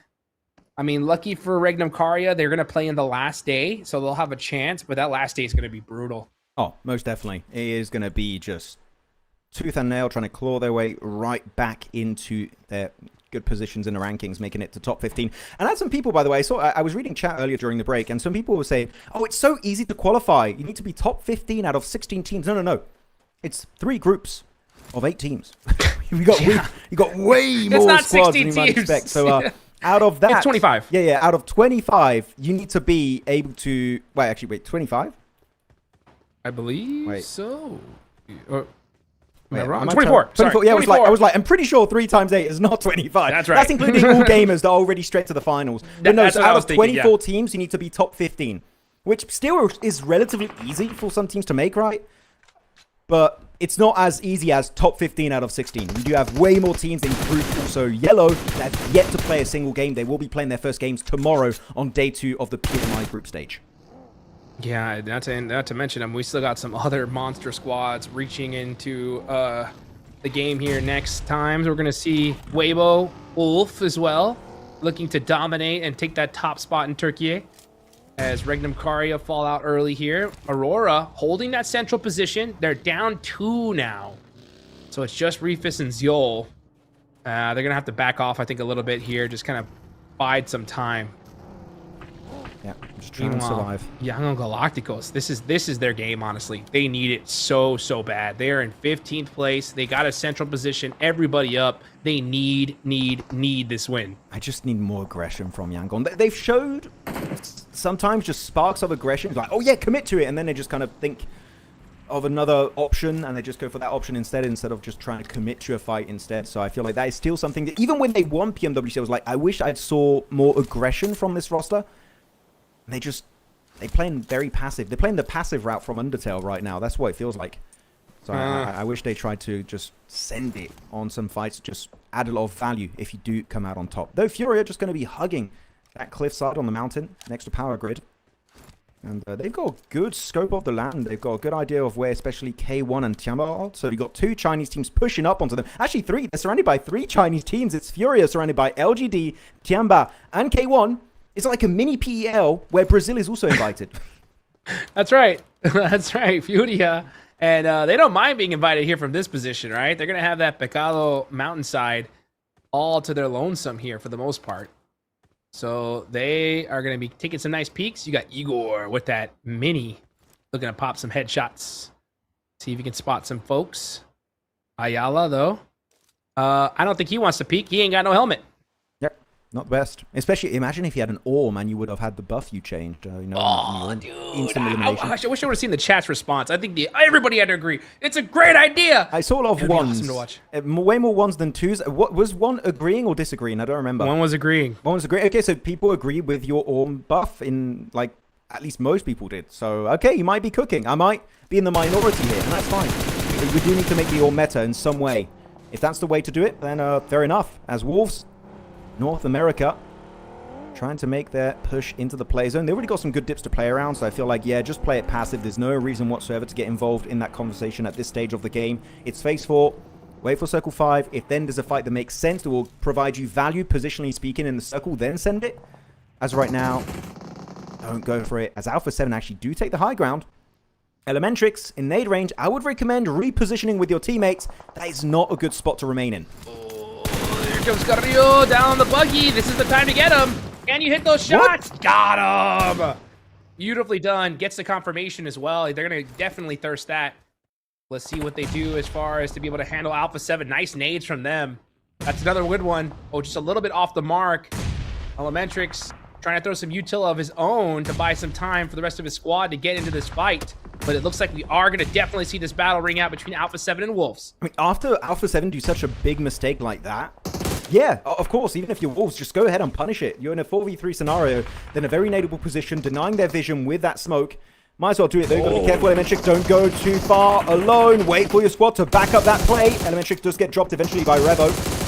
It's not the way to work it out. That is, now they're doing a throw of their own, it seems. Definitely not the way to execute it. Nade, good damage maybe on some of the members of Wolves. Nope, does not connect, and it will be Slonic to get it done with a Grenada right now onto Guizao. Second nade, trying to get onto Revo. That's the flush confirmed. Nicely done, but the backup nade is there too. This fight, I would say it had no reason whatsoever to begin in the first place, but the execution, especially from Carrillo, who's just beelining it for that solo player, a bit of an oddity to me. I'm not sure why Carrillo decided to try and go for such a Hail Mary push when it was just not worth it, and the execution was just not there. I agree. I understand why the fight's ringing out now. I mean, they're on the edge side. Now and it makes sense, the chance of getting, third party is so low, but that early drive up was wild. I don't know if you didn't know they were there and tried to scout, but they should have known, that's for sure. So take a look at S2G Lost, taking out KRX here. Hoxie putting up a little bit of a fight, and I think get some eliminations as well. That's going to leave S2G down to 2 players, Lost with 3 eliminated so far. And yeah, Wolves just not able to finish out this fight properly, and it's just necessary up left. I wish you could pick up a death crate and put it in the boot of a car. You can only pick it up and put it down somewhere. Imagine you could put it in the boot of a car. Just like, okay, quickly put it in the boot, move up. That would actually be a great feature. I would love to see that added in the future. Just to really use that to its full potential. As of right now, that is not the case. So they've got to loot up in the blue and be quick because phase 5 does tickle a little bit too much. They've got to be cautious. As Aurora, okay, this is, I'm starting to get a little bit frustrated because imagine if Aurora were in this position as a full team. Such an easy hold onto both Alpha 7 and Wolves. The push onto Regnum was just a little bit unnecessary earlier, and down to the duo, if a team decides to commit to the push, they might just instantly go down because they just don't have the numbers to back up a play like that. So tough to see, especially for the side of Aurora. I mean, they're dead pretty much in the center of this lobby. They're 7th place right now, 27 points. Wolves right below them with 25. They still got a great position, and they still got 2 monstrous players in the lobby, so they can still put something on the board. But yeah, if they would have had 4, this would have been their game locked and loaded for sure. Looking on the other side, though, look at this. We got K1 putting some nades onto TIANBA. TIANBA, one of those teams in, I believe, yeah, Group Red that need to make something happen here, as they are all the way down in 12th place with only 19 points, but their back is against the wall. But this is that time. This is one of those championship moments, right? You've got to be able to clutch it up when it counts. Most definitely.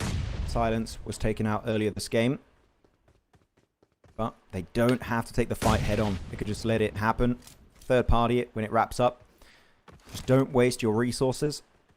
Hold on to your utility in particular. If someone hugs the cliffside just below you, that should be an easy flush.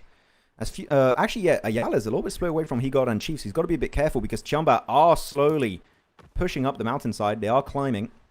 They got their climbing gear. They're ready to make the push upstairs as the circle favors RRQ. Same for Aurora, meaning Aurora now, they're going to be in a hot suit, in a hot seat. Hot suit, hot jukes, okay. Yeah. So the main focus is going to be Alpha 7 and Wolves. They're going to transcend on their location. So that 2-man defense, it's going to be hard to execute, but they need to come out on top. Oh, Milu getting pieced up. Gonna go ahead and get that heal off very quickly here. Meanwhile, you got Igor with some great angles. Shots through the smoke. Locking them down. I love that. It seems like they were just waiting for them to cross Ayala, so they had just 2 angles to pressure TIANBA. And I like how Ayala was just being so silent. He knew he needed to wait for them to be in a very desperate position where they could just use all of their utility, all of their resources to take an easy fight. But that still gives time for TIANBA to get a reset. Aking brought that up, back up. Not Aking too much after that fight. But the Molly going to push him a little bit more to the left side. Milu, got to be careful there, trying to peek him down with a QBZ. The third party is happening. Sunam with a mini 14 gets that knock. Might just be flushed out as Milu, Aking, no one nearby to get that double res. But Furia might just have the final laugh. Yeah, devastating for TIANBA, especially considering that the blue zone was closing in on them. Not much they could do here. Wolves are going to be going out as well in 12th place. Let's see what some of the rest of these squads can do, though. You still got those 2 up from Aurora. They're big chillin'. Meanwhile, a lot of these teams on this southeastern side going to have to find their way into this next zone. Furia. Oh, meanwhile, Solkay jumping out in the middle of the open. Ling S getting that confirmation real quick. Yeah, the circle not being as kind as last game. So no. I understand how you cannot make that rotation happen. Reefers, they're able to pick up a nice knock onto Mernet. The flush has yet to happen. I believe they do have a decent defensive dip up north. So sure, you might get a bit of damage and knocks, but the flush is going to be very hard to pull off unless you go for a full-on crash on their location. Sending it down on the mountainside. The S12K will be mightier than the SMG and will get himself that knock, trying to flush it out instantly. Wei Ji, final play of LGD, though, surrounded by the Korean players. Trying to swap on over with the JS9, it's just not enough. Wow. LGD swept under the rug, and that's going to be 3 points headed the way of Nolbu and Sizzy. Great teamwork there. Deepless, putting them in the blender right there. Finishing them out. Meanwhile, you got Thunder Talk. All right, Thunder Talk in 6th place. All 4 players up. Pretty quiet here in the early start of this match. But now they know, hey, it's time to ramp up the aggression. Let's get some of these eliminations. Trying to make a decision. You got Zing there in the back. Just trying to make sure that you keep D plus Kia at bay. So this could be a problem for Thunder Talk. They got to make sure that they commit to 1 fight at a time. Yes, look inwards, find out where the next zone is. But you got to worry about D plus Kia. You can't let them sneak up on you. I mean, this is a great circle for D plus Kia and Furia because the circle is kind of cutting through that mountain southeast, and it means your odds of getting backstabbed are almost 0, right? No one's going to try and go for a wide rotation on the east, especially when the terrain is that rough, where the vehicle is going to take you ages, and the tick damage of phase 6 going to phase 7 is insane. So this circle, it's a good time for D plus and Furia to start sweeping from the edge inwards. So if they can make use of that, and especially if phase 7 is decent for them, that could be a huge match this time around. And the circle does shift, and it is going to be on RRQ's compound, followed up by also K1. So yeah, Furia in particular, no one near them down south, except for maybe Alpha 7's duo in Revo and Obscure. This could be looking like a solid Brazilian win out of those 2 teams. Yes, and they definitely need it right now. Furia in 12th place. Young and Galacticos, this is one win that they absolutely need, though. They are in big trouble on the leaderboards. They're outside of this circle. They have Aurora to face. It's only a duo, but this is a deadly duo. Zol's got that P90. And you got RRQ applying pressure all the way from downtown over here. Let's see what Young Galacticos can do. We'll have to see. They're really good on Aurora, trying to be a bit silent, denying information, not giving away their location with the footsteps, audio cues. Say Cloud, oh, got to push back, got to be careful. I saw a P90 in the hands of one of the members of Aurora. That could be your downfall if you're not careful. I do like how they're trying to use that high ground position, but you got to be quick about it. You got 1 minute to work with, otherwise the circle's going to be starting to shift away. But this is it. Yangon just being too passive. You've got a 2v4. Yep. You've got the man advantage. You need to commit to it. The P90 doing so much work. That's one. Maybe looking for the double. Zeal doing so much damage with that airdrop weapon. Now trying to put his focus onto Romeo. He picks it up. That P90 in his hands is doing so much heavy lifting. Young Galacticos just taking their sweet time. Can't hit the shotgun shot as well. Things falling apart for them. Zeal looking unstoppable with that P90. This is why you go after the loot trucks early game. Oh my that P90 will make it work. Oh, that's rough. That's a bad sign, guys. 5 limbs, man. Rough. He's popping off. Apparently, they didn't need a full team. You know what? Maybe I was wrong. Maybe they were right to push on Regnum earlier. With a P90 again, he does it once more. It's on to Sunan of K1. Zeal, an absolute beast here on Miramar. Up to 6 eliminations as a solo. What is going on? The one-man squad at this point, making it happen. Just a man in his P90 putting in the work. Reefus throwing some great support for him as well. Look on the other side of the map. We got Thunder Talk now having to push into the zone little by little. RRQ using that opportunity to throw some great utility onto them. Can they get the finish? Oh, look at this angle. Janfoss. Oh, beat it up. He doesn't have a nade. If he had a nade, man, that would be so bad. Oh, his teammate's got a nade, apparently. That's a wake down for the count. Following up. Oh, he's got no nades. No Pecco, too. Yep. He's got himself the JS9, though. And the Scar loadout. And Thunder Talk, just like, yeah, we're going to try and leapfrog that position. Try and get the hell away from Gemfoss because that angle is just too damn oppressive. And you know what? They make inside the buildings, meaning Gemfoss can't get involved as much as he would really like to in that position. Shot. Thunder Talk falling down like flies. Is down to AJ and Sitting. Sitting, going to go for the first aid. Hoping to survive as Lepar showing his back. He gets one shot. No, he misses it. You need to get the elimination. Sitting. What was that about? What are you? It looked like he shot him straight in the back and somehow maybe the pan survives. Meanwhile, yeah, Thunder Talk completely gone. RRQ super fortunate there and at the perfect time. These guys are in 15th place. They need all the luck they can get.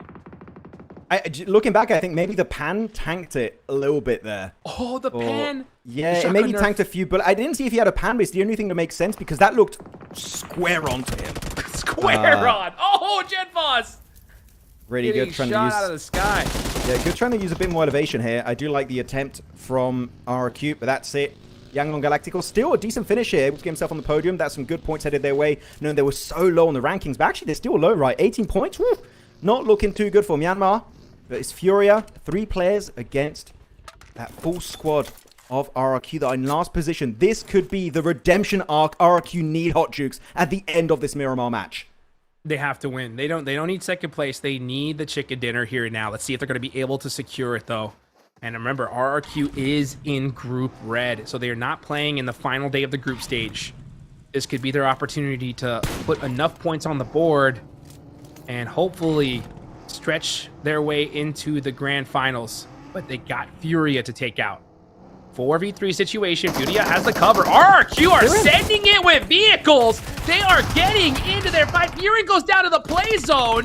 What is going on? Meanwhile, Genfoss up close to personal with the shotgun. Going for the res here. That nade could do it. Oh, no. It's close. Ooh, it hurt. I think he stopped the res there for a split second, so he might have to actually stick it from start to finish again. But they left Thiren in the back end. He just denied himself out to the blue zone. That would have been a 4-man push. It could have been so easy against Furia. Higo gets picked off eventually. The shotguns echoing through the dusty dunes of Miramar, looking for the final play of Furia, and that is going to be it. Game over. Our last place team of RRQ will finally get himself their chicken dinner they've been hoping for the entirety of today, and this might just be their ticket to the grand finals. Boy, oh boy, Hot Juice, did RRQ need this? Oh, what a comeback. A huge, huge opportunity there, and they took it. RRQ clutching it up, like you mentioned, at the perfect moment. From last place, we're going to see just how far they moved up those overall leaderboards, but they're not done yet. One more match left to go today, Max. One more day to play for RRQ, but this thing definitely just makes things so much easier. I do have a question for you. Did you like that Firen remained on that high ground wall in the building and got eliminated by the blue zone? I understand the thought process of you want to try and get an off angle, but I feel like it would have been just way more efficient to send as a 4-man on Furia, but what do you think? I think they rolled the dice. I think RRQ rolled the dice big time on that one, and it's just so, like, fortunate for them that they pulled a natural 20, you know? But it could have gone in the opposite direction for sure. So it's one of those gamble plays. And for RRQ, it worked out here, so it looks brilliant. But, man, I think they could have definitely mitigated their risk for sure. Yeah, for sure. But you know what? A chicken dinner is a chicken dinner. We're being a little bit hypercritical here because we want things to be just super sleeky and smooth for these guys. But at the end of the day, a chicken dinner is a chicken dinner regardless. So well done to RRQ. The 4-man team secures themselves the win. And checking out the MVP is going to be PMGO, getting himself 3 eliminations and also just over 500 damage. So good stuff indeed. And after their fumble back during PMGO Season 1, I feel like a lot of people were expecting more from this lineup. Here, this chicken dinner, I hope it's just going to give them more confidence for their next, what is that, 7 games now they have left to play, for them to maybe be in the top 15 at the end of the group stage. Man, I like that picture there from Narpeko. Look at that. He looks like he's about to throw down, well, he actually did. He threw down a domain expansion MVP right there. You know, he'll take that all day long. So 3 eliminations, 515 damage. I like that team contribution metric as well. So beautifully done for them. And again, right at the perfect time. Look at them. They were at 10 points. 10 in the first 4 matches. This definitely kind of puts them in the running here. As this Miramar match early on, man, we saw a lot of players getting eliminated on rotation. Yeah, this fight though. Yeah, it's not Satoru Gojo anymore. It's Norpeko Gojo. Okay, that's what it is. But yeah, this fight, bit of a head scratcher for me, not going to lie. Especially, I do not understand why Carrillo, when pushing onto Wolves, he just tried to eliminate a player with the buggy. But as you saw, Hodrix, he just went in a straight line. That was the easiest shot. Even I would hit that. You know, right. If I would have hit it, you're probably doing something wrong. So Carrillo, I feel like just got a little bit overzealous, a little bit overconfident, and should have rethought better of it. So that was a bit cautious. As, yeah, this fight in particular, man, the P90 in the hands of Ziol, an absolute menace. That is a player that you do not want to give an air shot weapon. The pen. It was the pen. It was 100% the pen. Oh my gosh. This is why you loot the pan, guys. You might be saying it's useless. No. It can tank bullets if you use it right and show your back to an enemy. It is so good. Oh my gosh, you got a back massage right there. That was square. Well, that felt nice. On the low back. That is crazy. Wow. I mean, what a way to finish things out. I mean, it just worked out for RRQ. They take those all day long. At 7 eliminations, 10 placement points, going to net them 17 points. A great game for them. And again, they had 10 going into the second to last one.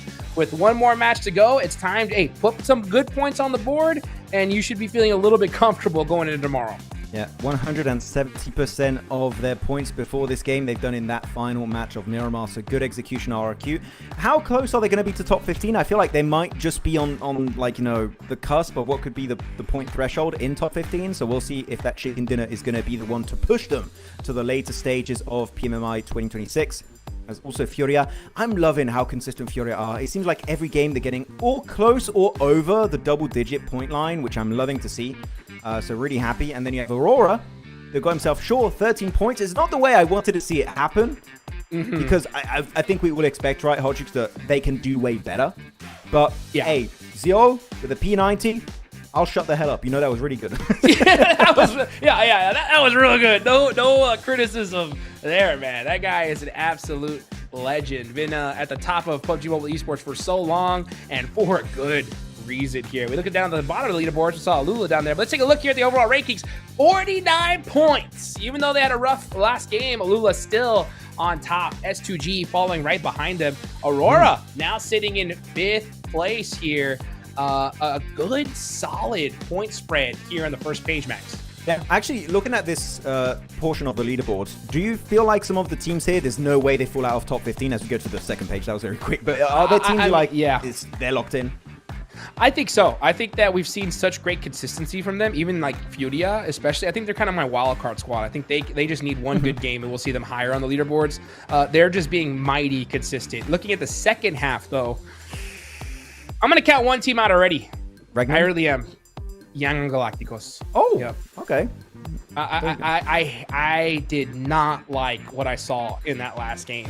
That 4v2, they're just showing way too much hesitation for me, Max. You know, like you mentioned, you know, we see them err on the side of passiveness, and now I agree 100%, but just way too much. I mean, losing that 4v2 against Yol when they needed this game, it's just so rough. It's gonna be hard to come back from that. I'm super surprised that when they were encountering a fight with the duo of AURORA and you hear the P90 in the hands of Zyol, that they were not willing to or just commit and try and overwhelm that P90 player fully, or fully retreat because you hear the P90. But instead, they just stay in that dip, not looking to move or do anything of value.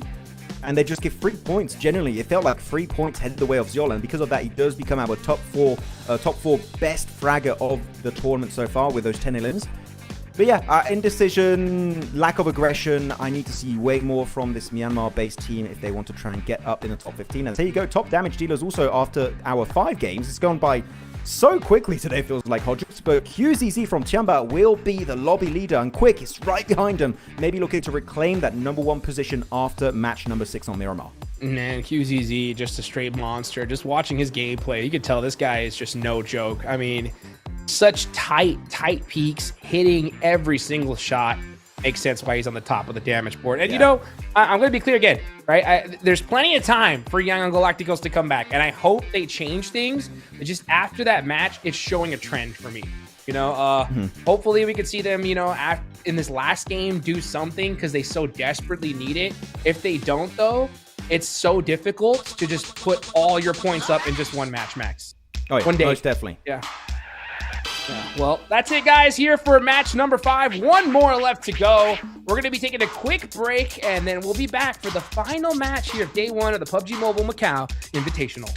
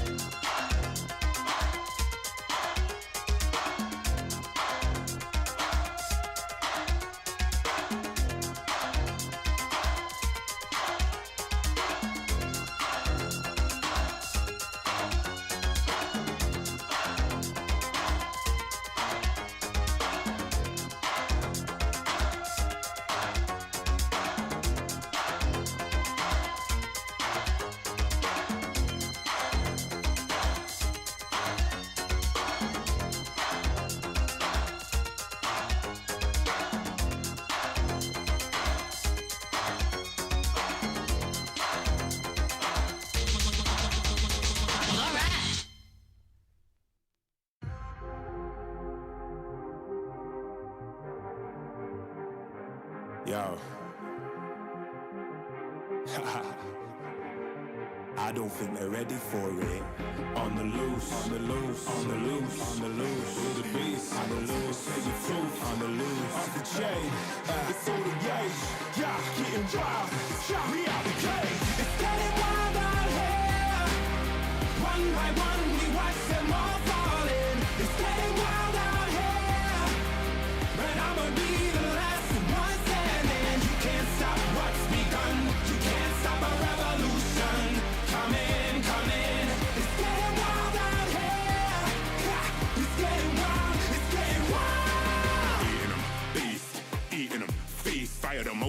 at the least. See them admitting defeat, and they so useless. I'm so ruthless. New phone, who this? Give no reply to excuses. Got no bite, man, I'm toothless. Living a lie and the truth is, got this power, bringing it. Play my anthem, singing it. Every mountain, ringing it high. I soar, I rise, reborn. Strapped, I'm back like never before. Taking my final form.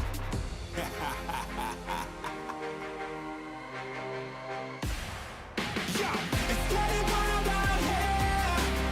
One by one, we watch them all falling. It's getting wild out here.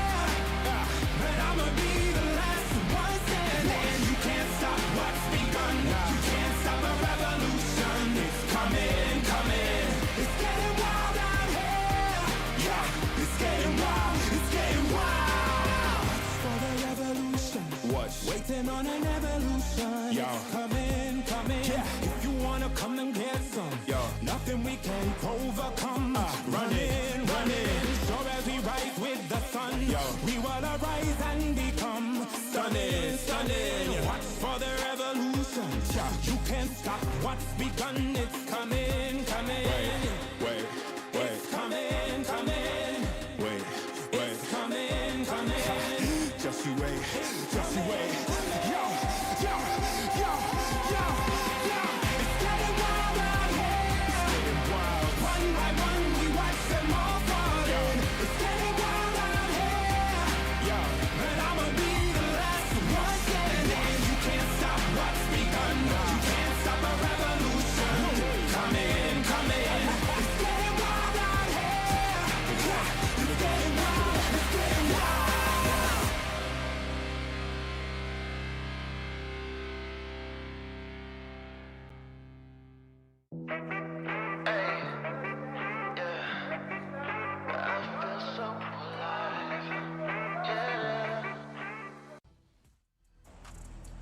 Welcome back, everybody. Here we go. The final match for the first day of the PUBG Mobile Macau Invitational. It's Miramar. It's Group Red versus Group Green. Will these teams on the bottom clutch it up and rocket launch themselves on the leaderboards, or will those teams on the top continue to dominate? Let's find out. You can't see because we're not on camera, but I got my hands together praying that Regnum Karia will do something this game. So I need it. I need Keep Regnum all to... 4 players up. Stop losing a player early. Like, come on. I'm sorry to say, but in my opinion, Silas is one of the best IGLs in the world, right? Been so consistent over the years, has won global titles, right? The man has done everything, right? And the fact that in PMMI, they haven't got a single placement point, not even talking about the fragging power that's just been so lackluster today, but with one of the best IGLs, we have yet to see a single placement point from this roster is just mind-boggling. So Regnum Karia, I don't know what is going on. They need to step up because right now, if they just don't do anything this tournament, I'm going to go ahead and say it, Hot Jukes. And I feel like a lot of people are going to be angry at me, but I don't care. Ulf will become the better Turkish team as of right now in PUBG Mobile Esport. Oh, man. It's not a crazy thing to say. It's not a crazy thing to say. Ulf has been so consistent. We'll see how they end up playing tomorrow as well. But, man, I mean, Regnum Karia in last place is just crazy. It's the blonde hair. I'm telling you. Blonde-haired Silas. It's not working. Supposed to be a buff, but it seems like now it's a nerf. Yeah. What would be the hair color now that would be a buff? It used to be white hair, then during a portion of time it was red hair with top. Oh, man. Top with the red hair was insane. He was a different... Oh, that's true. But what hair color now? Trying to think. Why not green? Yeah, Seven would like that. He used to have green hair. That's what I'm saying. It's on brand. Yeah, green hair. Okay, Silas, you know what you got to do. You got to find someone now in Macau to dye your hair green, and the green hair buff will be real. Okay, every year it changes. This year it's green. Do it. Do it, man. I swear it will work. You need it now, honestly. Go rub some avocados on your head or something, right? Do something at this point. You got to mix it up, man. I mean, it's the last game of the day. They do have Pecado to themselves. So, all right, here we go. Alpha 7 in the mix. Let's see what they do. Wait. Carrillo's not playing, by the way. Oh! Newts is playing instead of Carrillo. I think after that last push onto Wolves. That? Yeah, but the IGL is out. Who's IGLing now then? Revo? Maybe he's the most experienced player on this lineup. Maybe? No clue. Binny here with a JS9. Gonna be cornered here. Trying to go for a big pre-fire play. Not gonna connect whatsoever. Trying to go for the big jump and escape back to the safety of his squad mates. But why is this fight happening in this area in particular? Cruz de Valle is such an odd one. The Molotov spreads out. Almost Nuth's going on down. But this is a horrible one. And TRE and Hoxie are nowhere to be seen. Have to cross the road to get involved in that discussion. Problem is the loot is so low. It's a tough fight regardless of the situation. Hoxie, yeah, holding that high ground right there. Obscure knows it. He's trying to get the smoke. They're trying to get to the squad so they can do the 4v2. Ooh, nice shots there from Hoxie. He does make it in the building, though. Down to 1 HP. Switches to the AK super late. And Alpha 7 getting punished. That is it. The sub coming in. It didn't matter. Alpha 7 out first. Oh, okay. You would have showed me after... Actually, no, this is so interesting. Last year, who won with the global events? PMGO in Uzbekistan, won by Regnum Karya. Looking at PMWC, won by Yangon Galacticos. Looking at PMGC, won by Alpha 7. All those teams that won global events in 2025, 13th position, 15th position, 16th position. What is going on? This is the most insane turn of events I think I've ever seen in PUBG Mobile Esports history, where your previous 3 global champions are playing terribly. To be completely blunt, they are looking like the shadow of them of the past selves. What is happening to these 3 squads? No idea, man. What is going on? I'm so confused. It's the green. That's what it is. It's too much money. But no, That's but what it is, seriously, man. what is happening? Like, your 3 global champions of last year are nowhere to be seen right now. And you can also echo that back at PMGO Season 1, right? Alpha 7 out, Yangon Galacticos not even there, Regnum Kara not even there. What the hell's going to happen in PMWC? I have no idea, but all the teams that did well last year just falling flat on their faces, man. Nowhere to be seen so far in the big old year of 2026. What? Spending too much time just staring at that bank account all day long, right? Rather than putting in the work in game. I don't know the what to vampire say effect here. Yeah, that's what it is. Yeah, vampire. Just big chilling, you know, getting massages, relaxing, you know, after winning a tournament like that, and just getting, I think, a little too comfortable. That's all I could say. I mean, the reason why is because, I mean, I heard it from Alpha 7 themselves in PMGO, where they were just like, we just didn't prepare. The first tournament we ever didn't prepare for. We got way too overconfident. I was hoping to see that fire lit in them in this one, but something's wrong. I mean, I don't know what else to say. I mean, we see Carrillo getting subbed. That's already a shock for me. Yeah. I will say that Carrillo is one of those players that is very unselfish in the sense that if he's feeling like he has a bad day, he'll sit. You know, he'll sit himself. Yeah.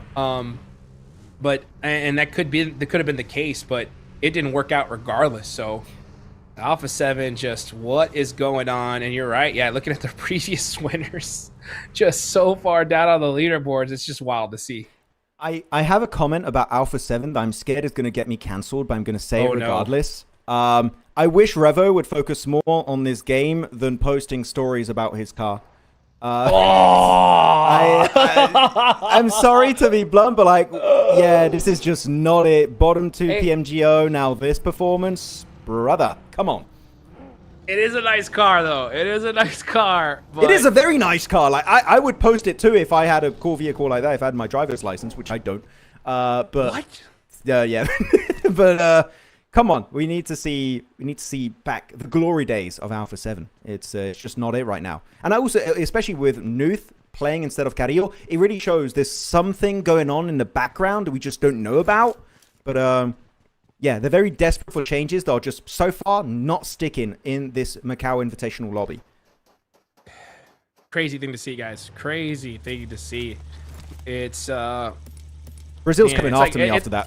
Yeah, I mean, literally, it's like if you're watching, you know, the World Cup and you just see like, you know, Messi, Ronaldo in second and last place. It's just like, what? You know, how is this? What's going on here? And that's what's kind of happening in this situation. Looking at the chat, you know, there's even I saw a comment just it was simple. Just Silas, what happened, bro?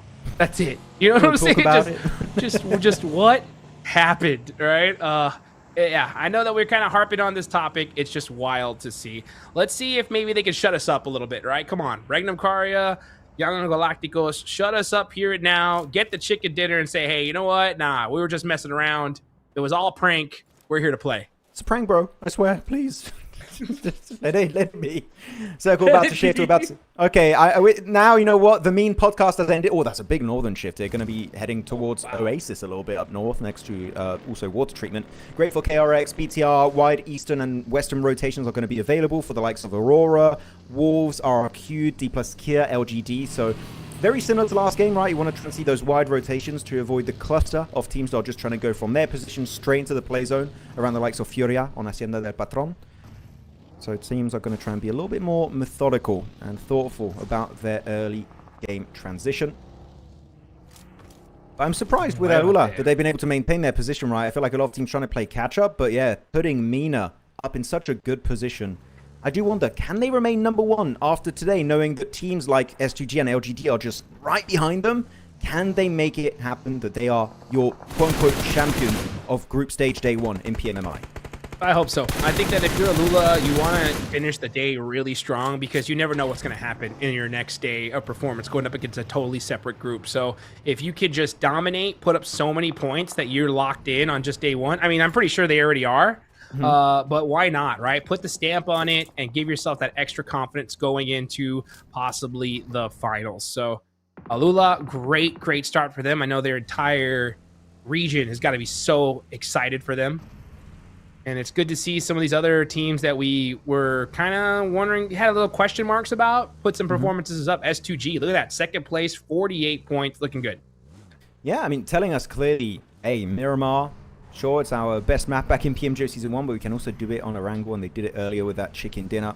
And I think that especially the way they played that game was just beautiful. I'm even thinking of making a video on that because it was just so well executed when you have a position like that. They did every single right step to convert that position into an actual decently high elimination-focused chicken dinner. So S2G definitely showing up massively.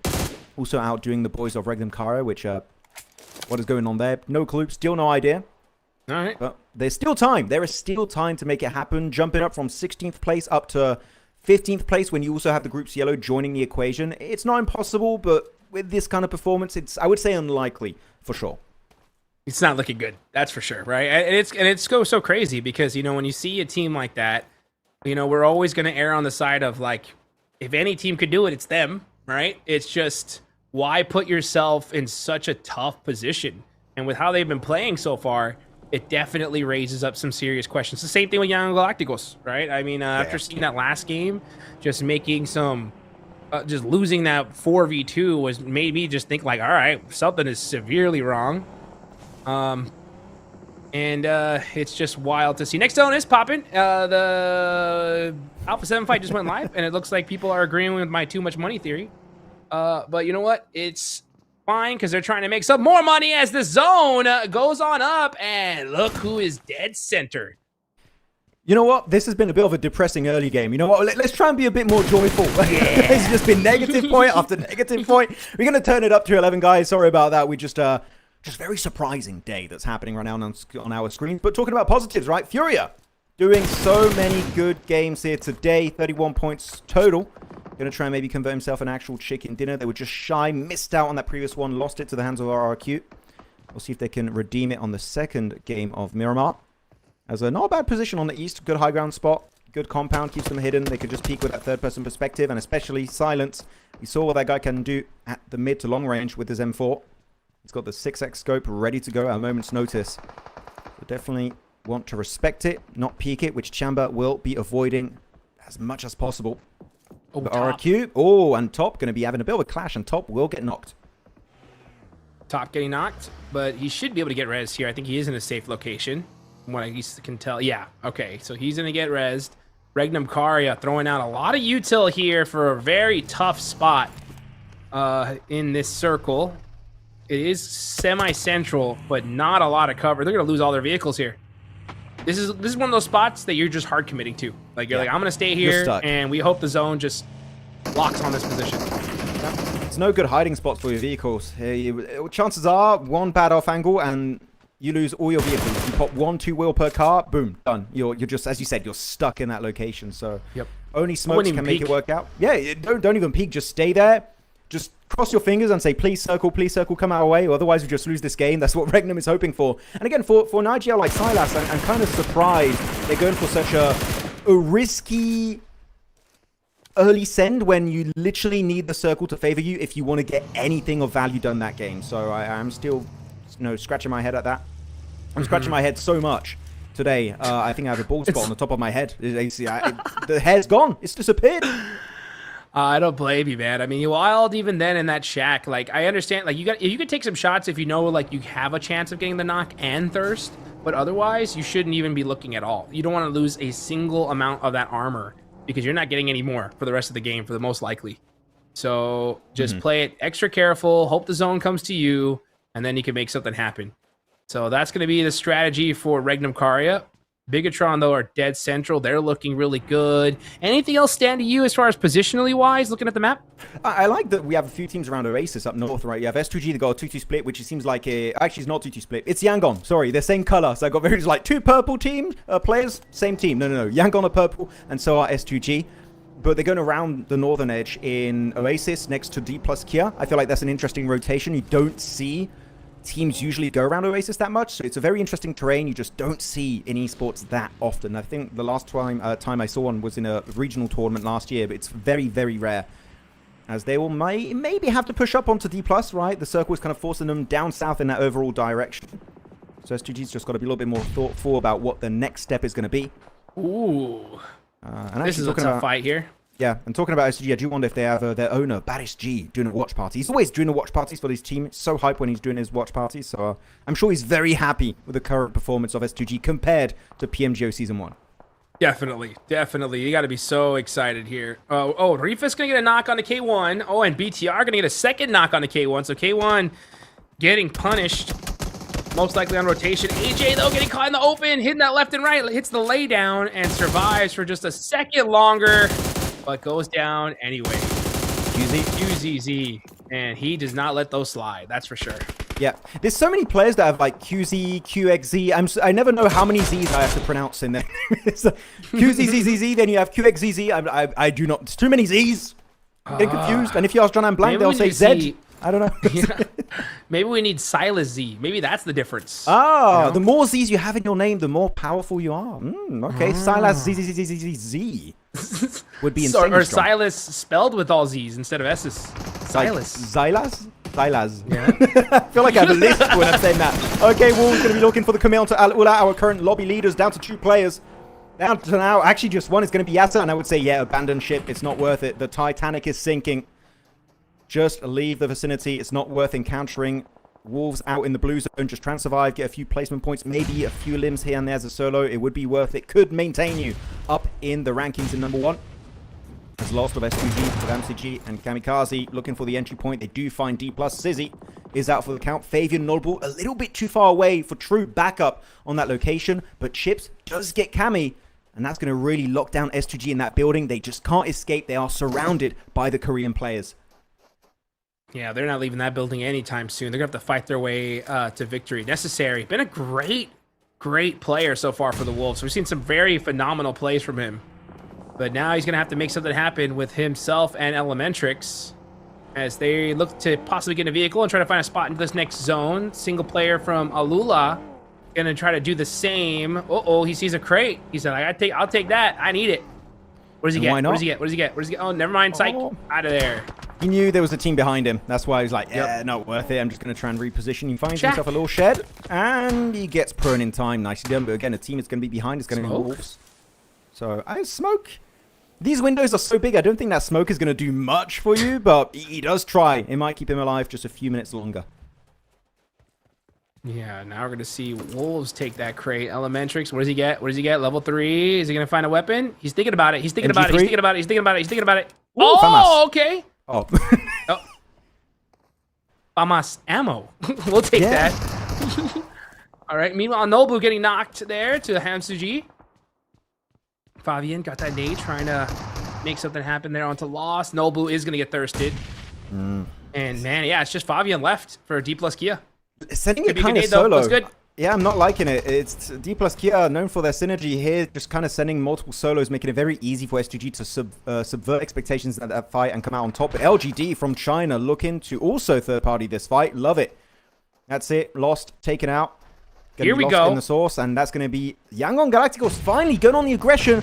But the third party's interesting. And they do get that final elimination. Good nade from Say Cloud. He gets Fabian out of that game. D plus Kia fully eliminated in that game. Will remain in 7th position on the leaderboards. And LGD, if you're LGD, I would say don't commit to the fight. You see this is a full squad. That third party, that engagement, leave it be. They're not wounded. They're in a very healthy condition. Both teams shake hands and leave, which is exactly what Yangon are doing. I love it. That is how it should be played in that situation. Yes, that's the time to play passive, Yangon Galacticos, right? So I love that play in particular. I went from 0% hope to 1%, right? We're starting to see Yangon Galacticos make me a believer here. Can they fully rocket launch up the leaderboards? They definitely can. They have all 4 up. They have the north side here. They need to capitalize on it. Yangon, though, going to be a little bit sad that they can't get access to the free loot of D plus and S2G. That is going to be kind of gifted over to LGD. So they're going to get all that ammo, maybe some extra healthy tier 3 vests or helmets if they can get in those death crates. Also maybe an airdrop weapon if one was looted early on. Actually, talking about airdrop weapons, BTR, usually in their early game stage, we saw it on the first of Miramar, they got the airdrop. And I do wonder if they did get another one. I'm looking here, Razak, Org, also S12K. Maybe not him, maybe another player's got it. But at least if you do get the airdrop, even if you do not get from the loot truck any airdrop weapons, you at least get tier 3 helmet, tier 3 vest, and you're just going to look very healthy in this game. So it's still a big win to get that loot truck for relatively free, I would say. Yes, the loot truck, I mean, just such a difference maker in the meta when it comes to PUBG Mobile Esports. I love it. I love it. I think it just definitely adds that little extra thing to a lot of these different POIs, where now it's just so much more valuable to take it because of that loot truck. Meanwhile, QZZ with that mini, putting in some work onto Yangon Galacticos. They ended up losing a player. I'm down to 0.5% believing. Actually, it's QZZZ. So it has 3 Z's. Triple Z. Get it right. Yeah. Right. The triple Z. No, every tournament, he needs to add a Z. And then at one point, it's just going to be too long. He's going to hit the limit of PUBG Mobile names. You know what I'm saying? That's what I'm talking about. Yeah. Let's see if he's able to hit those shots with that mini, though. Oh! Nice one. Quick headshot. How about another one? Oh, it doesn't get him. Little peek. Yeah. Touched him up, though, that's for sure. Yep, that's for sure. Definitely looking good. By the way, team, there's dead center on this circle. We got a few, right? You got LGD, you got Yangon Galacticos, KRX, previously known as DRX, did have a rebrand recently. But Aurora, as a 4-man team, in the dead center of the circle. We'll see where phase 6 is going to go. But could we finally be seeing a Mongolian chicken dinner? It's been too long. The last time we saw chicken dinner from them was back in the last game of PMGO on Miramar, right? Where eventually Fourth Arrives got the win. And I was not impressed. I need to see these big wins from Aurora. We used to see back in the day when they were known as APG. Because right now, the circle is looking really, really kind to them. Let's see if they can hold down the fort. With 3 of the top 4 teams out, this could be Aurora's chance to rocket launch themselves in the first place. They have all 4 up. They got some numbers with them. And they are in dead center of the zone. I think this is it. I think this is their time to shine here. And really show that, hey, we came to play here. We're not waiting until the last day to put some points. Nope, we're doing it day number 1. LGD still have 3 up. Yangon Galacticos, man. Oh, gave me a little spark of hope. Now down to 1 single player. Oh, top gets knocked though by Wild. Reefus gets that final thirst onto Yangon Galacticos. And Ayala gets knocked there from downtown. Yeah, that's going to be a little bit of a tough one. Instantly losing out on a player. Aurora, the trio. Thing is that the main issue with these kind of positions when the circle favors you, when you're in the dead center of just ridges and dips on the mountainside, is that if a team decides to crash onto you, then it's just going to be third-party city, right? So you need to be very cautious about it. Yeah. Like at one point, we are going to reach that breaking point where all hell breaks loose. Nades from Wolves chucked in the direction of FURIA. They keep... This is the 3rd or 4th game. They keep clashing in the games. It was a lot on Erangel, and now it's happening here on Miramar. Bit of a rivalry happening here between Brazil and NA. Good nade on Chief, though. We'll not be able to actually confirm that knock, but the counter nade is there. That's Chief for the win. Elementrix out for the count. Oh, the third party is also happening. It's Doc with the Scar. Instant headshot to Cheek. Now it's time for Aurora to start zoning those teams away. Silence trying to catch that headshot to save his teammates. Not going to be able to find it there. Meanwhile, on the other side, TIANBA trying to sneak up on the LGD. And they definitely could do it. That's MVM down. Bigatron, we haven't heard from them in a couple of matches. Now looking to make some noise here. They have a ridge line. They got a great position in this circle. Could be a huge game for them as well. Could be the case. Good nades from TIANBA, trying to maybe push BTR slightly back, but he doesn't have the exact pinpoint location. I would say don't waste nades if you're not exactly certain of where those players are hiding. But Bigatron, this is so good for them because there's no threats behind them, right? D+ were taken out, LGD went for a wider rotation, Yangon left, S2G got eliminated, so really here, it's going to start kicking into gear, that sweeping motion up north, down towards the center of the circle for Bigatron. This could be looking like a very impressive game. You just got to make sure that when you peek, you get something of value, because otherwise, TIANBA in particular, with their position, are looking to get headshot after headshot if you're not careful. So right now, TIANBA definitely looking to lead this area in their favor. So you just got to respect it, because these guys, when it comes to short to mid-range, they can definitely hit those headshots. And they need 5 eliminations so far. Their backs up against the wall. Nobody behind them, just like from Bigatron. But the difference is that TIANBA is in 13th place. They need these points, and they're getting them. They know it. They know that their backs up against the wall. They are also in that group red, so they're not going to be playing on the final day. This could be that game that gets them into the finals here. Next zone does pop, and TIANBA is going to have to move out of that position here. Let's see if they're going to be able to make it and keep all their players alive. Oh, this is looking like a solid opportunity for edge-based teams to win. Bigatron, TIANBA, KRX. It's looking pretty good for them. The other teams like FURIA and Regnum's only a duo, realistically. So, not impossible, but definitely unrealistic for them to get himself that chicken dinner. It's TIANBA. The thing is, they've used so many of their resources to just zone teams away, especially with those minis, the DMRs, and especially the one-taps on the ARs. The ammo count's pretty low. They got like maybe 2 to 3 clips for their ARs each. So if they do breach, they've got to be very efficient and get instant access to those death crates, because otherwise they might just run out of resources to convert this game to an actual TIANBA chicken dinner. And they're on the ridge too. The circle not favoring their location. And they're taking their merry time, which I would say here, Hotchix, they can't afford. TIANBA needs to get involved in that circle. Maybe even sending it on the ridge line of BTR. That could be the opportunity, right? They got to knock on to BTR here. That could be the opening they need to get into this zone. They are starting to push up little by little. It looks like they have a couple players already in this circle. And it looks like they're just going to try to edge up slowly rather than really take that knock to do a full push. Does make sense, though, because there's so many players in different directions. But BTR is going to have a great angle on this team. It's going to be very tough for TIANBA to make something happen. They need another knock here. Come on, send it. I need to see play capitalize to a lot of smokes. Yeah, these smokes are showing to me they're just trying to survive. They're not trying to get on the aggression anymore. Hopefully, we'll be able to get the reset on one of their fallen comrades. Bigatron, they also got the res. And they're going to get in the vehicles. Maybe looking to send it in nade range of TIANBA. I would say pushing it directly would be a bit of a mistake. Just get nade range if you can. 3 nades in the arsenal of Razy. There you go. I love this play. Bigatron, perfect ridge line. No one behind you. This is possibly a game-winning push from BTR. Getting rid of everyone. LGD goes on down. So does maybe TIANBA. The nades could be huge. It does bounce. Gets a little bit of a tickle onto Milu. The one big nade, that could be a squad wipe, and they get so much good damage down onto TIANBA. They're just struggling to survive. 1 knock, 2 knocks, down to Milu in a 1v4. Here we go, final nade. Will it be able to take out the final player of TIANBA? Milu might just have to even deny this point. I mean, his back's up against the wall. It is not looking good. BTR shutting down TIANBA's chances of putting themselves in a good position. Ooh, he's going to go for the res. But again, not good. That nade could do it. It looks good. Nah. Ooh, just a little short. Yeah, just trying to nade out that smoke. Not going to be happening. TIANBA do get himself 1 player back up, so up as a duo, but the circle has a different plan in mind. They got 12 seconds to work with before they kind of put through the ring up. QXZZZ now also trying to make his way forward. The car does explode, giving him tangible cover to hide behind. So not too bad of a transition point, but so far the circle's looking amazing for 2 teams in particular. It's good for Bigatron, and it is good for the boys from Aurora.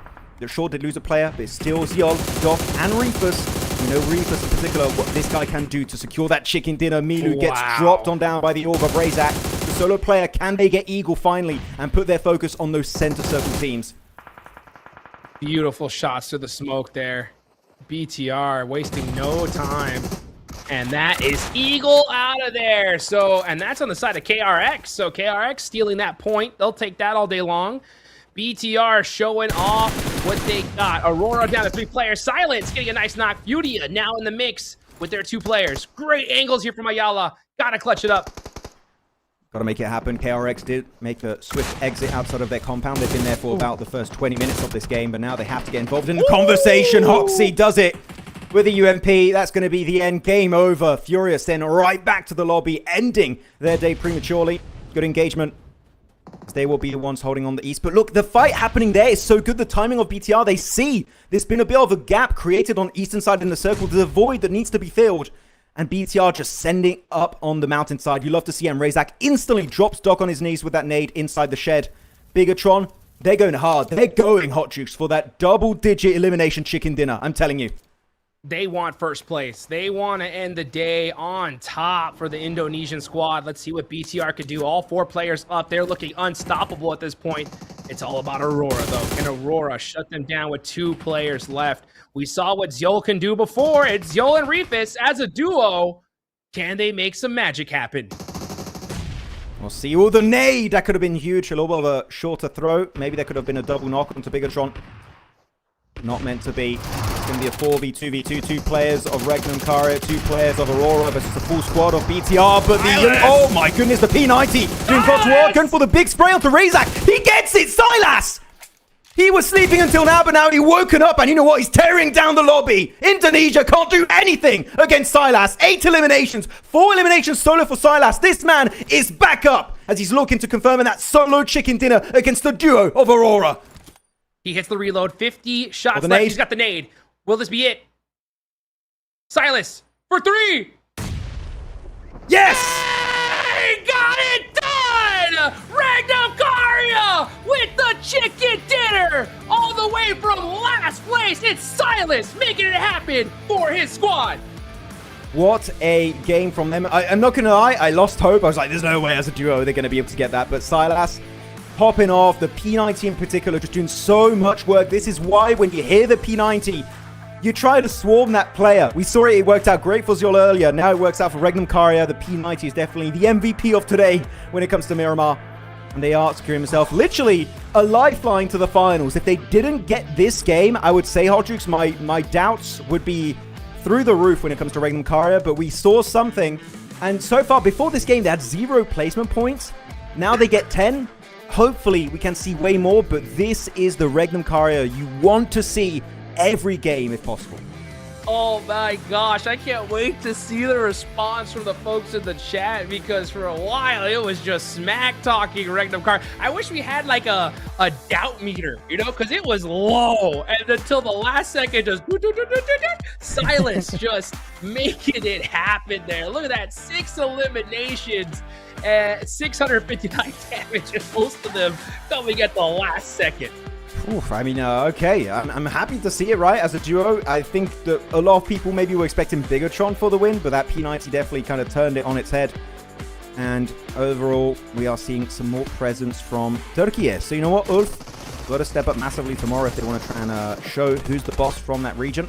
As back to the highlights of this game, and yeah, the Alpha 7 fight versus Korea, just not really it, and especially Carrillo not playing, right? Replaced by, I think it was Nuth. What's happening on that side? I'm not sure, but it seems like there's some stuff in the back end that needs to be sorted out if you want to see Alpha 7 back in, you know, their OG fashion in PUBG Mobile Esports.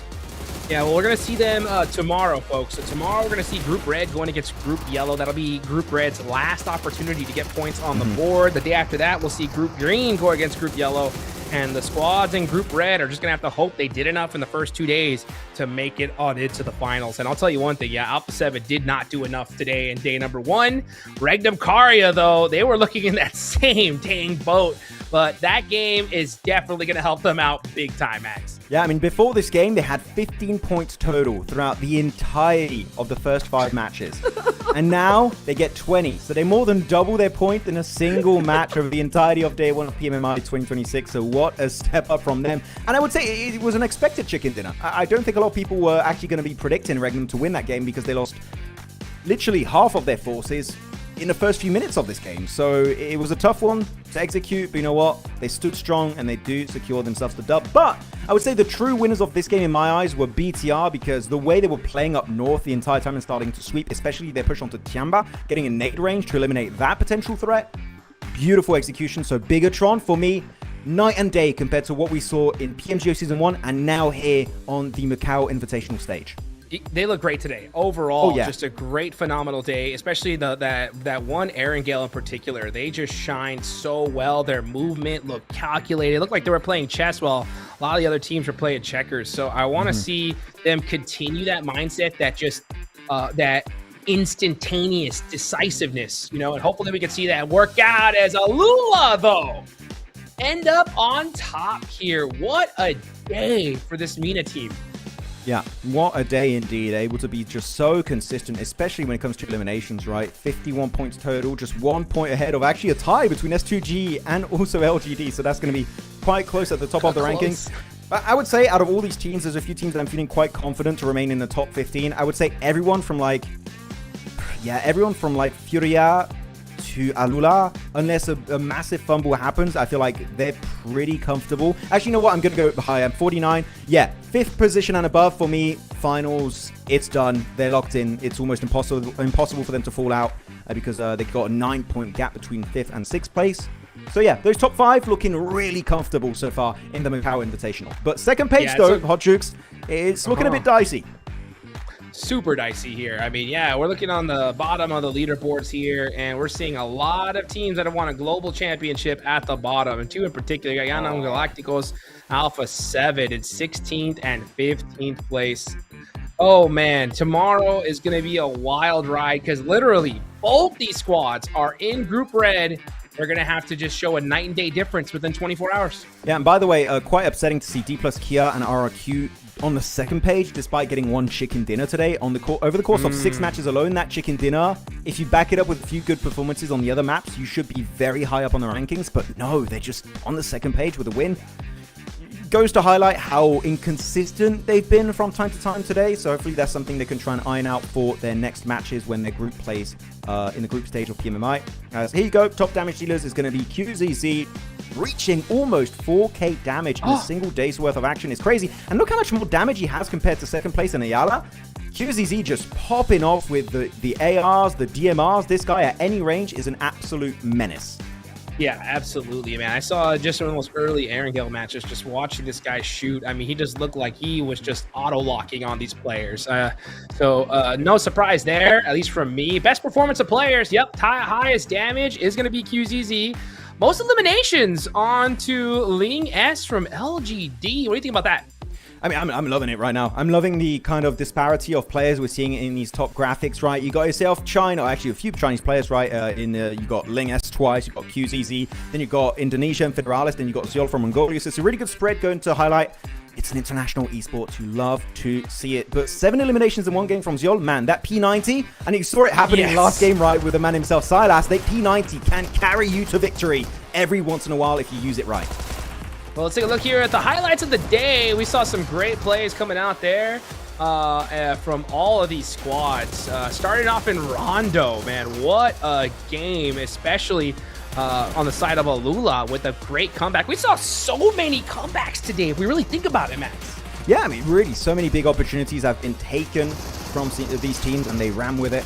But I gotta say, one player that impressed me, maybe he's not on the graphics as often as some other players are, but Sunan really piqued my interest. I've seen some of his play. I'm like, okay, Sunan really has some intriguing play styles. In some scenarios, you wouldn't think he would come out on top, but he does. He does make it happen. So Sunan, I'm going to pay very close attention to that player on his second day when his group plays. Because I've forgotten what group he is. I have to recheck. But no, Sunan definitely a big surprise to me. What about you, Hodrix? Which player would you say impressed you the most today? Man, there's a lot of players. I like what I saw from Silence today from FURIA. I think that he had some really, really good plays. I love what I saw from Claws as well, from Alula, especially after that game 1 finish. And honestly, it's so huge, I think, especially for Alula, considering that it was that first game. I think it gave them just that confidence they needed for the rest of the day, and it just carried over so well. So, yeah, I mean, really clutch plays from them. And, I mean, overall, we saw just excellent gameplay all day long. You know what? Looking back at that replay when he had Necessary clutch up Furia, I wish Thunder Talk weren't there or didn't shoot back just to see if Necessary could have done a 1v4 onto Furia. That would be just so cool to witness. But unfortunately, they did go for the cheeky third party. Looking at the replays, this was the D+ chicken dinner earlier on today on the Wrangle. Good finish, right? I feel like there were definitely 2 fumbles. Oh, no, we're not seeing this 1v1 again. No. Oh, my goodness. That was not the play, Ayala. I know I think very highly of you, but that was just not it. He was not cooking. This is the S2G win from that high ground that they had that really put them in the game here. Beautifully done from them. Yeah, that watch party. They must be popping off after that game. Yeah, absolutely. I would say that was the best game of today. I love how much of the game mechanics they used to make that high ground position work. And even when they were out of resources, they were actually able to find a way to find more resources third party in the fight. I think it was up north onto LGD, if I'm not mistaken, or there was one Chinese team. So yeah, really happy with S2G for me, giving me a glimmer of hope that they can do something on other maps but Miramar. So that was very exciting. And then this game that eventually did slip the way of RRQ. Would have been good to see a Furia win, but I feel like that P90 at the end, as you all could see in that moment, was huge. And then sitting the pump, all the bullets sucked in by that pan. Wow. I'm struggling to catch up with the highlights because there's just so many intriguing moments happening back to back on that particular Miramar game. I would need a podcast to break it down because that was a crazy Miramar match. Yeah. Yeah, crazy Miramar match indeed. What a great day of games that we saw today, guys. Tomorrow, we're going to see Group Red go against Group Yellow. I appreciate everybody for watching. We will see you coming up tomorrow.